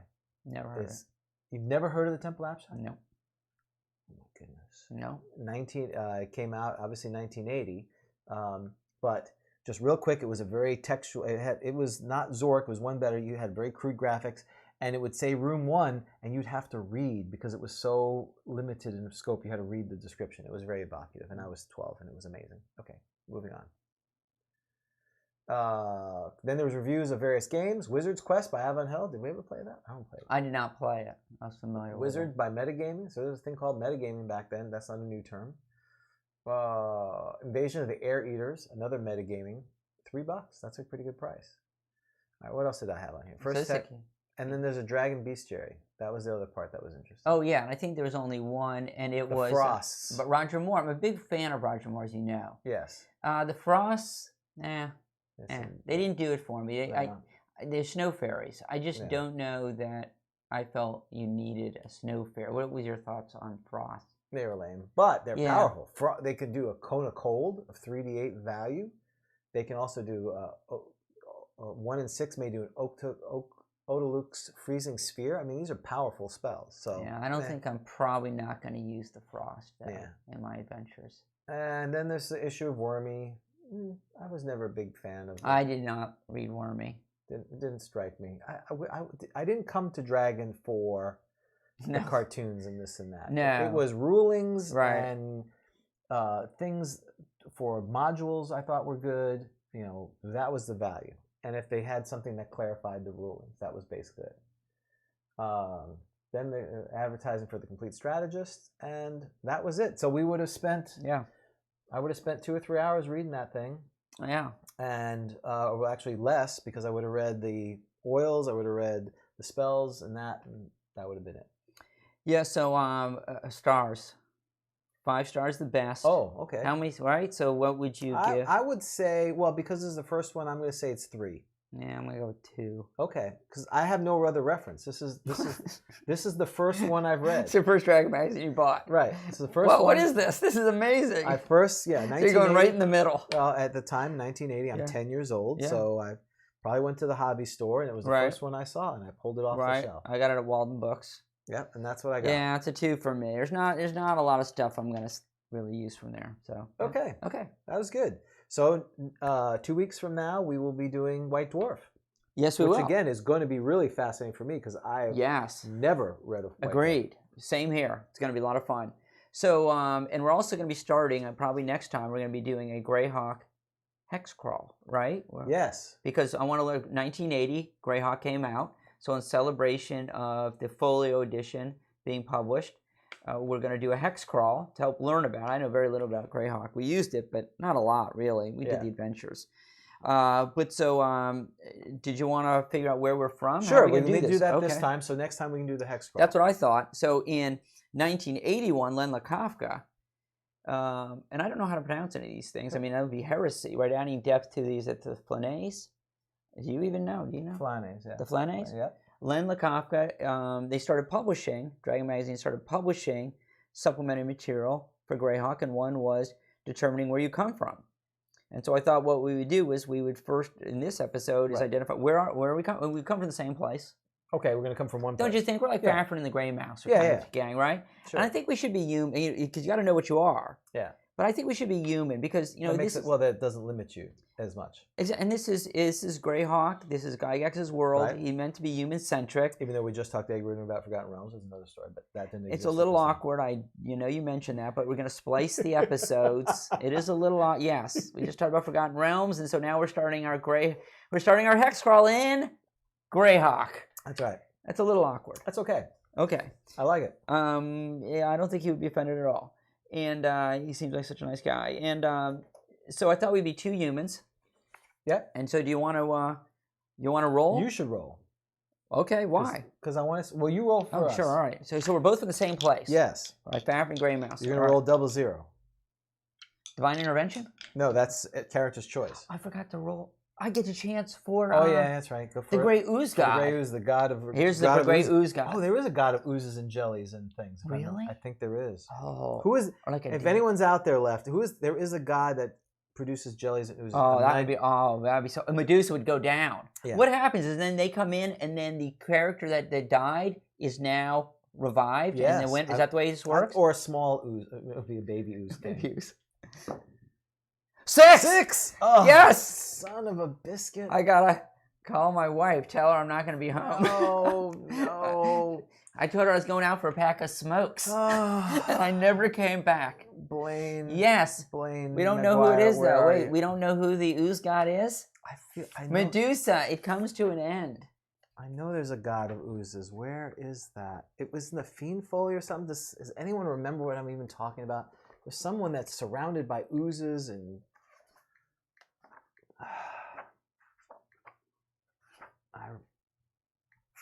I remember this, but now I can't remember it. What? Maybe. Who is returning and blending? I'm gonna just Google. Yeah, I'm gonna try. Yeah. Let's see. AD&D God. Well, it's a straight 10%. Has the ooze god been? Well, now you have to do 25% if the god appears. No, that's if you roll 0-0. Oh, I'm sorry. You're right. Right. This is just I get. This. Oh wait, that's right. This is supposed to be just getting help, isn't it? That's right. Small animal. So what is this doing anything for me? Jubilex, I think. This is not going to do anything for me. Wasn't it Jubilex? The deity isn't coming. I feel like that was Jubilex. He is in Monster Manual 2, Jubilex? Which one is he first? What first? He's the Lords of Slimes and Shapeless Things. Okay, I see. Come on, that's pretty good. I remember that. It was Fiend Folio, I think he's in. Oh, what a shock. Jubilex. He's a demon. Oh, he's a demon? I feel like he's a demon. He's a demon, yeah. Jubilex. Oh my goodness, this is I don't know. If you get in trouble, I don't want to hear about it. I don't want to hear that. Oh, I'm in trouble. We don't even know what's going to happen though, because I didn't roll a 0-0. The 0-0 is that they will come. The 0-6 is just you get a little bit of help. Where's Jubilex? It's not Jubilex. Where is he? Maybe he's in the Monster Manual too. He's somewhere. The fact I remembered this is pretty good. I wish you hadn't. Well, you're the one who said, "Oh, we need to do this." No, he's not in here. Son of a biscuit. Where is he? No, he's gonna have to. We're just gonna. Page set Monster Manual. Oh, exactly. He's a Monster Manual. Thank you, John. He's in the Monster Manual. Yes, he's an archdemon. Oh my gosh, really? Yes. He's old school. Yeah. Thank you so much. We're 4.5 hours of this is. Hive mind. Oh, come on, it takes a village. That's what. Yeah, Jubilex. He's the slimy thing. Yes. I didn't know. Yeah, the faceless lily. Oh, I didn't know that. Jubilex. Foul and nauseating in the extreme. Yeah, His he's dripping surrounded. form. Yep. Yes, your dripping form. And he is, yes, he's slimes, jellies, and puddings. See, you're welcome. 1 to 4, 2 to 8. So he's sending one of these. Right. That's pretty good that I remember that. How do we do it? Do I roll a 4 for which one of the 4 is being sent? Well, let's see. 1, 2, 3, 4. Yep. All right, let's do that. Only 2. Ochre jellies. 2 to 8 of them. Is he sending 2 to 8? Yes. Oh my gosh. Your lawn care guy's here. Apparently. 6 ochre jellies? Wow. So what happens? Well, 6 ochre jellies show up. I mean, the gray ooze is still dead. I need to be home by 1:30. That's close. This was not a good roll. Ochre jellies. Giant amoeba. Yeah. Wow, and there's only one appearing 1 to 3, so he's like unleashing. Well, that's the ones that surround him. You could argue it could be only 1 to 3. I may make you force you re-roll because there are 2 to 8 around him, not necessarily. He may not be because summoning. he usually that. sends. They say sends small. They sends an animal. Doesn't Right. say an animal in the Yes, MG. it does. It does. So maybe it should just be 1 ochre jelly. Okay, 1 ochre jelly. All right, let's do it. We got to do this combat fast. Yeah. Let's go. All right. Here we go. Oh, you roll for surprise. An ochre jelly just appears, don't you think? Not yes, me. That's right. I agree. Come on. She's not surprised. She was waiting for this. She heard the gurgling. I've been waiting. What's the name of that? What's the name of that demon? Jubilex or something? Thank you, sir. Yes, and thank Jubilex. you, Jubilex. Jubilex, I've been waiting. You're so slow, Jubilex. Your petty jellies mean nothing to me. I will strike them all down. I place them in jars. I have. I rub them over my body to keep it youthful. Exactly. Nice. All right. All right. This is a giant amoeba. All right. So let's do It its doesn't have initiative. eyes. That's right. Their fluids dissolve flesh. Ooh. Oh, it's gonna be good. So I'm going with the poison rule again. So I'm just letting you know. Okay. It doesn't say they're immune to poison. So sad, too bad. Initiative. Here we go. 5. Oh, you gotta be kidding me. 6. Oh! Okay, roll your to hit. Okay, let's do it. You hit. 17. So you do 3 to 12. Oh wow. 3 to 12. So that's a 4-sided 3, right? 4. Wait, Yes. 3, wait, 3. Yes, Four, 3 times. 3 three times. times. 4. Yeah? 4. Wow. And a 2. It's 10. 10 points. So she's down to 11 points. And wait, is that all I do? Yeah, that's all I'm you do. nothing special? Nope. Now you get attacked. Here you go. Okay. 2. Oh, I missed. All right, initiative. This is awesome. 4. This is a great end of the show. Simultaneous. Oh, let's do All right. it. Go ahead. You want me to go sure, first? go for it. Sure. 14, that's a hit. Okay. It is? Oh, Macy, 8. Yeah. 15. 15, that's a hit. Okay. So we both hit. All right. Roll your damage Oh, wow. before you roll your save. 4. Uh-huh. 3. If That's- you get a 4, she's dead. 8. 3 points. Great. Now You're down to 3. And I now. hit you. So you take D4. Okay, so and you I have to have, save versus poison. 1. 4. One you hit- take 4 points of damage. I have 6 hit points. So just from, all right. Well, let me You see got if I 6 hit save points, this because yeah. that may not be necessary, right? Maybe a moot point. 15. I saved. You saved. Oh, all right. So let's see how That's many. a- You I have 3, Uh-huh. This is 11. dice flipping in its best. 18, Uh-huh. 19, yeah, 22, 27. 27. So you have No. 20. You have 27. Okay. Minus. Okay, so now it's initiative, right? Now it's initiative. Let's do it. Oh, you're going down. 6. Who would have seen this end of this show? No one, because they all left. No one. Has seen Here's your 19. Oh, brutal. You take one more point, but are you Oh, gonna and I got save? another save. 12. Well, I think uh-oh. that's pretty good, because you're what hit dice? I was talking. Oh, I'm hit dice 6. That's good. You think I I think got a you shot? saved. I'm pretty sure. Roll your attack, Okay. because I got to keep this thing. Yes, you saved. Wow. 18. That's a hit. Do you do? You got to be kidding I think me. you kill her, because you do 3 to 12. It's over. It's over. Wow. No one saw this coming. No one saw this. Amazing. Well, no. You know who saw it? The Jubilex. Jubilex saw it. Wow. Wow. And I've learned So- about don't mess with Jublax. Don't mess with the jelly. So the non-intelligent. That's interesting. That gray ooze was intelligent enough to pray to Jubilix. That's right. And you know what's interesting? There's a jelly theme. That's right. It's grape jelly. It's a purple ochre jelly. Ochre jelly is the winner. It all comes around, doesn't it? It all comes full circle on this show. It's like the destiny. Pride cometh before the fall. So, all right. So this is what, like PB&J or something? That's There's right. got to be some sort of wow. So the TSR Ochre jelly. ochre jelly. Wow. Sure, you can call the grog line. Let me make sure my thing is working here. As long as I'm home by 1:30. Yes, absolutely. Don't talk too long. All right, let's see. Yeah, I got the Wow. phone working. All right. This is amazing. Wow. That was worth staying for. That was. I thought the Ed Greenwood interview was good. Yeah. The ochre jelly. Don't mess with Jubulax or whatever. Wow.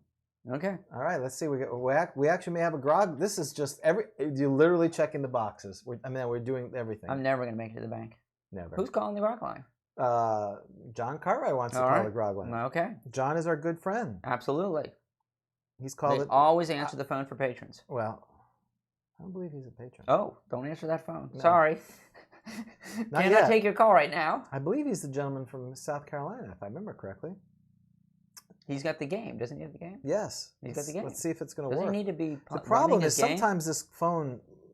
I'm going to run where we're from. I'm going to roll. Can I roll Yes, where we're can from? you roll where we're from? Yep. All right. Ooh, a 97. That's almost choose your. Ooh.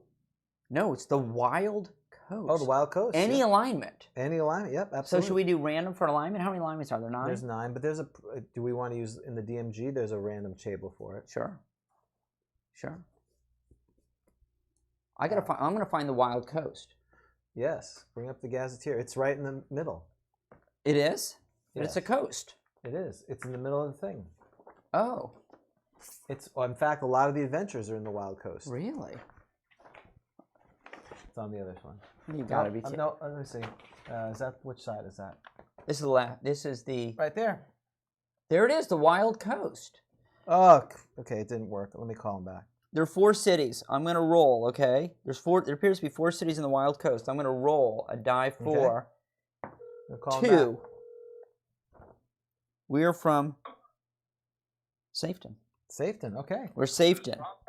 Hey, is this John? This is he. Hey, welcome to Grog Talk. How are you? Oh, I'm doing great. Great. You sir are a brave man to come on after 4.5 hours of us jibber jabbering. So how are you, sir? Oh, I'm doing great. I enjoyed the Jubilix coming to the rescue there. How about that? Yes. Yep. See, this is why. Yes. That's why I keep Dan around. He remembers these things better than I do. I do. And I need to add that because I keep forgetting to do the divine intervention, and so he is correct. So, and you live in South Carolina, if that's okay for me saying, correct? Yeah, that's correct. Well, Okay. I mean, you already gave out Ed Greenwood's home address. That's true. So what's the issue? Yeah, that's true. What's the difference? So, what's going on? Oh, I'm just enjoying the show and get on there, and I see you guys are talking to Ed Greenwood. I'm like, wow, this is neat. I mean, the tendrils and reach of the grog world is just expanding and expanding. Well, we know people who know people. That's right. That's right. We're very fortunate to have folks such as Leroy, who's is a dear friend of the show and has really just said, hey, whatever you need help, and he reached out to Ed, who's a fellow Canadian. So look, we're just very fortunate to be part of it. So how's your game going? Oh, it's kind of slow right now. The whippersnappers around here, they want to play that 5th edition stuff. Okay, well, so John, let me tell you that Brian, our dear friend, I think he's in West Virginia, wants to start an online game of 1st edition. Would you be interested in joining that? That'll be something to think about. The online is great. I mean, it's wonderful, but to me, nothing beats being at the table face to face, because you can see the reactions and so on and so forth. I guess, and plus the internet where I'm at, I mean, it's not exactly the best. Right. I hate to be committing to something and then I'm sitting there cutting out every 5 or 10 minutes. Sure. No, we totally agree. I mean, that was if you've listened, I know you've been listening to our show. You know, Dan and his friend Ed, they started a local meetup because they wanted to play. We agree. The optimal way of playing is locally. So, but unfortunately, everyone is everywhere. So we're kind of in the straits of we play where people are at. So, but yeah, if you know that could, I think what we're going to talk to Brian about that. You know, whether we do a campaign or we do a bunch of one shots, it's just an opportunity for us for people who hang out with play with. So keep an eye on that. We'll post something and we'll let you know more about it. So we'll see what happens. Just to let you guys know, it took me a while, but I finally went through every episode. You did? Wow. Well, I'm Yeah. like an Iron Man. He's got iron ears or something. That's great. Well, we appreciate that. I'm sure some of it was useful, so we thank you for that. We've not listened to all our ones again. Oh, no. I don't think we could. Can't stand you. You can't stand me. No. So it's a lot of things. Do you have a question, or you guys just well, I'm just talking because you guys just bring all kinds of memories back from back in the day. Well, let's keep on. John, would you like to participate in the next installment of our Have You Ever Played a Gnome Fighter Illusionist Trying to Save Your Village? That's a yes. Sure. Okay, good. That's a yes. So we did this last time? 2 sessions ago. Correct. We did our interview with David Wesley. So last time there was Dan went through who the character is, Warren Grinchmore. We're a fighter illusionist, and he did one scenario. Now we're going to do the second scenario. So here we go. Here we go. As you proceed toward the late Maximus's lair, you see a giant animal blocking your path. As you get closer, you see it as a giant porcupine eating something. You only have a few seconds to decide what to do before the beast sees you. And there's going to be 10 choices. First, B1 is change self into dwarf, then approach it with sword ready for defenses, walking slowly past it. B2, use a blur spell, then run past it into the entrance. B3, use ring of lightning on it, then attack with the sword. B4, cast dispel illusion at this obvious illusion, then walk past it with sword in hand. B5, slowly walk past it, talking to it in burrowing animals with dagger ready for defense. Ooh. I like that one. B6, run up to it. I'm probably going to get eaten. B6, run up to it. Cast paralyzation using your scroll. Then run into entrance with dagger in hand. B7, attack immediately with mace. B8, cast invisibility. Then walk past it with mace handy. B9, use staff of fear on it. Then enter entrance with dagger ready for defense if it fails. B10, attack immediately with sword. All right, John. So those are your choices. Which one would you like to go with? I would go with the walk past, but be ready to defend myself. Yes, and talking to it and burrowing animal. Yes. I like B5 as well. Right. Anytime I play a gnome and I get a chance to talk to it, I don't care if I'm going to die. I'm going to use that skill. Yes. So, all right. Now, I last time used the paralyzation scroll, which is what I would use again here, but unfortunately I've used it. Yeah. So I'm going to use the Wand of Fear. So you're B9. That's right. Okay. And you're doing B5? Yes. Is there anyone else out there who has... No. No. Well, we have 5 out there, but I don't think anyone else is. All right. You were B9, right? Well, yes. Your Staff of Fear? If anyone wants to chat, now would be the time. B1 through 10, put it out there. We'll give them 5 seconds. Well, I think everyone else is trying to use this as a sleep thing, so they can sleep. Here's the good gnome. Good gnome. Good gnome. Here's the good gnome for you. Here's the good news for you, James. Yes. It works. That's right. It runs in fear. You take no damage. I love that. Okay. That's twice, by the way. I think that's right. Yeah, that's right. I you play make a fun fighter of illusionist in John's game. You don't like gnomes, but you play them very well. Yes. Oh, wait a minute. Brian goes with invisibility. Oh, okay. Hold on. So invisibility is B8. It works. No damage. Congratulations, Brian. Thank you, sir. Now let's get to me and John. Okay, let's get to that. B5. We take 3 hit points of damage from non... Oh, it's not a burrowing animal. It throws quills. Ah. Oops. The porcupine doesn't burrow. Yeah, so your biology is not good. So there's our first lesson. If you're going to play a gnome and talk to burrowing animals, make sure it's a burrowing animal. Right. All right. Wouldn't I have known that as a gnome? Well, I wouldn't know. I'm very well, upset. what's interesting about that. And by the way, here's something interesting for you. He tricked me. See, Look who published. Leroy published this.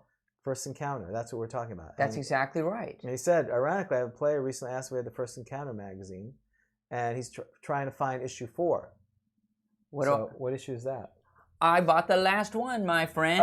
Issue number 4. Oh, but wait, could there be a trade? No. Yeah, see, he's got a different one. He's got number 6. He's trying for Yeah, I got number 4. James, though, colored in this guy's color cape. it in. I left it here, and I came back, and James had colored in this guy's cape. That was terrible. And Eric Hotz did the artwork on these. Yeah. Okay, excellent. Well, mine. Dan, so I'm a greedy gnome. That's right, you are greedy. I worship Erdlin. So yeah. I like that. I want to keep you alive, so I'm going to. Oh, you got any suggestions? John? Do you have a suggestion for us for our folks? A suggestion? Yeah. I don't know if they're still in print, but I came across a book, well, not a book, an adventure, and it's put out by Advanced Adventures. Mm-hmm. And from what I can tell, if I can find it. Oh, here we go. It's made by a group calling themselves Expeditious Retreat. And the name of the module is To End the Rising. And I was looking at the stat blocks and everything, and verbatim, it looks like they've used the open game license and used first edition stats and everything. So I found that to be a nice welcome breath of fresh air there. Okay. Well, thank you for that. I really appreciate you telling us that. And we'll go check it out. If you want, on the YouTube when it comes up, if you put a link to what it looks like so that people can find it. My suggestion is I've been watching this channel by Game Geek.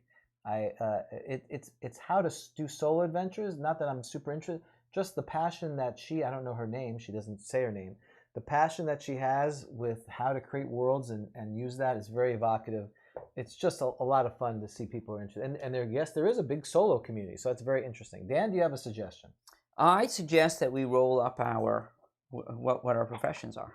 Oh, okay. Don't you, right? We still have to do that, don't we? Professions as far as like classes? fighter, is that what you meant? Yeah. Right? Where is that in the DMG? Well, you can do a random party on the spot. We could do that. That's back here if you needed a party. Is that what you want to do, or do you just want to pick our classes? No, I like the idea of randomly rolling. Can there be multi-class chance? Hold on. Race and class. After generating building scores, each player... we want a random one. That's not it. I think there is here, under random encounters. I'm sorry. And we're flipping. Somewhere here it says what kind of characters they are. And we can I didn't know you were... First edition. Oh, that's right. Hey, you suggested it. What? I didn't suggest it. Didn't you say so? I asked you what your suggestion was, not I thought here. Oh, I see. All right. So you want to do that? Yeah, let's roll percentage. All right. So you roll your percentage, see what you are. Okay. 85. You are a magic user. Okay, that makes sense. And I got an 84. I am a magic user. That makes less sense. We're 2 magic users. That'd be kind of fun. It is. The dice don't lie. 2 magic users going through 2 wild and crazy magic users going through the Wild Coast. The Wild Coast. Well, we're leaving the Wild. I want to make it to Greyhawk. Can we go to Greyhawk City? What time did we start in? Oh, I rolled a 2. Where was that? It was the second one down. Oh, the second one down. Hang on. I'll get you the town. Okay. So we will start our hex crawl. Excellent. And I don't know if we're going north or going south. I guess we'll figure it out. We'll have to roll up our characters. We may go to the ocean. We get to roll our spells. We are in, we're Safeton. Okay. On the Wild Coast, right there. We are literally on the coast. All right. Woolly Bay. Sounds good. So, all right, John, you have Have you been on since the beginning? Yeah, I've been here pretty much Wow. the whole time. Well, you get to roll it. Do you have a D10 handy? Sure do. All right. Roll a D10 and you give yourself +2 because you've been on for 4.5 hours and went on GROGTALK. But we get -2. Yeah, we get -2. It'll be two separate things. So roll it and give us a Give us a roll. D10. A 2 with a +2 is only a 4. 4. That's how long this lasted. Well, you 4.5 hours. Well, you know, it started with Ed Greenwood. It started as a 10, Right. and then we took over. Yeah. So it went down. Probably was a 10 average, and we made it 1, so the average would be 4. We were actually like negative. To get to average of a 4, I think we were like -2. That's exactly right. It was painful to watch. All right. Well, so John, hey, I'm sorry, for some reason it keeps going directly to voicemail, so just I apologize about that, but just, you know, like you did, go on the chat, tell us you're calling. You can call in anytime. We'd love to talk to you. Enjoy it, fellas, and enjoy the show. And it's, like I said before, it's just nice to see that the game is still being played and kept alive. It's alive and well. I mean, I'm starting a new campaign next month. The Chamberlain Brandywine started a new campaign. We've got new players coming. Mm-hmm. It's, you know, and again, I can't speak for all the places, but I know Menion's doing a game. If you build it, they will come. It's as simple as that. And Ed and Dan, I thank them profusely for the work. Ed's doing a one-shot. You've got some one-shots coming up. People want to play. I don't think they really care. I hate to say it that way. They just want, if you're passionate about the game, 1E's going to be alive and well as long as people keep playing it. So with that, John, actually you can say, so I'm James. I'm Dan. And who are you? I'm John. John, and we're saying goodbye for GROGTALK, and we'll see you in a couple of weeks. Who's our special guest in a couple of weeks? Kelly Villamere, who is behind First Encounter magazine. That's right. So that's another thing that's part of it. Wonderful. So until then, we will see you next time on GROGTALK. Take care. Take care.